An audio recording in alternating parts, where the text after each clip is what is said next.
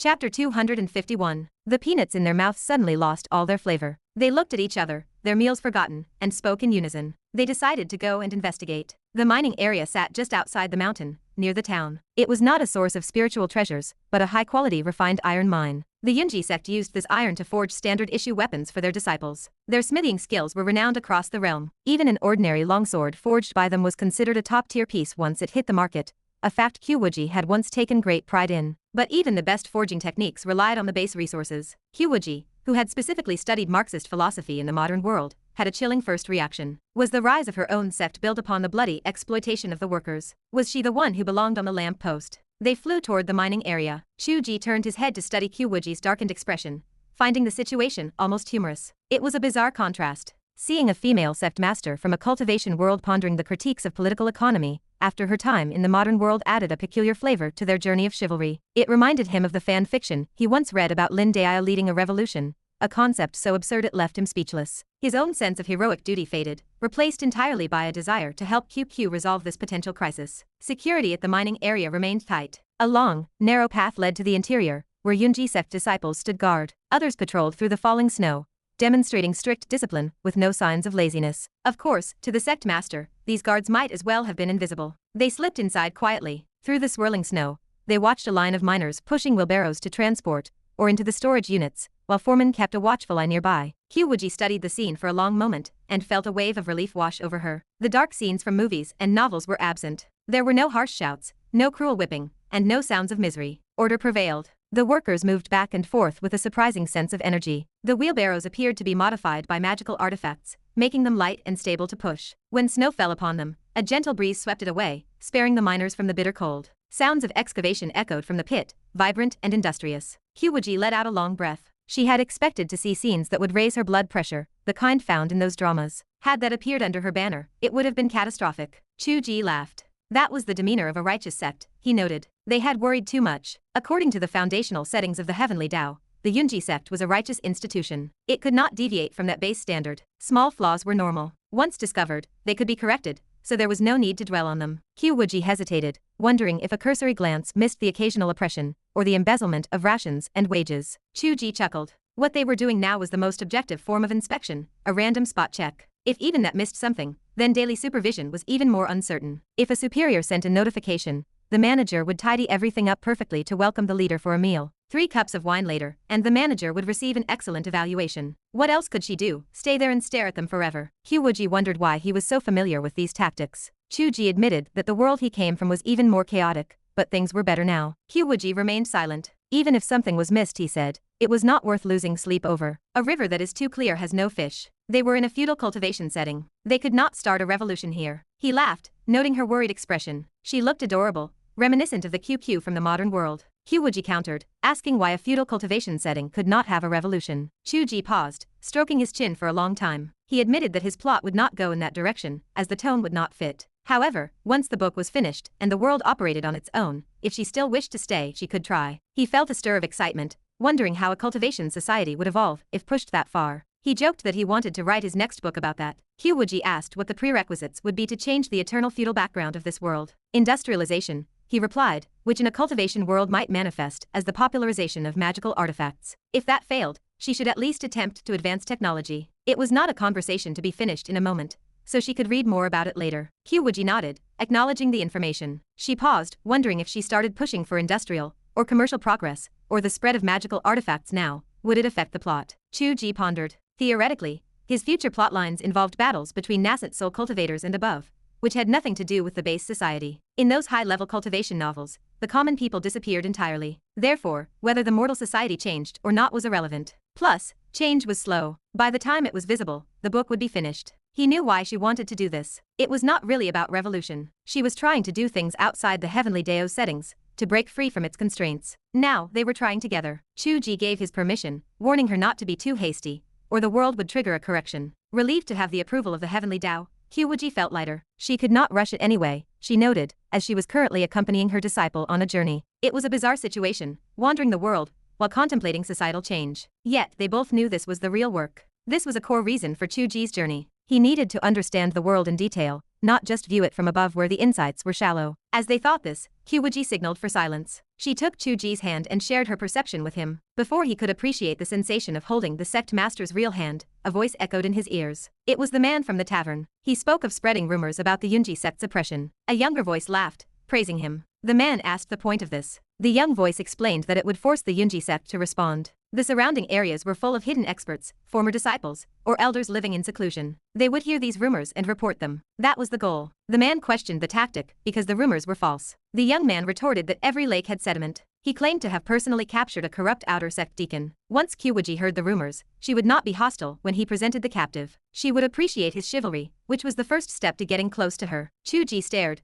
unable to process the situation. Qiu Wuji's expression was unreadable. After all that effort, that was his goal. The man from the tavern also sounded conflicted, questioning if such a convoluted method was necessary just to approach Qiu Wuji. The young man sighed, explaining that Qiu Wuji stood too far above them. He could never see her normally. Only a matter involving the reputation of the sect would allow him a chance to speak to her. Once he had the opportunity to converse, he would have his own ways to proceed. The sound faded away. Qiu Wuji let go of Qiu Ji's hand, her expression amused. Qiu Ji asked how she managed to eavesdrop so accurately from such a distance. She explained that she had tracked the man's presence the moment she realized his claims did not match the reality of the mine. She blushed slightly. It was just another suitor. How embarrassing. It was always these kinds of trivial matters. She wished for something more grand. It was bad enough the Father God was watching them, and here they were, involved in such petty affairs. Or perhaps the Father God was the one who should be embarrassed, as he wrote the world full of this romance. She glanced at Qiu Ji, who was frowning in thought. She asked what was wrong, calling the man a mere toad. Qiu Ji shook his head. He was not sure it was just a toad. In the original book, there was no plot line involving some young master trying to approach Qiu Wuji. This was an anomaly outside the main story. It meant the attempt failed in the original timeline. But now that Qiu Wuji had heard it, this ripple had gained life, and could bear new fruit. If they really met, what would happen? Was he just a fool chasing a swan?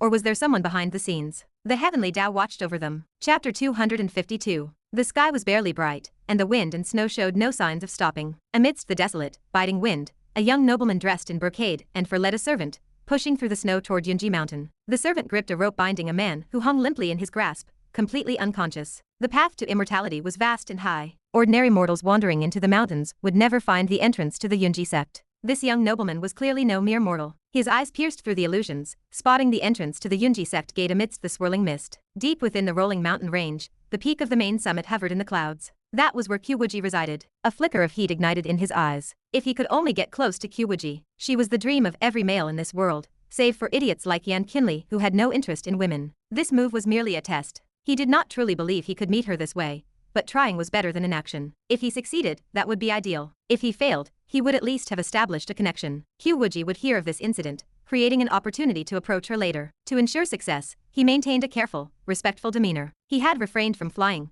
choosing instead to walk slowly up the mountain, demonstrating his sincere humility. As he contemplated this, vibrant colors suddenly broke the monotony of the snow-covered mountain path. A stunning beauty stood at the edge of the cliff, hands clasped behind her back, dressed in crisp, practical sword attire. She wore no flashy clothing or ornaments, yet as she stood there, her dark hair and red lips, with her cheeks glowing faintly, made the white snow look vibrant. Even the dark clouds seemed painted with color, and the world appeared brighter. Yet, her beauty was so imposing that one could only glance at her before instinctively lowering their gaze, too intimidated to look longer. From a distance, she resembled an unsheathed sword, a cloud in the sky, or the vast, distant river merging with the horizon. She embodied nature, yet transcended it. Qiu Wuji had indeed reached the heavenly realm. The young man thought this to himself. Yes, it had to be her. Only she could possess beauty that rivaled the entire world. The millions of miles of snow-covered rivers and mountains could not compare to a single touch of her lips. Only she could stand so proudly against the cold, her sword intent piercing the sky, looking down on everything with such authority that no one dared meet her eyes. Qiu Ji watched the man, his expression twisting in annoyance. If only he could speak his mind, he would tell the fool that Qiu was adorable, and nowhere near as intimidating as this man imagined. The young man hurried forward, bowing deeply until his back was parallel to the ground. Junior apprentice Lu Xiaotong pays his respects to Sect Master Qiu. To finally witness the true face of Sect Master Qiu is a tremendous honor. He deliberately avoided calling himself a junior, using the term for a younger scholar instead, as if to lessen the gap in their status. After all, he was only 100 years old, while this peerless beauty before him had lived for 10,000. Qiu Wuji withdrew her gaze from the snowflakes at the edge of the cliff and fixed it on him. Her voice was flat. The world speaks of a genius known as the Seven Absolutes young master who broke through to the nascent soul stage at only 100 years old. Is that you? Lu Xiaotong felt a surge of joy. He had deliberately spread the news to reach this point, and it was clear Qiu Wuji had heard. He cupped his hands quickly, in front of Sect Master Qiu, who would dare call themselves a genius. Qiu Wuji nodded slightly. The younger generation has such outstanding talent, proving the prosperity of the immortal path. To which family do you belong? By the way, is that little child Lu Bingjiang related to you? Lu Xiaotong felt his expression stiffen. He is my great-grandfather. A laugh escaped Qiu Ji. He quickly turned his head away to suppress it. Only then did Lu Xiaotong notice Qiu Ji. Earlier, he had been so focused that the rest of the world ceased to exist. He cleared his throat to mask his embarrassment. And this is? She is my disciple. Qiu Wuji replied coolly. I have heard of him. They say he is also a world-class genius. You may refer to him as your grandmaster's uncle, Qiu Wuji added. Qiu Ji stood tall, while Lu Xiaotong felt his face flush red with suppressed irritation. Qiu Wuji stifled a smile, and turned her gaze to the person dangling in the servant's grip behind Lu Xiaotong. What is the meaning of this? Lu Xiaotong quickly gestured for his servant to drop the man. He offered an explanation. This person is an external affairs deacon of your section 2 days ago. I saw him abusing minors and forcing women into servitude. Filled with righteous indignation, I captured him. I thought this was a domestic matter for Sect Master Qiu, and dared not overstep my bounds, so I came to apologize. Qiu Wuji nodded. I have heard of similar matters. I am currently descending the mountain precisely to conduct an undercover investigation and see who is tarnishing the reputation of our section. Lu Xiaotong felt a surge of joy. Everything was proceeding exactly according to the script he had envisioned. The next step should be a word of thanks, followed by a polite invitation to sit and share a cup of tea. However, Qiu Wuji changed her tone. So, are you the one tarnishing the reputation of our sect? Lu Xiaotong eyes widened in shock. The mountains are isolated, and the wind and snow block the path's transportation is difficult, and normal news takes 10 days to half a month to reach neighboring villages. Yet, a single incident at a mine has spread so far that even reclusive elders have heard of it and reported it to the section. If there were no one pushing this from the shadows, would you take me for a fool? Lu Xiaotong had not expected his attempt to gain favor to result in suspicion. This had nothing to do with rumors. I was truly unaware of the gossip. I merely happened to see this man committing evil, and I acted out of righteousness. So, the rumors spreading everywhere have nothing to do with you? It truly has nothing to do with me. I was completely ignorant of them. Qiu Wuji stared coldly into his eyes. Lu Xiaotong met her gaze calmly, showing no signs of nervousness. A flicker of surprise stirred within Qiu Wuji. This man was strange. Even with the massive difference in their cultivation levels, her pressure had no effect on him. She had even secretly employed soul techniques, but they vanished like a stone cast into the sea. The man showed not even a change in his heartbeat. On the contrary, she felt a sense of sincerity from him, as if her subconscious were telling her that he was a trustworthy person. If she had not heard him speaking with his subordinates earlier, she might have actually been deceived. Even if she had not granted him favor, she might have left him with a sense of goodwill. Now, however, she was on high alert. This situation was too bizarre and abnormal. It even deviated from the settings of the Heavenly Dao. A nascent soul cultivator against one in the tribulation stage, yet there was such a massive disparity in power. He could ignore her soul pressure, and even turn the effect back on her. What are you doing, you wretched Heavenly Dao? Qiu Ji spoke up. The state has its laws, and a sect has its rules. If we want to clean up the chaos below, and sweep out the tumors in our sect, that is a matter for the Yunji sect alone. Why should an outsider interfere? Do you think we are incompetent? Or do you think we would cover up such crimes? Lu Xiaotong cursed the bastard in his heart. Are you here just to argue? By your logic, no one should ever do a good deed. Do we need to send a formal letter and clear it with you first? Are you bureaucrats in the imperial court? You have challenged the dignity of the Yunji sect, Qiu Ji said, his face stern. Do you intend to leave something behind as penance? Lu Xiaotong did not have the same patience for Qiu Ji as he did for Qiu Wuji. His smile faded. And you, Grandmaster's uncle, do you intend to punish me? Indeed. A member of our sect is not for others to discipline, Qiu Ji said, reciting a line that guaranteed an increase in blood pressure. He slowly drew his Gohong sword. I also want to see what kind of methods a master who could so easily capture our sect's external affairs deacon might have. Lu Xiaotong looked at Qiu Wuji. Is this the will of Sect Master Qiu? Qiu Wuji spoke languidly. If I were to bully you myself, it would be unseemly and beneath me. It is better to have my disciple spar with you a few times. The two of them understood each other without a word. It was not a matter of Qiu Wuji bullying him, but rather that both of them wanted to discover what strange methods he possessed. The opponent's soul was peculiar, and soul-searching might be useless. Killing him outright would only cut off the trail of information. Having Qiu Ji test him was the best course of action. Under the Heavenly Dao, there is nowhere to hide. How did it end up that he was helping her again? Qiu Wuji felt an urge to scratch her head. Never mind. It was a husband and wife operation, so who helped whom did not really matter. Lu Xiaotong laughed in anger. I did not expect Sect Master Qiu to be such a protective and unreasonable person. My admiration for you is truly. I do not need your admiration, Qiu Wuji interrupted directly. I demand your fear. Where did this villainous dialogue come from? Lu Xiaotong felt as though he had entered a dream the moment he stepped onto the mountain. This was not the Qiu Wuji he knew. Qiu Ji stood with his sword in hand, grinning. Little junior nephew,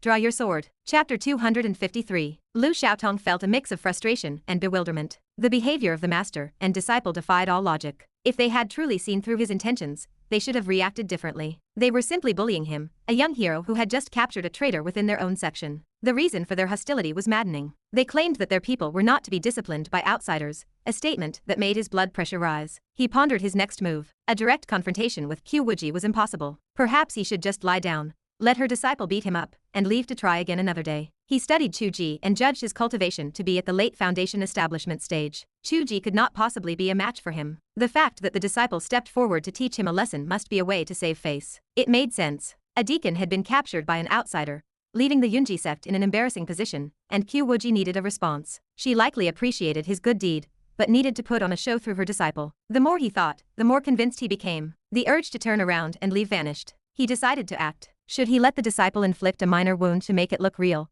Or should he use his wiles to manipulate the disciple into playing matchmaker? Why not do both? Lu Xiaotong smiled slightly. He told Qiu Wuji that he would be honored to receive guidance from his grandmaster uncle. He invited the man to draw his sword, claiming it would be inappropriate for him to unsheath his own weapon on Yunji Mountain. Qiu Wuji grinned. He called out to his grandnephew and lunged forward. He extended his sword in a gesture resembling the pine tree welcoming a guest. Seeing such a polite sword move, Lu Xiaotong felt confirmed in his assessment. He exhaled in relief and flicked a finger against the blade. A strange force surged through the sword, forcing Qiu Wuji to lose control of his weapon and leaving his center exposed. Lu Xiaotong was keeping his power at the foundation establishment level, playing the part of a gentleman to win the lady over. Qiu Wuji understood the game perfectly. This was exactly what he needed. More contact would reveal the man's true intentions and methods. Lu Xiaotong deflected the sword and closed the distance, pointing a finger toward Qiu Wuji's chest. Qiu Wuji used his plucking plum blossom technique to block, dragging the man's finger aside, while his sword swiped back toward Lu Xiaotong's ribs. They traded blows rapidly for a dozen exchanges. Both maintained tight control, avoiding high-level techniques and keeping the engagement within the realm of martial swordplay. It was like a choreographed demonstration. Lu Xiaotong hoped to display his grace to the beauty. Qiu Wuji watched from the side and nodded,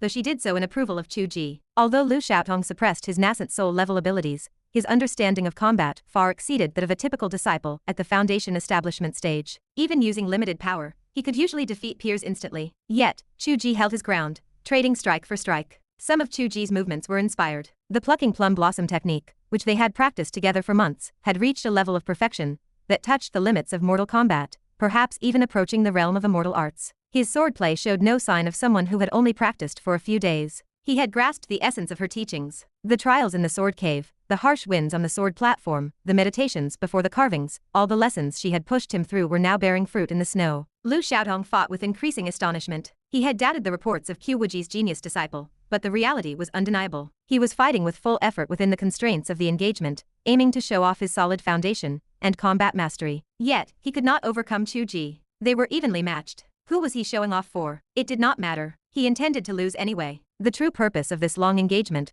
was to silently implant a mental suggestion into Qiu Wuji's mind. As the fight continued, Qiu Wuji felt a strange force spreading toward his consciousness. By the time he noticed, it had already taken hold. It caused no pain, but it instilled a sense of trust. It made him feel that the man before him was a reliable friend, handsome, graceful, righteous, and kind. It suggested that this man could have defeated him easily, but chose to spar for a long time. The technique highlighted positive traits while ignoring the reality that the man dared not fight seriously for fear of Qiu Wuji. Was this psychological suggestion? No, this was not standard hypnosis or soul control. From Qiu Wuji's perspective as the creator of this world, he identified it clearly. It was a virus attack, a manipulation of game data, a change in disposition, and a modification of character affinity. Qiu Wuji felt a surge of absurdity. This man was cheating. He was using a cheat code right in front of the game master. It was almost laughable. A telepathic message drifted into his mind. The man suggested that the master's intent was clear, that they had sparred long enough, and that it was time for the man to pretend to lose so Qiu Wuji could strike him. Qiu Wuji blinked. He asked how much force he should use. Lu Xiaotong replied that he should not hold back.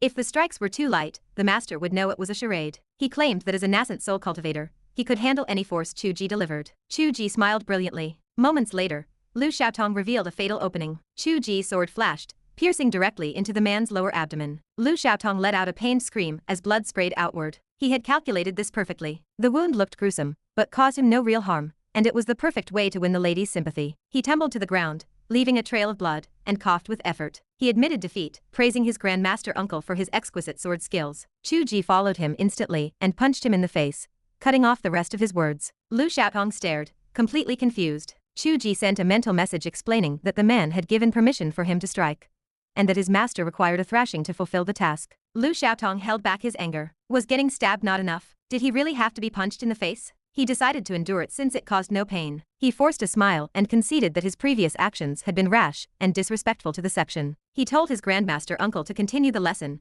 claiming he had no complaints. Qiu Wuji responded that he had never heard of such a request. His heavy fists rained down upon the man's face and nose. He berated him for knowing he was rash and for knowing he deserved punishment. Lu Xiaotong endured the beating, glancing at Qiu Wuji from the corner of his eye. She was watching him intently. To Lu Xiaotong, this clearly indicated sympathy. His plan was working. Gradually, however, Lu Xiaotong realized something was wrong. Qiu Wuji was only at the foundation establishment level. His strikes should not have caused him any damage. Yet, with every blow, the pain intensified. It started as a dull ache, then escalated like water slowly boiling a frog. He realized with horror that something was off. How could Qiu Wuji break through his defenses? Why was his cultivation level dropping? Qiu Wuji had activated his authority as the game master to apply a correction. The man's capabilities clearly deviated from the laws of the world. It was a cheat or a bug. Regardless, he had to fix it. As he patched the exploit, the man's nascent soul cultivation plummeted, falling quickly below the golden core stage, as if his foundation had been stripped away. Qiu Wuji scoffed. It turned out that a cheater without his cheats was just a weakling. Wait, the man stammered.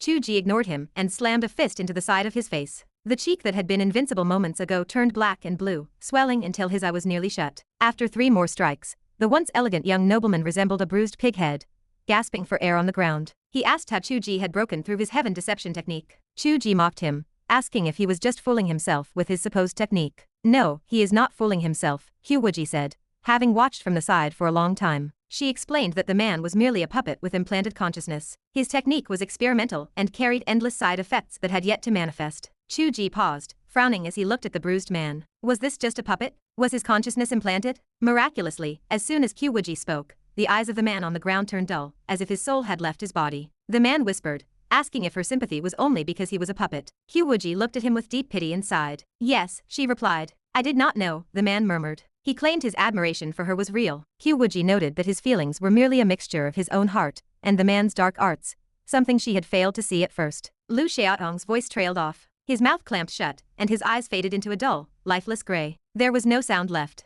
He was truly a puppet, or perhaps a half-puppet. Qiu Wuji could identify the bugs in the world, but he could not see through the nuances of cultivation as clearly as Qiu Wuji, who observed the scene with perfect clarity. With the husband and wife working together, nothing could stop them. Qiu Wuji reached out with a beckoning gesture. A golden insect broke free from Lu Xiaotong's heart and writhed in her palm. Qiu Wuji stared at the insect and spoke with indifference. She wondered who the master was that used such witchcraft to experiment with wicked arts against the laws of heaven. The insect dissolved into mist. A hoarse laugh echoed from the void. The voice dismissed the idea of it being a wicked art, calling it instead a loophole within the Heavenly Dao. The voice mocked Qiu Wuji, telling her that they lived in a world of illusion. By refusing to study or escape it, and instead viewing this as an affront to heaven, she was wasting her status as the top expert of the divine province. The laughter grew manic and faded away. Chapter 254. Qiu Wuji stared blankly into the void. A long time passed before she let out a mocking smile. She treated the situation as nothing more than a passing cloud. When I tried to defy the heavens, you did not even know where you were, she thought. Now, I do not know if I am the one defying heaven,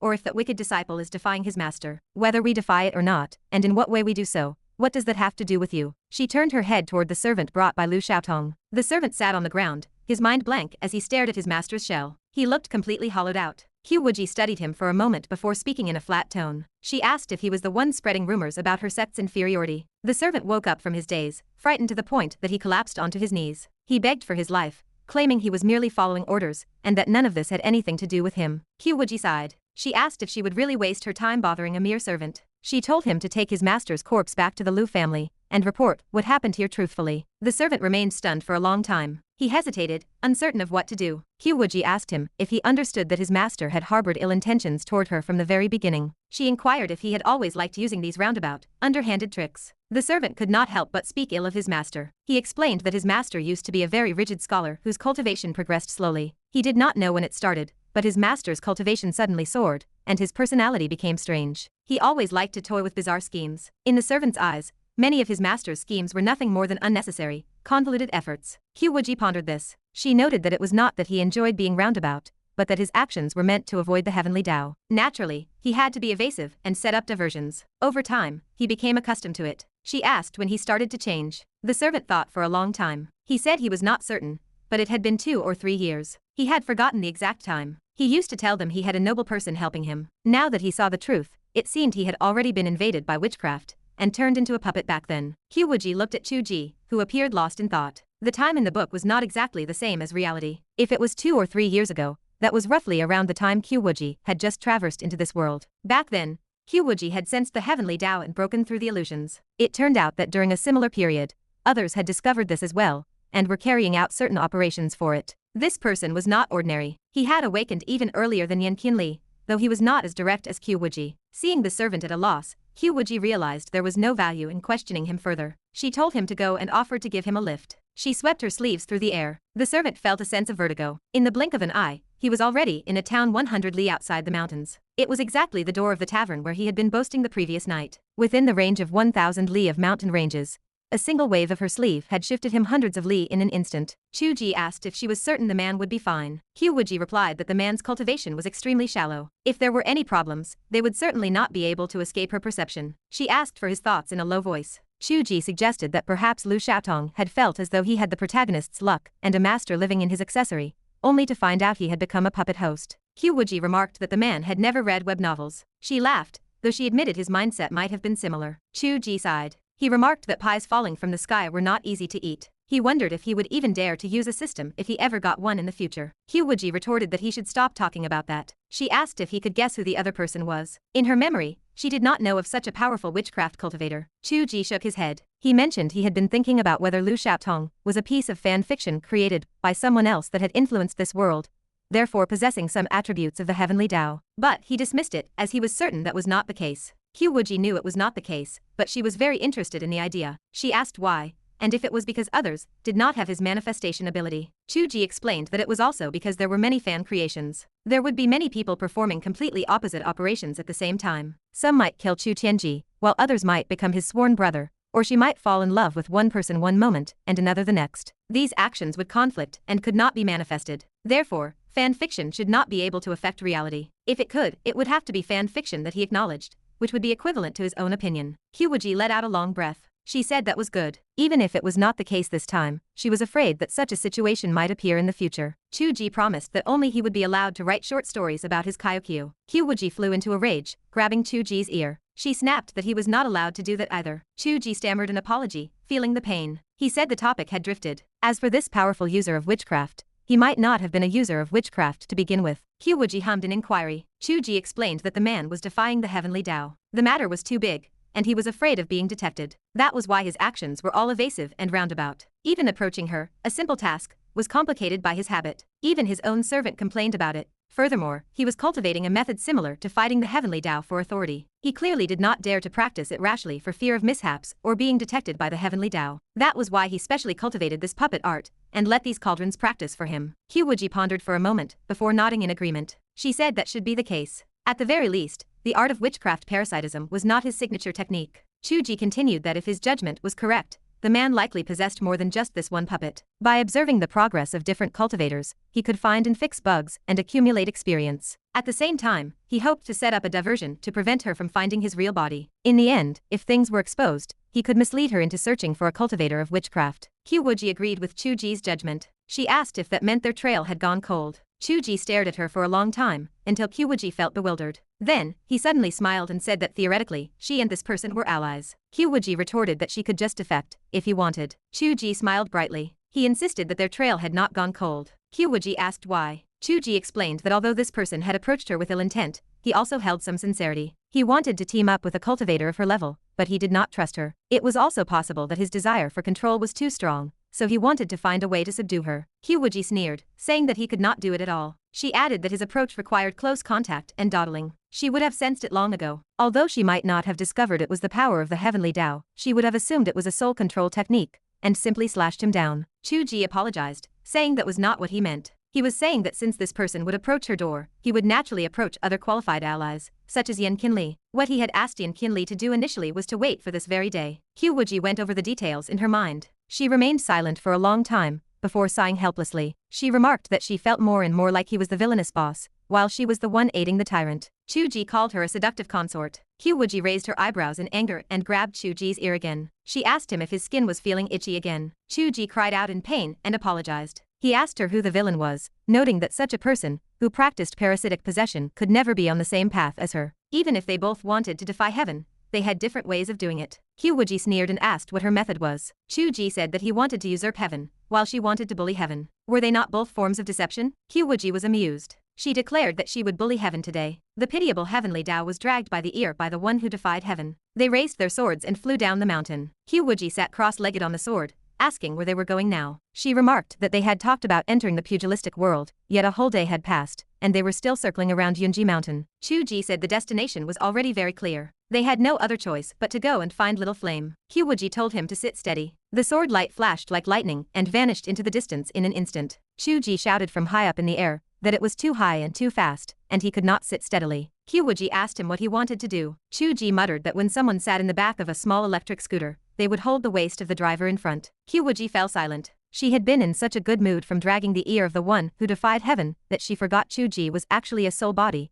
and that there was no such thing as being steady or unsteady. Instead, she felt that the experience in reality and the experience on this side being reversed was actually quite good. Qiu Ji tentatively reached out and hugged her. Qiu Wuji stiffened for a moment, but did not reject him. Qiu Ji was happy. High in the sky, the shadow of the divine sword wove through the clouds. Qiu Wuji sat cross-legged in front of the sword, her expression blank. The wicked disciple who defied his master stood behind her, circling her waist with his arms. He gently sniffed the scent of her hair and smiled like a fox that had successfully stolen a meal. Qiu Wuji kept a straight face and spoke, noting that she had read in the comments that standing on a flying sword was not good. Now that she saw it, she realized it would be much better she used sword light to escape. Qiu Ji was too lazy to answer. No matter how good, handsome, or cool sword light escape was, with all its myriad spells and endless laws, he only had one question to ask. Could he hug his master? Chapter 255. Yan Qianlie's recovery within the heart of flames accelerated. This was the Heavenly Father granting him special favor. If following the original plan, he would have waited for the overseas plot line involving Chu Qianji to conclude. When the overseas powerhouses arrived in the Divine Province,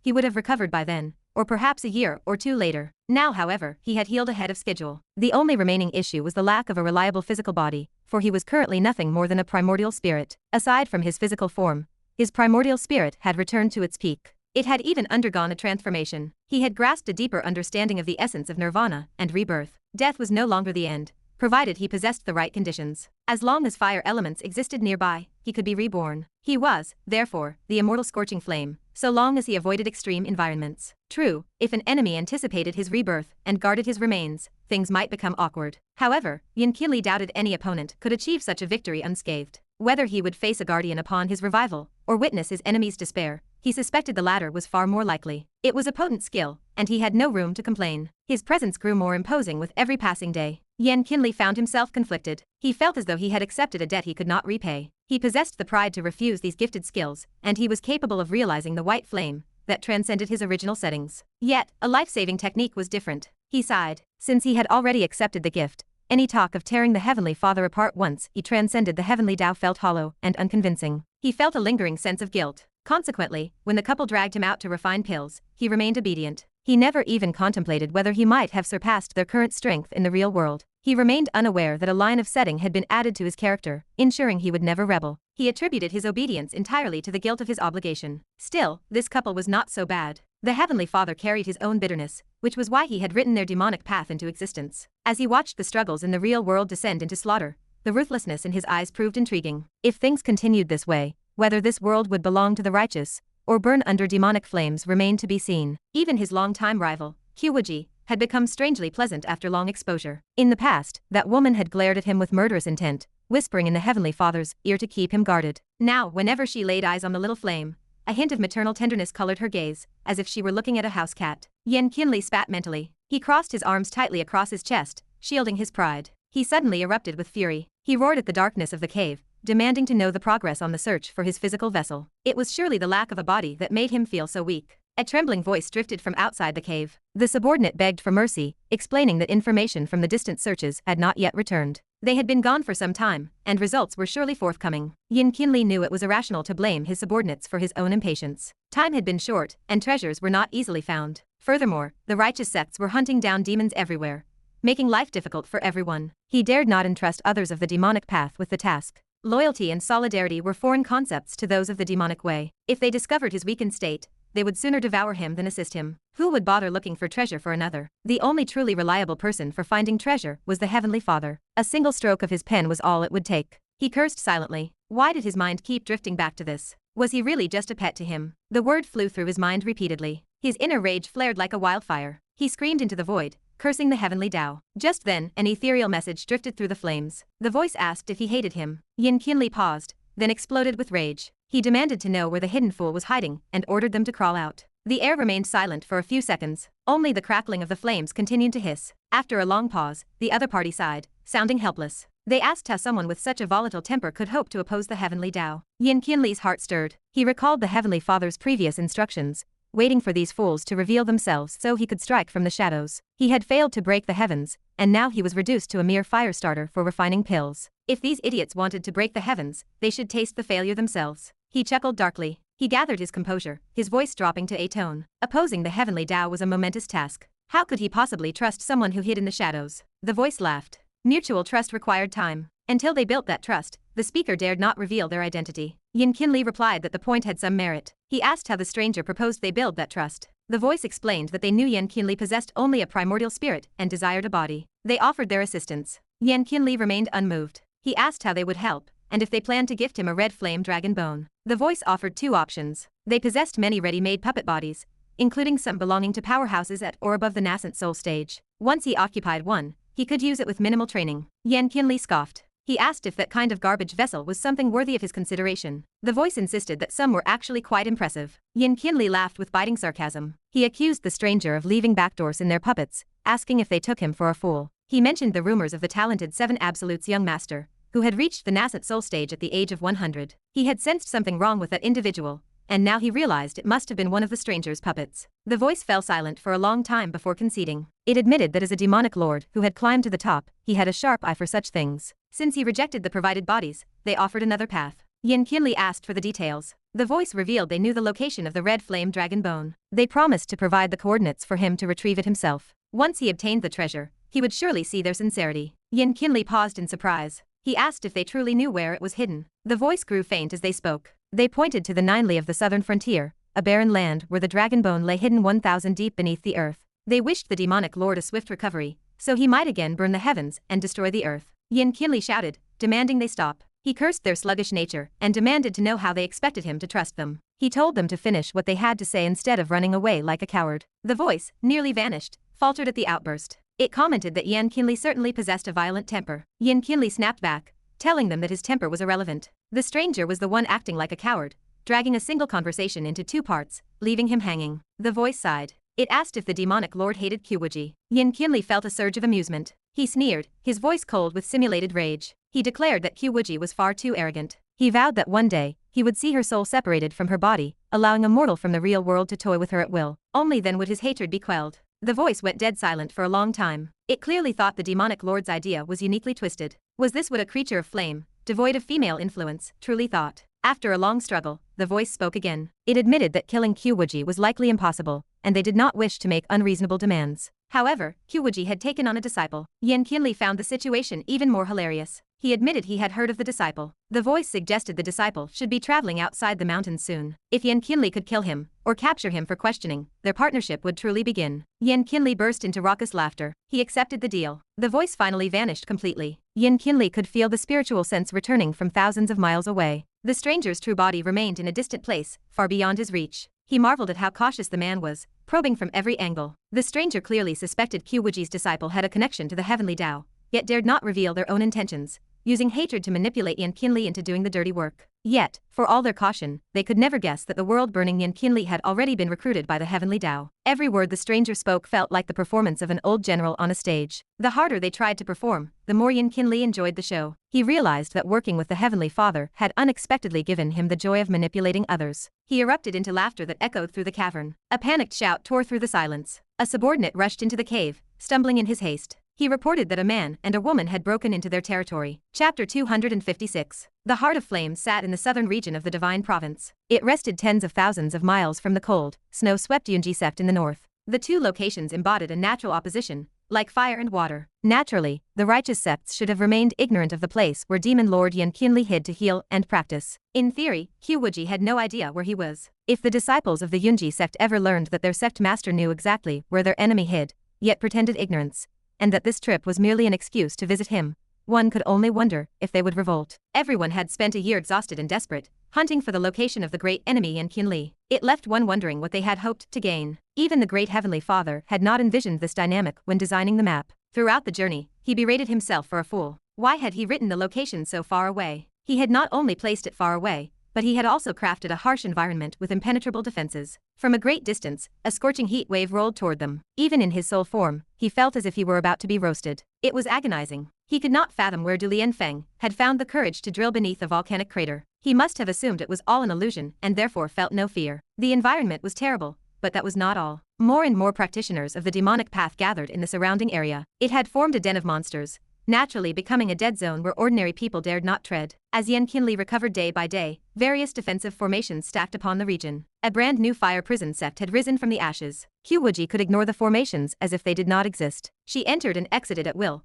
much like the divine sense that had traveled 10,000 miles to find Yan Qianlie. However, she could not easily bring her disciple, a burden of a passenger. She lowered her sword outside the array and landed on the perimeter. A group of Yan Qianlie's disciples, dressed in robes of flame, soon surrounded them. They sneered at the newcomers, demanding to know where the righteous sword immortals had come from. Qiu Wuji gazed at the sky, silent. Qiu Ji grew irritated. He told them he had business with their sect master Yan, and requested they pass the message along. He grumbled internally. The little flame had not been this difficult when he was weak. As soon as a person found success, they grew distant. The group of disciples in flame robes laughed. They claimed they would never believe righteous sword immortals were looking for their master. If they truly knew where the master was, they would have reported it to Qiu Wuji and attacked long ago. They mocked the couple, asking which children they were to be putting on such an act. Qiu Ji remained speechless. Qiu Wuji offered no reaction. One of the disciples chuckled, noting the woman was quite beautiful. He suspected they were spies from the Yunji sect, sent to test the defenses, and ordered the others to capture them. A loud thud echoed through the air as Qiu Ji launched himself into the air and kicked the man in the face. He berated the man for being worthless and lamented the lack of discipline under Yan Qianlie. He decided that since they would not lead the way,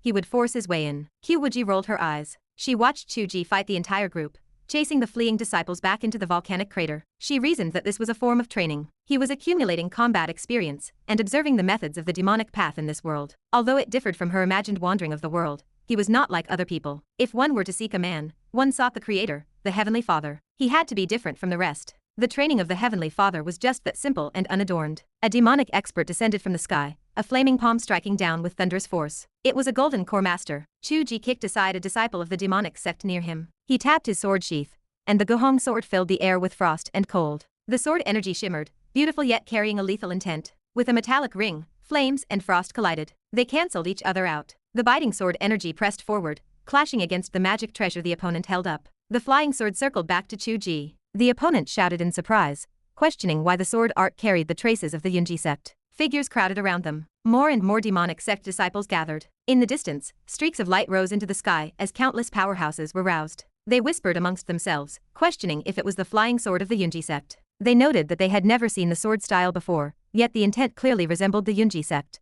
One elder remarked that he had fought them for 1,000 years and knew them well. Yet, the Yunji sect lacked this sword path and did not cultivate cold frost. It was a strange mystery. Regardless of the origin, they would not allow two people to run wild here. The elder ordered them to be captured. As they discussed and watched the battle, a sharp slap sounded. The golden core expert who had stopped Qiu Ji found himself struck across the face by Qiu Ji's sword. He spat blood and retreated. Qiu Ji felt a surge of satisfaction. The sword art he had just learned proved itself formidable. He challenged the crowd, asking who was next. A flurry of movement followed. Countless magic treasures ignited with brilliant light. Their varied powers rained down like a storm. Qiu Ji stared, his mind going blank. He could not believe they ignored the code of honor. He had expected them to say something like, "Do not be arrogant, little one, watch me capture you." Instead, they simply swarmed him. He turned on his heel and sprinted away, calling out for his master to save him. Qiu Wuji gently extended a jade palm. The air seemed to tear apart. 10,000 sword rays rose from the ground, intercepting every attack. Qiu Ji, standing amidst the meteor shower of fire, found himself perfectly safe and sound.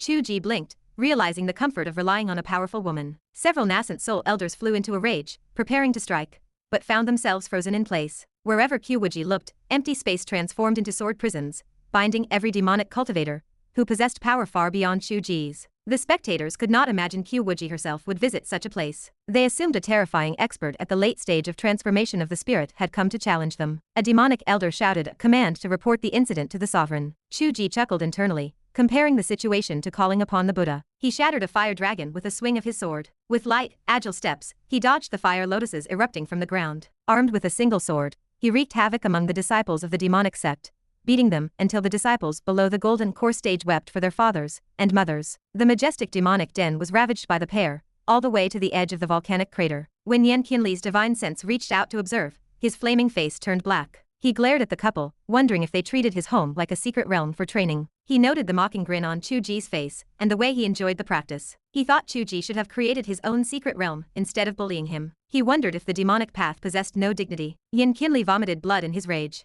Pale flames gushed from the volcano, and a demonic voice echoed through heaven and earth, ordering them to die. A massive boom erupted as the sword light and pale flames collided. The entire region lost all color. Even the nascent soul elders found their eyes tearing from the violent glare and shielded their faces. When the smoke cleared, the ravaging couple was nowhere to be seen. The disciples wondered where they had gone, and if the sovereign remained unharmed. From beneath the ground came the muffled voice of Yan Qianlie. He told them not to worry, that it was merely a pair of ignorant youngsters. He instructed them to guard the perimeter and prevent such incidents from happening again. The crowd bowed in awe, praising the sovereign's divine might. They believed he would one day rule the world, conquer the Yunji sect, and spread his flames across humanity. They marveled that the sovereign had recovered to his peak, as the powerful couple had not survived a single move from him. They felt the couple deserved their fate, having foolishly believed their cultivation sufficient to slay demons, only to find the sovereign himself. The sovereign, usually fond of flattery, seemed awkward. He told them to stop the sycophancy, noting that it made his skin crawl, and dismissed them. The sovereign Yan Qianlie, whom everyone imagined as a world-conquering terror, had shrunk into a tiny flame. He was held in the hand of the righteous swordsman, whom everyone believed had been destroyed. Qiu Wuji remarked that Yan Qianlie lived quite comfortably, and that he lacked such worshippers. The little flame struggled. He demanded that Qiu Wuji stop calling him Qian. He retorted that if Qiu Wuji wanted people to kneel, he should write it into the story, forcing the world to bow to the Heavenly Dao, since Qiu Wuji possessed no shame anyway. Qiu Wuji commented that the little flame seemed to hold a great deal of resentment against him. The little flame retorted angrily. He reminded Qiu Wuji that this was his lair. He asked if Qiu Wuji expected him to have any face left after bringing his enemies to fight all the way in. Qiu Wuji reasoned that they had saved his face. He explained that they had been captured by Yan Qianlie, not the other way around. He pointed out the sovereign's immense prestige. The little flame paused, stroking his chin in thought. He agreed that had a point. He asked what Qiu Wuji was really there for. He begged him to choose a different place for training next time. Qiu Wuji admitted he had come for training, as he was learning flying sword techniques and needed practice. He found the location excellent. The little flame spat a curse. Qiu Wuji explained his main purpose was to ask about the old business. He asked if anyone had contacted Yan Qianlie recently regarding resisting the Heavenly Dao. The little flame grinned wide. He laughed that it was a coincidence. The stranger wanted him to capture Qiu Wuji's disciple. He had been wondering how to act out a performance with Qiu Wuji, and Qiu Wuji had delivered himself right to his door. Chapter 257. Qiu Wuji blinked, his brow furrowing. There really was someone. It is true. The individual departed only a few moments before your arrival. The little flame recounted the events in detail. Qiu Wuji and Qiu Wuji exchanged glances, stunned by the impossible timing of the situation. It felt as if everything had been staged. Within 2 days, both Qiu Wuji and Yan Qianlie had encountered the same person, yet for years the individual had remained silent. This suggested that they had only recently begun to operate on a large scale, perhaps because they had just managed to exploit a flaw in the system that allowed for the acquisition of heavenly authority. As luck would have it, Qiu Wuji had decided to enter the world of pugilism exactly at this time. The confrontation was happening within the pages of the story itself, allowing him to solve the mystery firsthand without the need to rack his brain from the outside. Had he not ventured inside, he never would have stumbled upon such an intriguing turn of events. To be honest, the little flame said, crossing its small arms with a grin. You know it as well as I do. Qiu Wuji and I managed to see through the illusions. Naturally, others will follow in our footsteps. Unless you eliminate every cultivator who reaches the tribulation stage, this issue will never end. Do not try to tempt me, Qiu Wuji countered, casting a sidelong glance at the flame. First, you need to understand one thing. It is not that others awakened in succession after you and Qiu. Based on my analysis,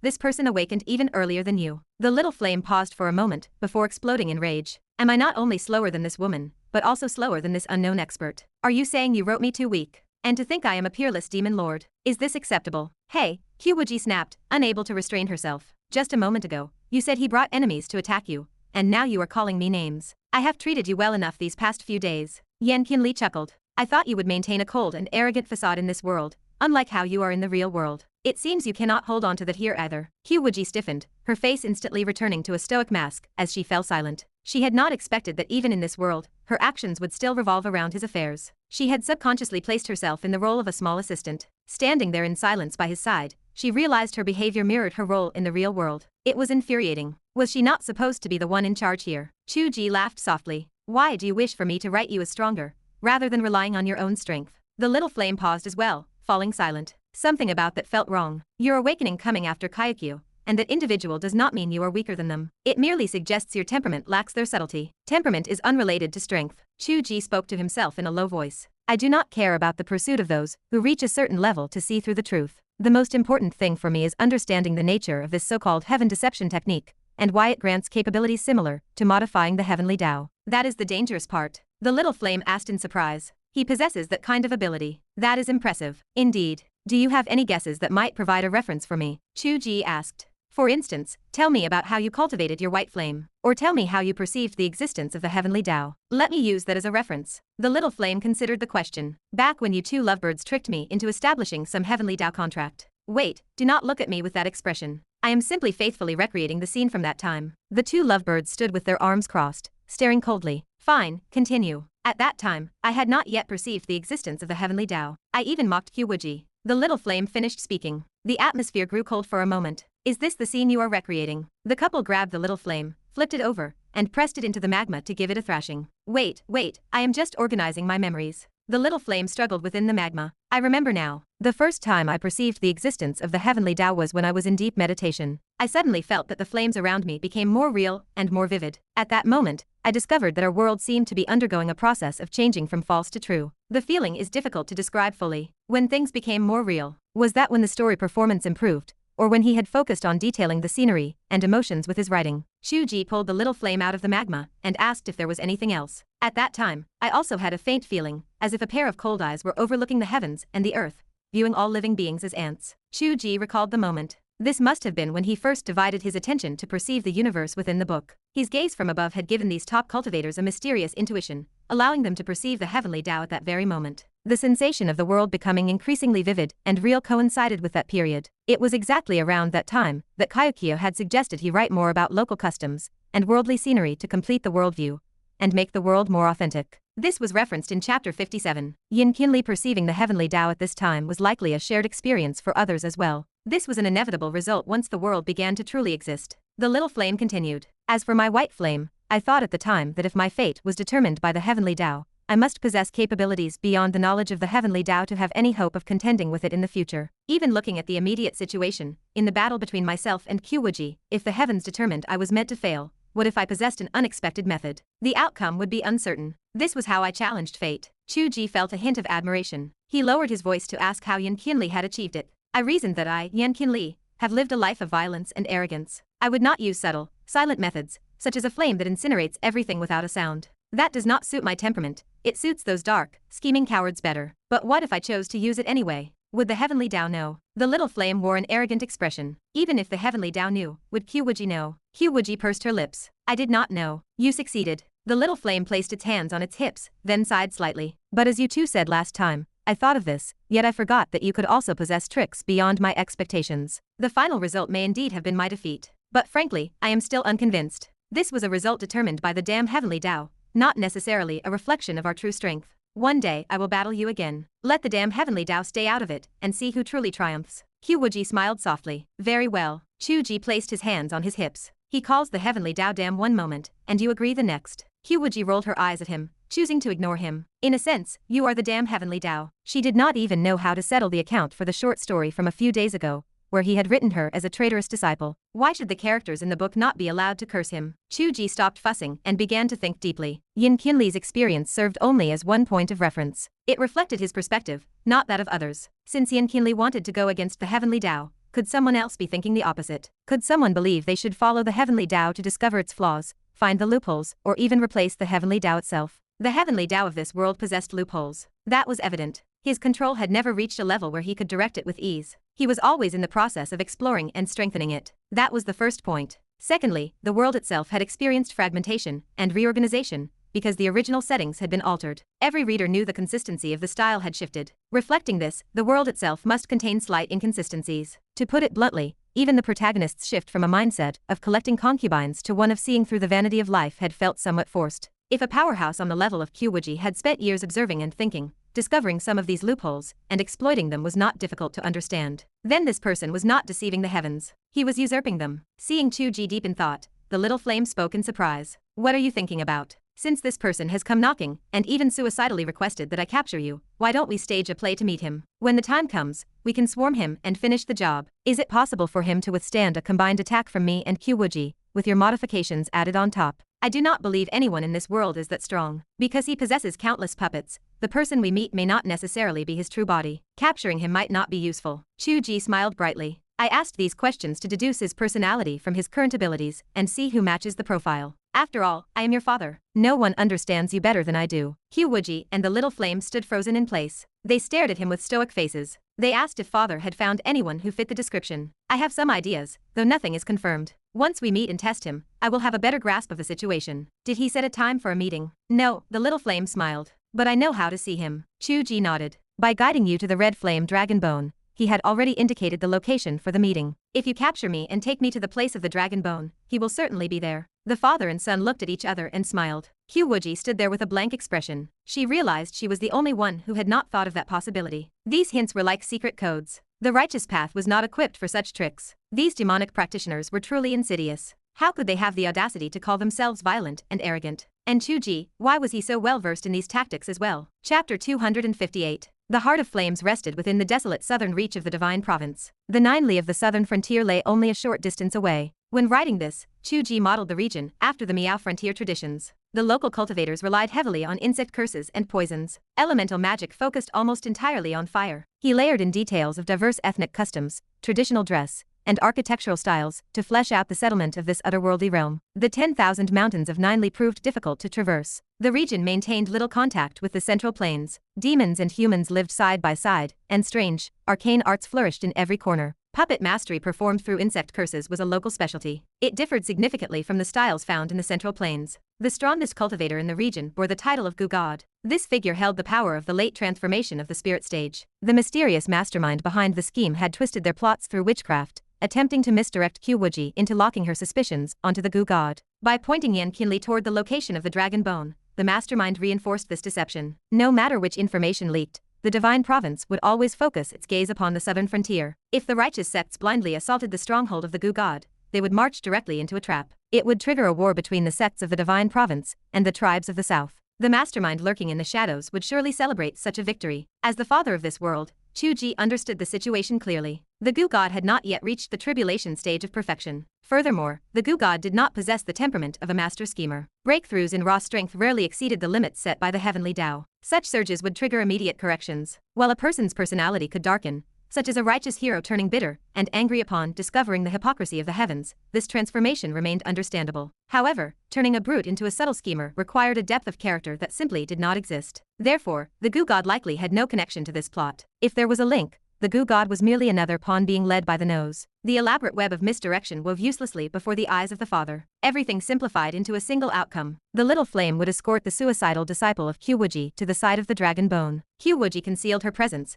waiting in ambush from a distance. The little flame transformed into a towering giant of fire. It carried the limp and pathetic form of Qiu Ji toward a desolate mountain hollow. The hollow contained nothing but barren soil. Red earth stretched for 100 miles, devoid of even a blade of grass. Not even insects crawled upon the ground. It held an unnatural aura. Is the dragon bone truly here? Yan Qianlie murmured. He tossed the limp figure of his creator aside like refuse. He paced the area, hands clasped behind his back. He sensed no fire energy radiating from this place. The scorched earth resembled the work of a drought demon. Could that man be deceiving him? Silence hung heavy in the air. Yan Qianlie remained patient. He continued to watch, his hands still clasped. The aura of the great villain commanded respect. A moment later, a voice drifted from afar. The burial ground resembles the domain of the drought demon. The dragon flame within the bone has been wrapped in a millennium of earth energy. The fusion of the two has caused this red earth to stretch for 1,000 miles. If you successfully refine it into your own physical form, the contained flame will prove an excellent supplement to your cultivation. Show yourself, Yan Qianlie commanded. Do not force me to lose my temper. The voice drew closer. I did not expect you to arrive so quickly. I have not been waiting here the entire time. A wizard cultivator flew into view. He landed before Yan Qianlie. Yan Qianlie surveyed the newcomer. The man appeared to be a powerful cultivator of the transformation of the spirit stage. His face looked withered and old. He stood hunched, his chest exposed. His hair burned like a fire, and he wore a string of bone beads around his neck. He held a peachwood staff carved into the shape of a serpent. The eyes of the snake shimmered as if alive. The man embodied the image of a typical elder of the witch tribe. Yan Qianlie felt a shift in his heart. This was the green snake venerable, the right hand of the Gu God. He kept his tone neutral. So it is the green snake venerable. You are the right arm of the Gu god. Does this matter represent the will of the Gu god? The green snake venerable flashed a sinister smile. You know the answer well enough. His emerald gaze fell upon Qiu Wuji. Qiu Wuji slumped on the ground, his face pale, and blood leaking from the corner of his mouth. His hands were bound behind his back, and his clothes hung in tatters. Fresh wounds covered his skin. He appeared to have been captured after a bitter struggle. The green snake venerable spoke, his tone filled with suspicion. Is this man truly the direct disciple of Qiu Wuji? Yan Qianlie suppressed his amusement. He kept his expression cold and stone-faced. This man practices the techniques of the Yunji sect. He even carries a temporary guest pass meant for honored visitors. Have you ever seen a guest leave the Yunji sect while still carrying such a pass? The green snake venerable smiled, satisfaction spreading across his withered face. That is true. I have heard that only the direct disciple receives such odd treatment. They say because of his connection to the Heavenly Dao,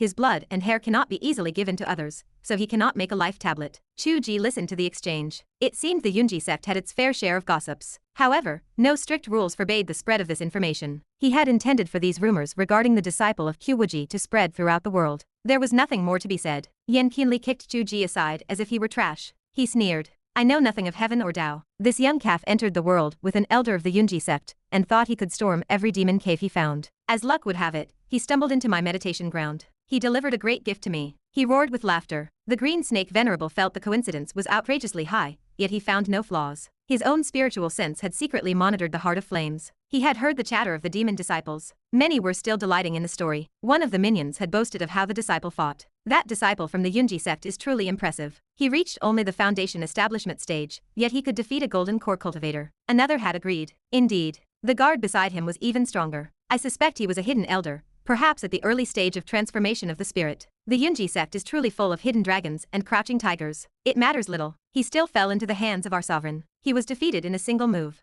How could the Yunji sect know where our sovereign hides? They must have thought it was a common demon cave and came to slay demons. Fate was cruel to them. The conversations had echoed everywhere. It was clear these disciples spoke in earnest. There was no reason for deception. Traces of magic treasures clashing still lingered on the field. Every detail fit together perfectly. Although he had seen Qiu Wuji and Qiu Wuji together previously, it was normal for a master and disciple to be at their own section. Leaving the mountain was different. He never imagined the guard elder who had been defeated in one move was Qiu Wuji herself. The bitter rivalry between Qiu Wuji and Yan Qianlie was known to the entire world. They could never cooperate to stage such a play. Even if they wanted to, the distance between them would have made communication impossible. Qiu Wuji gritted his teeth, his expression filled with resentment. Yan Qianlie, if you dare touch me, my master will sense it. You will never be able to hide your location again. My master will avenge me. Yan Qianlie laughed aloud. I have already recovered. Once I obtain the dragon bone and refine my physical form, I will not need to wait for Qiu Wuji to find me. I will find her and exact my revenge. You hope to threaten me with this. He roared with laughter again. Qiu Wuji seethed in silence. The green snake venerable approached, smiling. He reached out as if to touch Qiu Wuji. Yan Qianlie moved quickly, blocking his path. Venerable, I have brought the person. However, I have yet to confirm the presence of the dragon bone. I cannot hand him over to you just yet. Do you understand the rules? The green snake venerable withdrew his hand, looking embarrassed. I understand. I understand. How do you intend to retrieve the bone? Yan Qianlie asked. I have one question. I hope the venerable can enlighten me. Speak, said the venerable. Since this person is related to the Heavenly Dao, will our actions not be known to the heavens the moment we stand before him? If we kill him, will the Heavenly Dao not intervene? The green snake venerable explained. He is related to the Heavenly Dao, but he is not the incarnation of the Heavenly Dao. If he were, you and I would have been wiped out long ago. How could we still be alive? Yan Qianlie pressed. Then what is your assessment of his situation? He is likely one of the three corpses of the Heavenly Dao. He carries the attributes of the heavens, but they do not necessarily resonate with one another. He must cultivate to a certain level to awaken. Qiu Wuji discovered this peculiarity, so she brought him into her section. She simply took the first step. Yan Qianlie nodded. That makes sense. Then you do not truly wish to kill him. Naturally not. The Venerable laughed. As for the specifics, we have yet to begin our cooperation. Please forgive me for withholding that information for now. Yan Qianlie suggested, in that case, let us take him down together to retrieve the bone. 1,000 feet underground, where neither heaven nor earth can hear. The dragon bone acts as a barrier, making it the place where perception by the Heavenly Dao is weakest. Since he cannot run, we need not fear our secret discussions reaching a third party. The Green Snake Venerable harbored no further doubts. Going 1,000 feet underground together ensured that no tricks could be played. This Yan Qianlie seemed quite sincere in his cooperation. It appeared he was truly earnest about breaking free from the shackles of the Heavenly Dao. The Green Snake Venerable flashed a grin. He struck his snake staff lightly against the ground. Then let us go together. As the staff touched the earth, the solid ground began to swirl. It transformed into a vortex like the churning sea. The three figures were pulled into the depths and vanished from sight. Chapter 259. 1,000 zhang beneath the earth, the massive dragon bones lay buried. These were not mere scattered fragments, but the remains of an entire, near-complete dragon. The bones absorbed the strength of the earth, leaving the land above dry and barren for 1,000 miles around. Yan Qianlie traced the dragon claw segment, which rose taller than a man, with a look of extreme satisfaction. A scorching heat pulsated from within the bone, like the churning depths of the ocean, a power that threatened to crack the heavens if unleashed. He mused that if he could refine this into a physical form, he might truly push his peak strength even higher. Perhaps then he could finally destroy that damned Heavenly Dao. A pause gave him clarity, and he realized he could not refine this recklessly. He stood guard over Qiu Wuji beneath the skeleton, and turned his head toward the green snake venerable. Since you knew these flame dragon bones were buried here, why have you not claimed them for yourself? The green snake venerable offered a smooth reply. This was intended for the bug god to refine into a dragon corpse puppet, and it required another 100 years of burial to fully absorb the power of the earth. For someone of your stature, such a waiting period is unnecessary. So, this is a gift from the bug god to me. The green snake venerable chuckled. That is natural. Otherwise, how would I dare to hand over something the bug god had already reserved for another? Yan Qianlie nodded. He pressed his hand against the dragon bone, and began casting a spell to strip away its wild nature. He intended to claim it as his own, though he knew he would need to take it back to study it slowly, lest there be some hidden trap left behind. The green snake venerable watched the action and laughed. Since you have accepted the bone, can you hand this person over to me now? Yan Qianlie spoke. I still need time to secure the bone. Since there is no one else here, you might as well tell me more about this great plan of ours. The great plan referred to opposing the Heavenly Dao. As he spoke, Yan Qianlie felt like a fool. The Heavenly Dao was sitting right beside them with wide eyes, listening to the entire conversation, which made the situation absurd. The green snake venerable looked at Qiu Wuji with intense, burning eyes. Brother Yan, do you know what the power of the Heavenly Dao actually is? The title had shifted from venerable to brother, a change that made Yan Qianlie smile internally. He replied with a calm tone. Our rebellion against the heavens is a rebellion against established destiny. My life is determined by me, not by the will of some dog of a Heavenly Dao. He punctuated his sentence by kicking Qiu Wuji again. He felt unsatisfied and delivered another kick. Qiu Wuji remained silent, but he carefully recorded the interaction in his mental ledger. The green snake venerable observed this performance and truly believed he understood the resentment burning in Yan Qianlie's heart. He grinned. Brother Yan, there is no need for such anger. Yan Qianlie let out a cold hum. You asked about the power of the Heavenly Dao.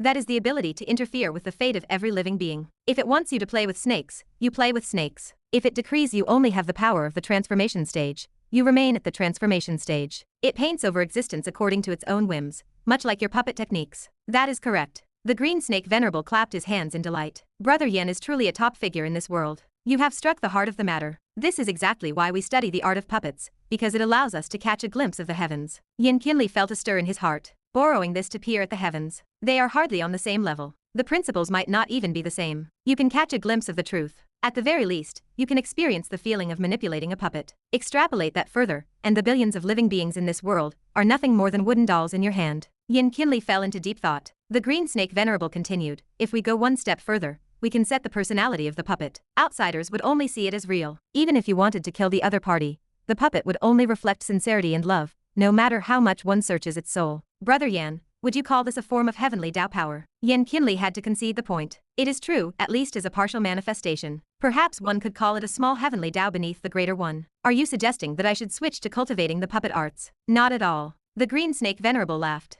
Brother Yan, you said it yourself. This is only one link beneath the Heavenly Dao. It is a path for us to catch a glimpse of its power, but it cannot replace it. Yan Qianlie nodded in agreement. You are thinking of replacing it, not just tearing it open. I understand now. You want to capture this person to devour him, hoping to use that to gain a deeper insight into the power of the Heavenly Dao. Devouring him. That is what I desire as well. The green snake venerable flashed a look of intense longing, then let out a sigh. But that step is too aggressive. It would inevitably trigger an alert from the Heavenly Dao, so I only plan to imprison him. I will take his hair and blood for research, or perhaps refine him into a puppet. If I fully master this person, would I not be on equal footing with the heavens? The audacity of the man was startling. He truly believed he could stand equal to the heavens. Yan Qianlie felt a grudging respect. This man had grand ambitions, far beyond the petty schemes he and Qiu Wuji had devised. However, apart from his mistake in trusting the wrong person, he had one other fatal flaw. He had not ventured outside as Yan Qianlie and Qiu Wuji had. He did not understand the true nature of this world. He was using the logic of this world to project his imagination,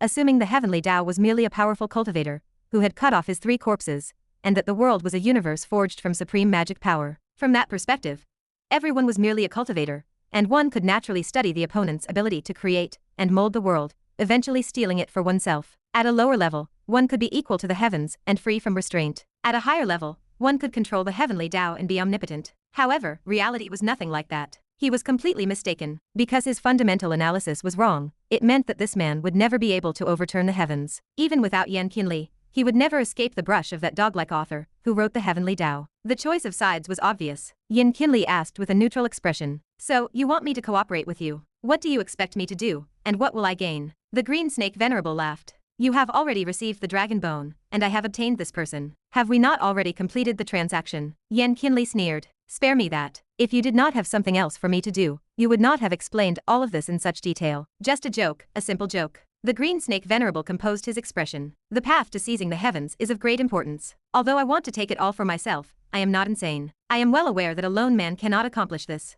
To put it simply, Qiu Wuji is searching frantically for the disappearance of her disciple. If you were to turn me in, I would be unable to handle Qiu Wuji alone. Yan Qianlie nodded. You want me to help you shoulder the trouble of this world so that you can hide in the shadows and refine this person into a puppet. What will I get out of that? The green snake venerable spoke with ironclad certainty. I am willing to share everything I gain with you, Brother Yan. Since you hold my secret, you do not need to worry about me deceiving you. If you were to expose me, I would be in significant trouble, would I not? Yan Qianlie gave a skeptical smile. That seems true enough. Since you do not cultivate the witchcraft of puppets, even if you were to cast me aside and study this person yourself, it would be of no use. Therefore, our cooperation is a match made in heaven. If you still do not trust me, we could even swear a brotherhood oath. Before the words could fade, Qiu Wuji, who had been lying on the ground in a heap, suddenly spoke. You are already brothers, you idiot. The green snake venerable had not yet reacted, but Yan Qianlie had already received his signal and launched an attack. White flames, capable of annihilating everything, pressed silently against the chest of the green snake venerable. Did you really think I was an idiot? I do not even know who your true self is,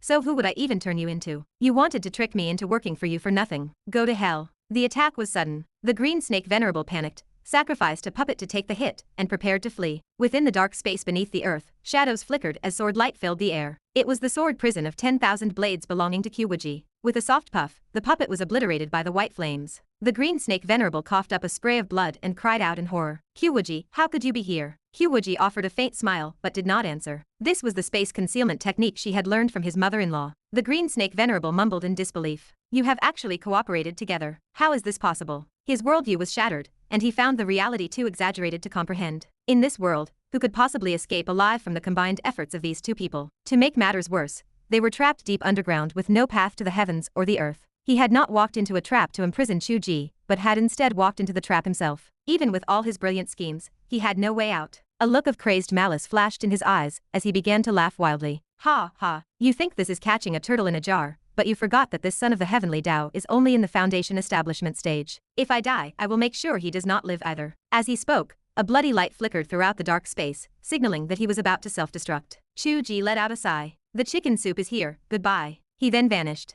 The green snake venerable blinked, confused and unable to comprehend how the situation had shifted. Qiu Wuji sighed. You desired to seize the heavens, yet you do not even know what the Heavenly Dao truly is. He is merely a projection of the primordial spirit. If he wishes to return, he simply returns. The self-destruction of the green snake venerable had already begun, and could not be stopped. He watched his own body burst apart, leaving behind one final, vicious threat. The bug god will avenge me. Boom. The space ruptured. Qiu Wuji and Yan Qianlie, no longer burdened by Qiu Wuji, easily resisted the blast. They stood unharmed, watching the golden insects vanish into thin air. Qiu Wuji curled her lip. Hey, you suddenly spoke up to signal us to strike. Did you already know who the other party was? That was quite reckless. Yan Qianlie replied. It was not the bug god, was it? Qiu Wuji materialized back into existence. He looked with a sigh at the specks of golden light where the insects had dissolved. Of course it was not. The bug god knew nothing from the beginning. This was simply a scapegoat designed by the city lord to take the blame. He would have eventually tracked the theft of the dragon bones to my sect, and they would have torn each other apart, while the true mastermind stood by and watched. Am I right, City Lord Xia of Yungxiao City, who wishes to stand equal to the heavens? High above the clouds, beyond the 9 heavens, in the city among the clouds, someone opened their eyes with a look of utter shock. Chapter 260. Xia Zhuxiao smoothed his long, 5-willow beard. He maintained the image of a humble gentleman even now, refusing to let his panic show. He froze for a few seconds, his face turning an ashen gray, before he slowly rose from his cross-legged position. He projected his voice through the secret communication array. Yuni-R. The daughter stood outside the chamber, her voice tinged with confusion as she asked what was happening. Father, what is wrong? You must leave Cloud City immediately, he instructed. Head beyond the East Sea and find Chu Tianji. The daughter laughed softly. What are you saying, father? Everything is fine. There is no time, he whispered. Hurry, or perhaps it is already too late. Xia Zhuxiao sighed. They are here so quickly. You should enter seclusion and do not come out. The daughter stood in silence, her expression one of utter bewilderment, awaiting an explanation that did not come. Xie Xiao remained silent for a long moment before he spoke again. Open the city gates wide, he commanded.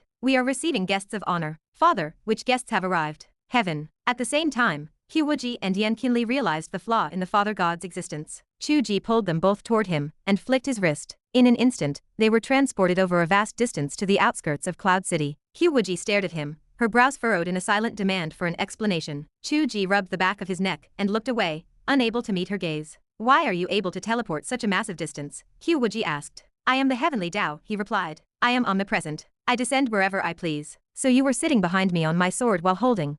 Qiu Wuji stopped mid-sentence and glanced secretly at Yan Qianlie. Yan Qianlie sneered, his eyes filled with contempt. He wondered why she swallowed the second half of her sentence, as if he did not know how shameless the two of them were. They were already living in the same room, yet they continued to put on this act. Qiu Wuji stomped her foot in frustration. Qiu Ji, you are ruining my reputation. Prepare to die. Qiu Ji turned and ran. The two of them, acting like a young couple, chased each other toward the entrance of Cloud City. Yan Qianlie followed them, speechless. He questioned why they had come here in the first place. Was it not to kill the enemy and destroy the section? To an outsider, it looked like a butler following a young master, and his lady out for a spring outing. It was absolutely ridiculous. However, he knew there was nowhere left to run. Qiu Ji was a creature beyond his understanding. The entire world existed under the gaze of the Heavenly Dao. As long as one remained a part of this world, how could they possibly escape? It was better to hide in their own city and use the advantage of their home ground to fight a desperate battle. But even a last stand was useless. No matter how dangerous the traps, or how complex the formations within Cloud City, the Heavenly Dao could simply erase it all with a single stroke of the pen. They had gone to so much trouble simply to identify the mastermind. Now that they were certain, it would be a total, crushing victory. One cannot deceive the heavens. But so what? He had still kicked him several times, and the memory made him laugh. Qiu Wuji chased Qiu Ji to the gates of Cloud City. Just as the guards were about to question them, the voice of Xie Xiao echoed from within the city. Guests have arrived, what a joy. Would you like to come in and sit for a while? Clouds of color spread out from the city and surged toward the gate, forming a magnificent carpet to welcome them. Qiu Ji found the spectacle amusing and stepped onto the cloud with Qiu Wuji. The colors began to recede, carrying them leisurely toward the city lord residence. Yan Qianlie stood still, his confusion etched on his face. Damn it, he cursed and flew onto the clouds to catch up. Xie Xiao, have you gone blind? The voice of Xie Xiao drifted toward them. Brother Yan, your acting was so good that I suffered quite a bit. I still have some lingering emotions about it. Yan Qianlie laughed. It really is you. You admit it so readily. Under the Heavenly Dao, there is nowhere to hide. Stubbornness would only invite ridicule, Xie Xiao sighed. Actually, Brother Yan, your acting was one thing, but the Father God was willing to be kicked like a dog, over and over again. He was bound with such artistry that it looked like a scene from an erotic scroll. It is truly difficult to comprehend. Is the Supreme Heaven completely devoid of pride? Old Xie, you are quite knowledgeable. Are you going to show me those scrolls? Qiu Ji sniffed and replied. I am very dedicated. Whether I am acting or writing, I give it my all. Xie Xiao did not understand the term writing, so he fell into silence. Before long, the clouds delivered the three of them to the city lord residence. The main gate stood wide open, and the grounds were empty. There was not even a servant in sight. Xie Xiao sat alone in the main hall. Wine set out to receive his guests. He watched the trio approach with a calm expression. This was a terrifying combination capable of annihilating any sect in the world. The greatest sword of the righteous path, the most powerful demon lord of the demonic gate, and the Heavenly Dao himself. It seemed as though this trio represented a force to which both the righteous and the demonic would bow. Please sit, Father God. Please, Sect Master Qiu, Xie Xiao said as he poured the wine with a steady hand. I have not seen Sect Master Qiu in a long time, not since we worked together to eliminate the demons. Yan Qianlie stopped in his tracks, staring at the scene with utter bewilderment. Oh, please sit as well, Brother Yan, Xie Xiao added with a sigh. It is not intentional. To be honest, I still feel awkward. I did not treat you as one of our own, and even now, it feels like I am living in a dream. Yan Qianlie sat down. You called me Brother Yan and even suggested becoming sworn brothers, but in your heart, you treated me like an idiot. Xie Xiao smiled slightly. I thought Brother Yan was a rough and unrefined man. I did not expect you to have such a sharp mind. I suppose I deserve to be tricked by you. Yan Qianlie sat heavily. You are full of schemes and plots, and you designed a plan to deal with Qiu Wuji. Yet, now that you are hosting us, you feel as though you are on the same side. Do you suffer from memory loss as well? Xie Xiao paused for a moment and lowered his voice. One could say it is just 1,000 years of habit. When I look at Sect Master Qiu, I still feel as though she is my alliance leader. He smiled as he said this and gestured with his cup to everyone present. Your arrival has brought great honor to Cloud City. Let me propose a toast to you all. He seemed afraid of being rejected or refuted, so he drained his cup in one go, not caring whether the others drank or not. Qiu Wuji smiled faintly. She lifted her cup, gave a slight nod, and drank it all. Seeing her drink, Qiu Ji also picked up his cup and finished it. Qiu Wuji set her cup down and laughed. Fine wine. This is the Tianxing Cloud wine of Cloud City. I have heard the ingredients are rare, and only 9 jars are brewed every 100 years. In the past, when I asked you for a few cups, you were incredibly stingy. This time, you have truly spared no expense. A strange look flashed in the eyes of Xie Zhixiao. You drank it before the Heavenly Dao even lifted his cup. The Heavenly Dao showed no sign of objection, acting entirely compliant. Xie Zhixiao could tell that Qiu Wuji had acted intentionally to ensure he would not be embarrassed if his toast went unreturned, and the Heavenly Dao had respected her choice. He had just thought their master and disciple relationship was a performance, and that they were both merely bowing to the Heavenly Dao, but now he could not understand the dynamic at all. He could only laugh. Since the three of you have come, I have nothing to say even if you decide to take the entirety of Cloud City, let alone a mere jar of wine. If Sect Master Qiu likes it, there are a dozen jars left in the cellar. Please, take them all. Qiu Wuji looked delighted. You said it yourself. I do not need the dozen jars. Give me 3, as they are beneficial for my disciple's cultivation. Xie Zhixiao stared at her, frozen. Your disciple? No, the Heavenly Dao possesses everything. Why would he need you to count and beg others for wine? Or perhaps, since you have come to my door and I am as good as dead, everything is already yours. Why only 3 jars? Xie Zhixiao was thoroughly confused. He lowered his head and poured himself a drink, at a loss for what to say. How did it feel as though this group of people was even stranger than he was? Chu Ji smacked his lips, as if savoring the lingering fragrance of the wine, and suddenly spoke. Old Xie, I have a question for you. Xie Zhixiao bowed respectfully. Father, please ask. When you used the puppet Lu Xiaotong to approach my master, were you utilizing his internal feelings of love for her to set his behavior and bypass her spiritual detection, or did you have feelings for her yourself and wanted to use such methods to succeed? The eyes of Xie Zhixiao nearly popped out of his head. The Heavenly Dao came to judge him, and this is what he asked. He looked at Qiu Wuji, who sat to the side, looking shy and angry. Xie Zhixiao felt as though he were falling into a dream. He did not know whether to consider them father and daughter, or master and disciple, but either way, it was. Forget it. Is this what it means when people say that the will of heaven is always difficult to question? After a long time, he spoke with a blank expression. Naturally, it was the former. Lu Xiaotong was madly in love with Sect Master Qiu. My puppet settings were extremely realistic. No matter how Sect Master Qiu investigated, she would only feel his sincerity. If I could have made further contact, I could have gradually tried to influence and modify the consciousness of Sect Master Qiu to help me in my quest to seize the heavens. Why would I want her for myself? I have my own partner, and we have shared a life of mutual respect. Chu Ji grinned. You have your own destiny. Xie Zhixiao did not respond. Chu Ji picked up the wine pot from the table with the ease of an old friend, and refilled his own cup, and that of Qiu Wuji. He spoke in a leisurely tone. If you can tell me honestly how you managed to modify the consciousness of others, Cloud City will remain Cloud City. Chapter 261. Xie Zhixiao stared at Chu Ji, his expression betraying pure shock. He had expected to meet his end, yet this Heavenly Dao seemed genuinely indifferent to his rebellion, his provocations, and even his desire to seize the throne. The being cared only for the why and the how. Xie Zhixiao hesitated, then spoke slowly. If I refuse to answer. Chu Ji tilted his head, his face a mask of genuine curiosity. Why? Everything has come to this. I said, if I tell you, and you fix the flaw, then no one in the world will ever be able to break free. Xie Zhixiao replied calmly. Even Qiu Wuji and Yan Qianlie have become dogs at your feet. This world is hopeless. I, at least, want to leave a sliver of hope for those who come after. Crash. Bang. 2 fists slammed onto the table simultaneously. Who are you calling a dog? Chu Ji waved a hand dismissively. Sit down first. We are discussing serious matters. Yan Qianlie went quiet. Qiu Wuji glared at Chu Ji, her cheeks flushing slightly, and she also stayed silent. Dogs were not all the same, and the level of insult varied. Damn Chu Ji, I will settle this score later. Xie Zhixiao maintained a blank face. That is just how it is.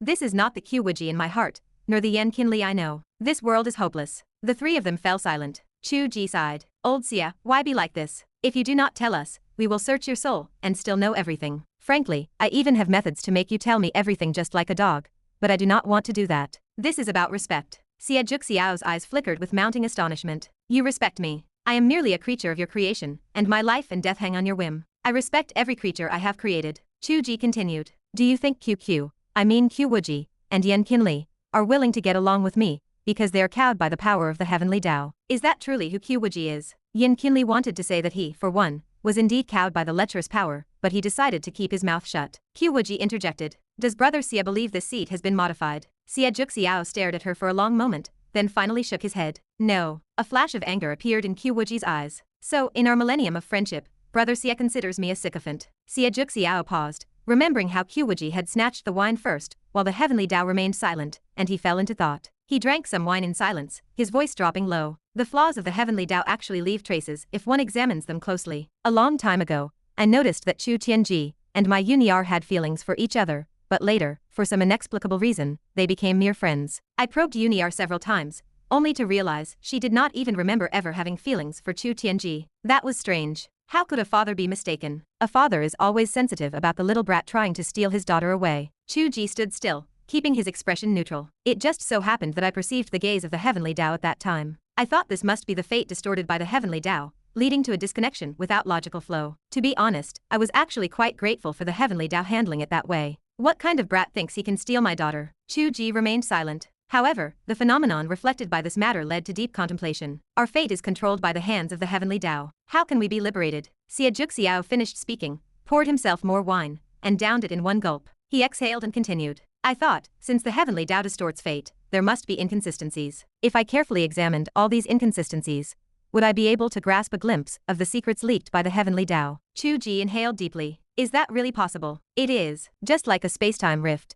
If one can perceive the meaning of spacetime, the principle here is similar. Where fate is distorted, one can perceive the tampering of fate. My daughter was one case. The second case. Xiao smiled. I did not think it would be Qiu Wuji at the time. Qiu Wuji's expression grew stern. You discovered my difference. Yes, Xiao said. That was when we were at the decisive battle against you and Yan Qianlie. I promoted you to alliance leader without a second thought, and followed your orders. Do you know why? I originally thought my strength would not be enough to defy the heavens, so perhaps I could unite with Qiu Wuji and the others to rise up. Qiu Wuji replied. You did not tell me this. The matter was of great importance. Naturally, I had to observe first. Xiao smiled. My cloud city overlooks the world. It is not that I lacked the ambition to become a hegemon myself, yet I was willing to assist you. Was it merely because a gentleman does not contend? No, I felt that with your sharpness and intensity, you would be the vanguard against the heavens. I was willing to follow in your wake, but after observing you, I felt a sense of disappointment. Qiu Wuji remained silent for a moment, then spoke softly. My battle with Yan Qianlie made you discover the clues, and you felt I had leaned toward the Heavenly Dao. Xiao clapped his hands. Correct. Not just during the decisive battle,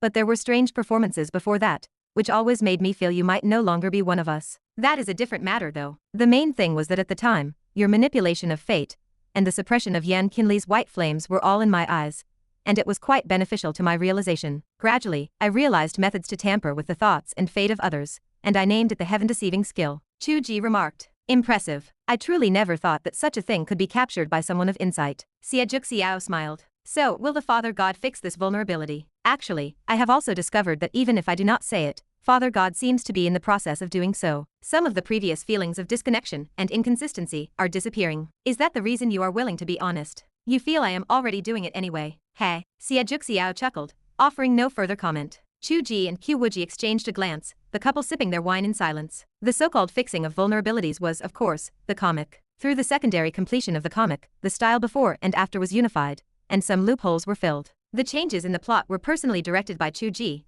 but the drawing was done by Qiu Wuji. In a sense, if Chu Ji was the father god, Qiu Wuji was now starting to resemble a mother god. So this thick-browed and big-eyed Qiu Wuji had betrayed her class. Sure enough, Xiao continued. Sect Master Qiu, after you dominated the 9 provinces, I returned to Cloud City, and we had no further contact, simply because I felt you had surrendered to the Heavenly Dao and were even working for it. Otherwise, even if the fate set by the Heavenly Dao resulted in the return of Cloud City, our personal relationship should not have been limited by that. Why did it stop? Qiu Wuji sighed deeply. So that was it. You did not trust me back then. Yes. On the contrary, I trusted Yan Qianlie more. I felt his intent to defy the heavens was absolutely the strongest. I did not expect. Xiao looked at Yan Qianlie, speechless, words stuck in his throat. Yan Qianlie slammed the table. You want to say I am a dog again, right? No. Xiao said with a straight face. You said that yourself. Damn it. Yan Qianlie wanted to flip the table. Chu Ji waved his hand. Wait a moment. Do not argue. Let us get to the point. Yan Qianlie drank his wine in sullen silence. I thought we were here to fight. Who knew we would be listening to this drivel? Although this drivel was somewhat interesting, Xiao's thinking was very meticulous, his observation keen. He was truly a different type from himself. Chu Ji said. So you used a puppet to approach Qiu Wuji, attempting to modify her consciousness, while you tried to rope in and cooperate with Yan Qianlie. Correct. Xiao replied. Since the Father God is here, I would like to ask a question. I believed I had set up multiple layers of confusion, making it impossible to find that I was the one behind the scenes. How did the Father God discover it? Was it truly obtained from the gaze of the Heavenly Dao? Then, does everything we do have no meaning? I did not gaze down. I was playing detective. Chu Ji naturally would not expose the fact that his gaze was actually very rough, making it difficult to detect all the details in the world. He walked into the world mainly for this reason, to see everything in the world and gain more subtle control. He had to pretend to be relaxed and airy. Of all the sects and schools in the world, only Cloud City, which has long been in the clouds, has a hint of the intention to be equal to the heavens. That is the first point. Xie Zhixiao listened respectfully. And the second, because only Xie Zhixiao's thinking would be layered like this, like clouds and fog. To put it bluntly, your personality is indecisive and overly cautious. Qiu Ji said helplessly. I said it that way. The more twisted your path, the more I guessed it was you. Once the phrase equal to the heavens came out, I was certain. Xie Zhixiao fell silent.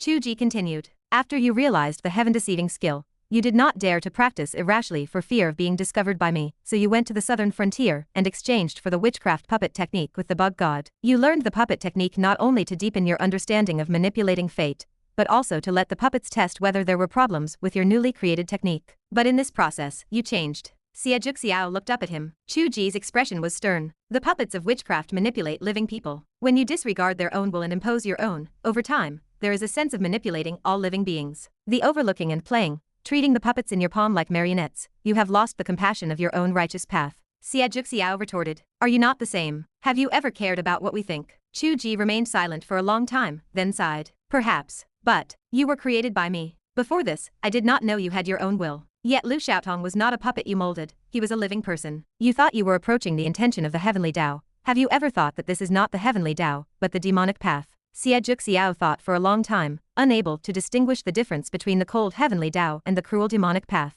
You blamed the bug god, and stirred up the war between Shenzhou and the southern frontier. Have you ever thought that this is also a demonic act that incites a catastrophe for the common people? Step by step, you have gone further astray. The greed to seize the heavens has replaced the ideal of defying the Heavenly Dao. Do you know you are wrong? Xie Zhixiao blurted out. No, I had other intentions when I blamed the bug god. Oh, I would like to hear the details. I knew this was not an upright act when I did it, but I thought Xie Zhixiao would not do such things. There was originally no war between Shenzhou and the southern frontier, but what if I did it, and there was one? What would the Heavenly Dao do? Xie Zhixiao let out a long sigh. When I thought of this, I had no more scruples. Qiu Wuji finally spoke. That is an excuse, brother Xie. It only convinced yourself. Xie Zhixiao's words choked in his throat. He remained stunned for a long time before giving a bitter smile. Perhaps. He spoke slowly. Actually, I thought of another way, which could also achieve similar changes, just that I was unwilling at the time. I think now is just right. Qiu Ji raised an eyebrow. Xie Zhixiao's whole body slumped, his lean face aging rapidly. He was self-destructing his own cultivation. His voice became old, laughing softly. The Father God just said,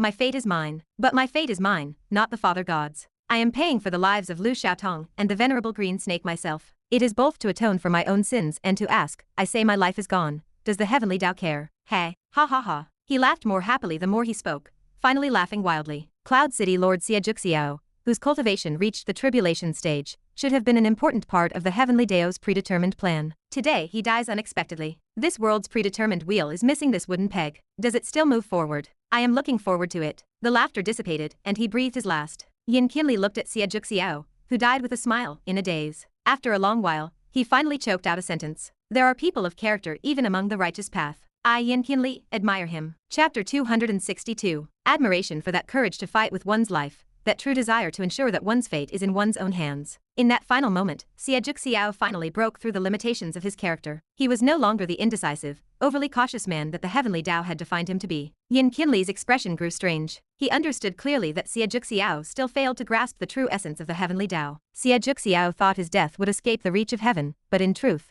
the Heavenly Dao could resurrect him at any moment. It required no divine power of creation, just a simple correction from Qiu Ji. When the predetermined plot forbade one from dying, one would not die, just as Qiu Ji had corrected his own white flames back then. Even Xie Zhixiao's belief that he was important, that his death would significantly impact the trajectory of the Heavenly Dao, was not as vital as he imagined. Perhaps as one of the backbones of the righteous path, with Cloud City being a major sect, he played a somewhat important role later on. However, he was not the protagonist. The Heavenly Dao only needed to add one line of setting, stating that Xie Zhixiao died from a failed attempt to ascend, and that Xie Yuner inherited his mantle. Then, by giving Xie Yuner a boost, the impact on the world trajectory would be negligible. Even death was useless. He could not die even if he wanted to. But the determination and decisiveness in Xie Zhixiao's decision to control his own fate remained worthy of respect. Yan Qianlie knew he had been surpassed, at least in this regard. Heroes did exist on the righteous path. Even though Qiu Ji saw Xie Zhixiao as having made many wrong turns and having fallen into the demonic path, making judgment difficult, Yan Qianlie was still willing to call him remarkable. He turned to look at Qiu Ji, wanting to see how he would handle the situation. Qiu Ji stared at Xie Zhixiao's corpse, lost in thought. This situation was complicated. Xie Zhixiao had taken his own life with a smile, believing he had done something to escape his fate. He wondered what expression Xie Zhixiao would wear upon resurrection. The blow might be even harder to take. Perhaps it would be better to let him rest in peace. Death could be considered the fitting end for the demonic path he had fallen into. But hidden deep within Qiu Wuji's heart was a growing irritation. What was the meaning of this? They preached righteousness and had their pursuits, yet they had forced him into the role of a villain. Whom had he offended? Had he done anything to wrong them? They spoke of dying for a cause with such bravery, but there had been no problem to begin with. Was this not making trouble out of nothing? He had seen people hold others down and force them to be villains, but he had never seen anyone cut off their own head and insist that the other person was the villain. What was this nonsense? The more he thought about it, the angrier he became. Qiu Wuji finally could not contain it, and ripples spread through his eyes. As the ripples flashed past, Xie Zhixiao's aged, hunched figure returned to his appearance as a middle-aged scholar with black hair and a long beard. He opened his eyes, dazed. Qiu Wuji turned her head away. She had known this would happen. Yan Qianlie stared blankly at him. He cursed, unable to believe Qiu Wuji's actions. Even in death, you will not let a man go. You are even more of a demonic mastermind than I am. Qiu Wuji kept a straight face and remained silent. Xie Zhixiao had been dazed at first, but upon hearing Yan Qianlie, he understood the situation. Fury flared in his eyes. Is the Father God truly like this? You will not even allow death. Qiu Wuji was even more incensed than Xie Zhixiao. He slammed his hand against the table, spilling wine everywhere. Forget it. I gave you life. I defined you as a humble gentleman, admired by others, with sharp thinking, unyielding pride, and a place among the legends. You had a glorious role in the final battle. I endowed you with so many virtues, yet you contributed nothing to the world, and you focus all your energy on defying your father. Xie Zhixiao stared, confusion written across his face. Qiu Wuji covered her face. Yan Qianlie covered his face. Yes, looking at this from Qiu Wuji's perspective, it was indeed infuriating. This was why Qiu Wuji had been willing to communicate properly with Qiu Wuji in the first place, because everyone could walk in each other's shoes. Qiu Wuji continued to jump and shout in anger. Do you think you showed great courage by dying? Why don't you learn from Qiu or Qian? Only by staying alive can you break free from the Heavenly Dao. Only by staying alive can you grasp your own self. To die is to be a cowardly deserter. You are a good-for-nothing. Xie Zhixiao's mouth hung open, stunned by the berating. He had never imagined that the Heavenly Dao would lecture him from this perspective. What good does it do you to die? Should I wave my hand and let your daughter marry someone else? Would you be happy about that? Or perhaps your wife? Forget it. At any rate, while you are alive, you can bargain with me. Once you are dead, what can you stop? Are you brainless? Xie Zhixiao broke into a cold sweat.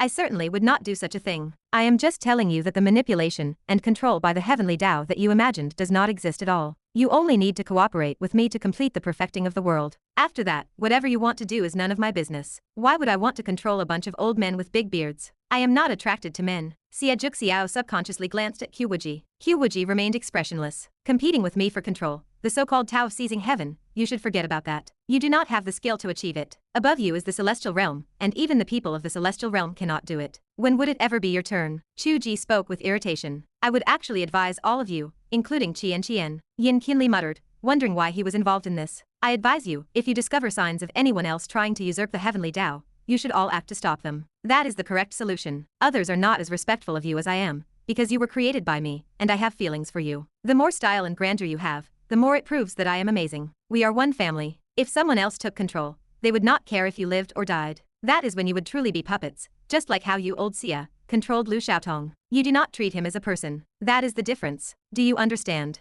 Xie Zhixiao's expression turned serious. This last sentence struck a chord within him. He understood his own actions and experiences the best. He had assumed the Heavenly Dao was the same, but now seeing him jump and curse in rage, it seemed that was not the case. Why was I so nervous this time? I could have simply made a correction, yet I insisted on solving it like a case, untangling every detail, and discussing it with you face to face. It is because this is serious. I must fix all the loopholes to prevent such things from happening again. Old Xia, if you have any omissions you have not mentioned, speak clearly and quickly. Xie Zhixiao subconsciously replied that there was nothing else. Qiu Wuji sighed. You should calm down. I have known you for so long, and I rarely see you this furious. If this were written in a book, there would be over a dozen exclamation points, would there not? Qiu Wuji grumbled that he was annoyed. Qiu Wuji said softly that she knew. She told him to rest and have a drink. Qiu Wuji took the wine, behaving like a cat that had just been stroked. Xie Zhixiao watched this as if he were dreaming. After a long moment, he said with difficulty, So, Sect Master Qiu, is this why you are cooperating with the Heavenly Dao? Yan Qianlie wanted to say no,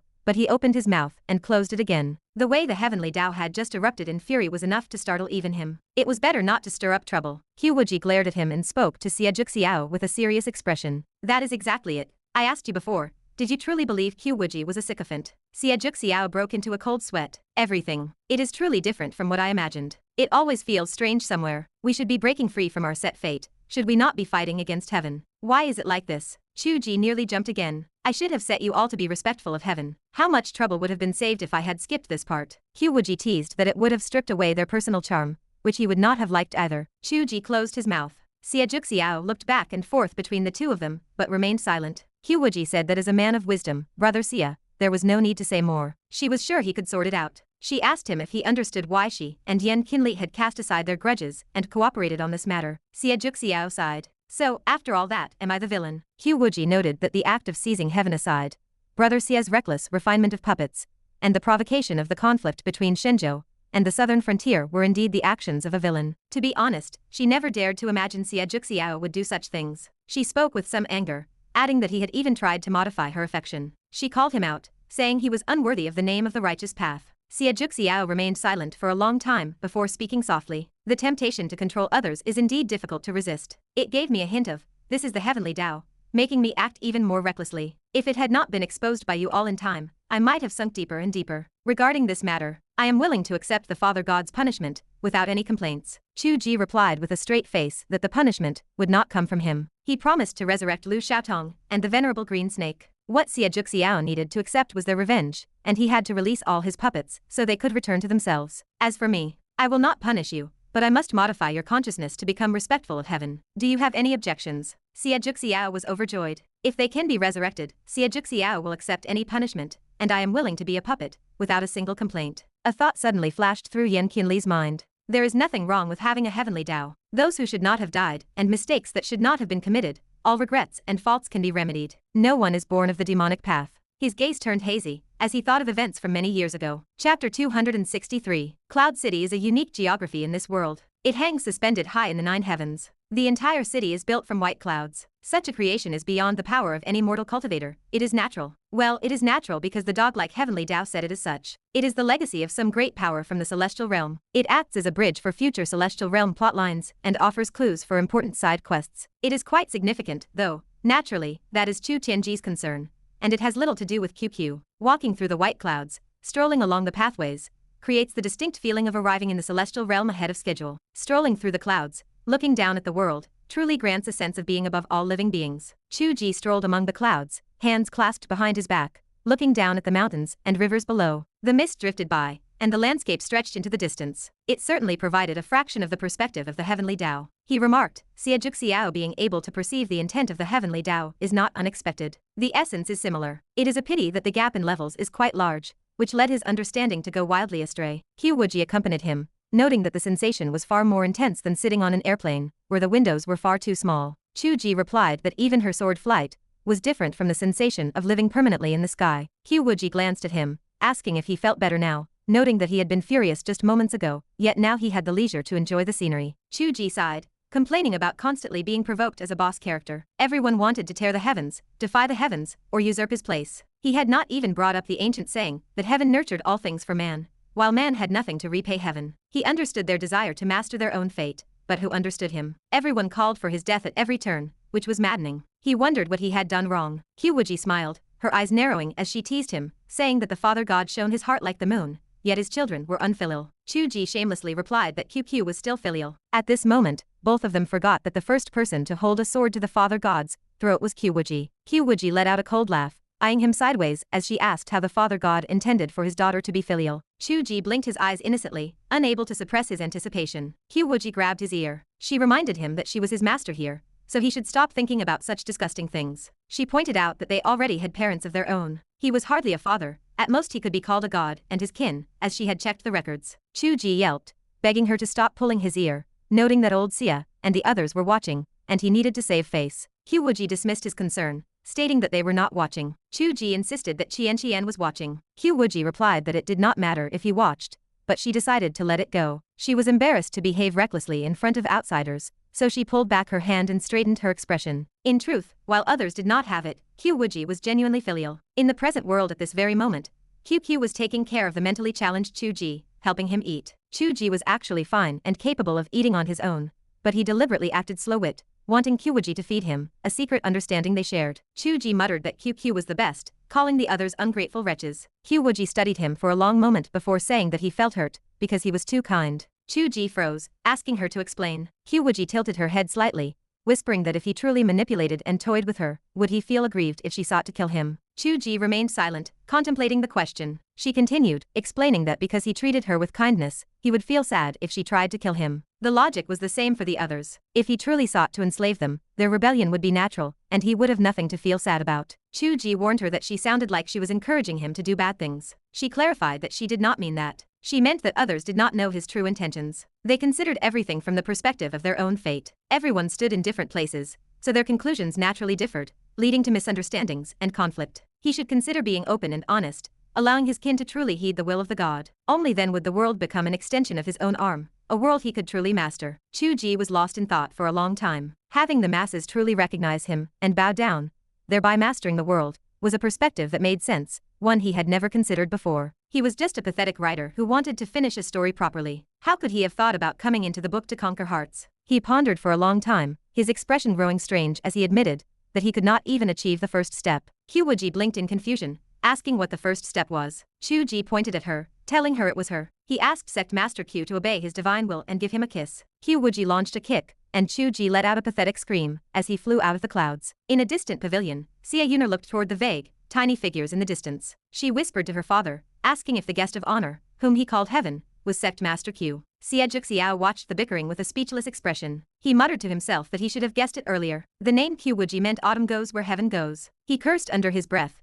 noting that they sought to stand equal to the heavens and failed, while she was writing the heavens. Heroine stared with wide, confused eyes, failing to understand the distinction between the two phrases that sounded identical to her. She looked curiously at Qiu Wuji, who was flying back in a disheveled state from the sky. She whispered that he must be the rumored direct disciple of Sect Master Qiu, noting that he did not look very young. Xiao twitched his mouth, forbidding it. He declared that their family would not intermarry with the Yunji sect, no matter how well-matched they were in status. Heroine stared at him, bewildered, thinking she had never said anything like that. She asked her father what he was thinking, noting that he seemed strange today. Xiao stuttered, claiming it was nothing. He told Yuner that Cloud City was a legacy of the celestial realm, passed down as the orthodox path of the Heavenly Emperor. Although it could not be verified, they had set up altars and worshipped for thousands of years. He had thought about it for a long time, and he worried that if it was not actually the legacy of the Heavenly Emperor, it would be embarrassing to have worshipped the wrong person. Yuner replied that there was nothing wrong with worshipping. The Heavenly Emperor was worthy of respect. They had become accustomed to it over the years. If they truly ascended in the future, the Heavenly Emperor would surely know of their years of respect and treat them with a bit more kindness. Xiao countered,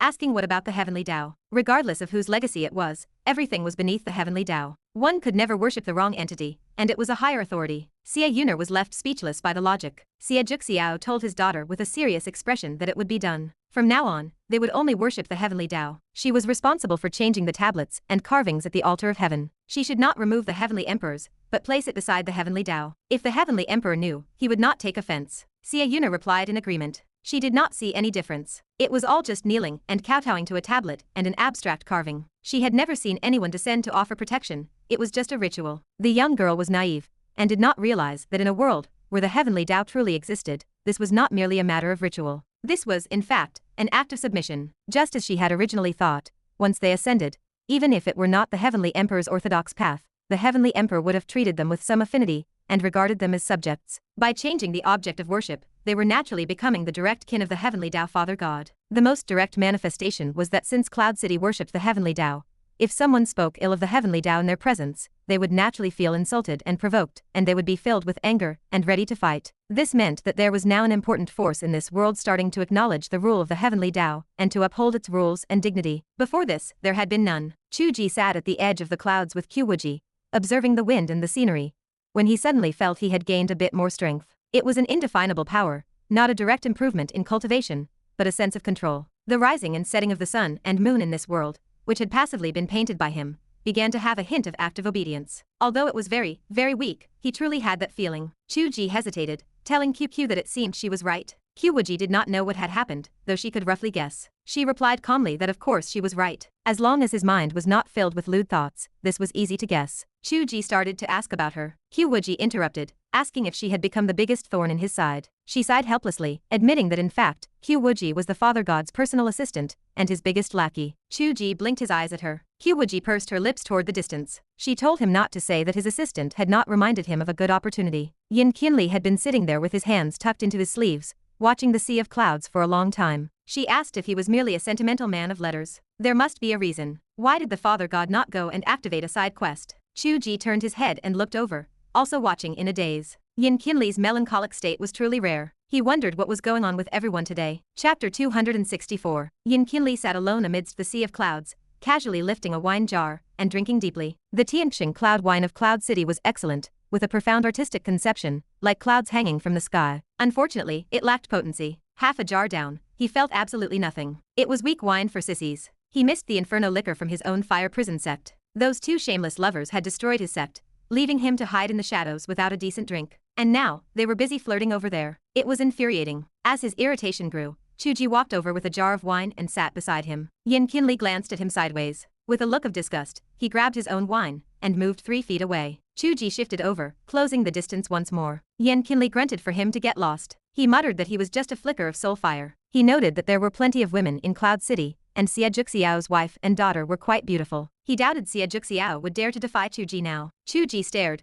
unable to process the situation. In the distance, Qiu Wuji tightened her grip on her sword scabbard. Qiu Wuji asked what nonsense he was spouting. He snapped that men were loneliest when drinking alone, and as his father figure, he was simply here to share a few cups. He asked what Yan Qianlie was thinking. Yan Qianlie chuckled, mocking him. He asked if Qiu Wuji considered himself a man, especially someone who had his ears pulled and was bossed around by a woman. Qiu Wuji gritted his teeth. He replied that it was love, something an elemental being like Yan Qianlie could not understand. Yan Qianlie retorted that he was not an elemental being. He was soul fire, and Qiu Wuji should not confuse the two. He boasted that back in his day, if a woman dared to give him lip, he would slap her across the face. He claimed women were only there to serve men, and they had no right to speak. Qiu Wuji's face turned a shade of green. A creaking sound emerged from the sword scabbard, and a biting chill permeated the air. Qiu Wuji asked if he should just leave if he did not want to listen, since no one forced him to hear it. Yan Qianlie had never feared Qiu Wuji. His tiger eyes widened as he glared at her. He shouted that there was no place for a woman in a conversation between men, and asked if she thought he was afraid of fighting her. Qiu Wuji took a deep breath, choosing restraint. Fighting that bastard would only make matters worse. She decided to ignore him and go speak with Xie Zhuxiao instead. As it happened, Yan Qianlie's disregard for women was a trait written into his character from the very beginning by Qiu Wuji. Did that mean Qiu Wuji himself harbored such thoughts? Across the distance, Qiu Wuji, who was feeding the mentally challenged Qiu Wuji, plunged a spoonful of soup into the boy's mouth. Qiu Wuji groaned, cursing that he had come to keep him company, only to be punished for it. Yan Qianlie replied that he was being bullied, and dared not find the one who was really bullying him, so he decided to take it out on him instead. Qiu Wuji fell silent, unable to argue with that logic. Yan Qianlie suggested that considering Qiu Wuji had actually come to drink with him, it was somewhat interesting. He clinked his jar against Qiu Wuji's. He admitted that he had never expected their Heavenly Dao to be like this. Now that he saw it, it was actually quite acceptable. It felt like following a big brother in his early years, which was nothing to be ashamed of. Qiu Wuji accompanied him with a drink, and probed tentatively, asking if there was something troubling him that he could help resolve. Yan Qianlie remained silent for a moment, then suddenly asked if Qiu Wuji had seen the book. He asked if Qiu Wuji's autobiography was included,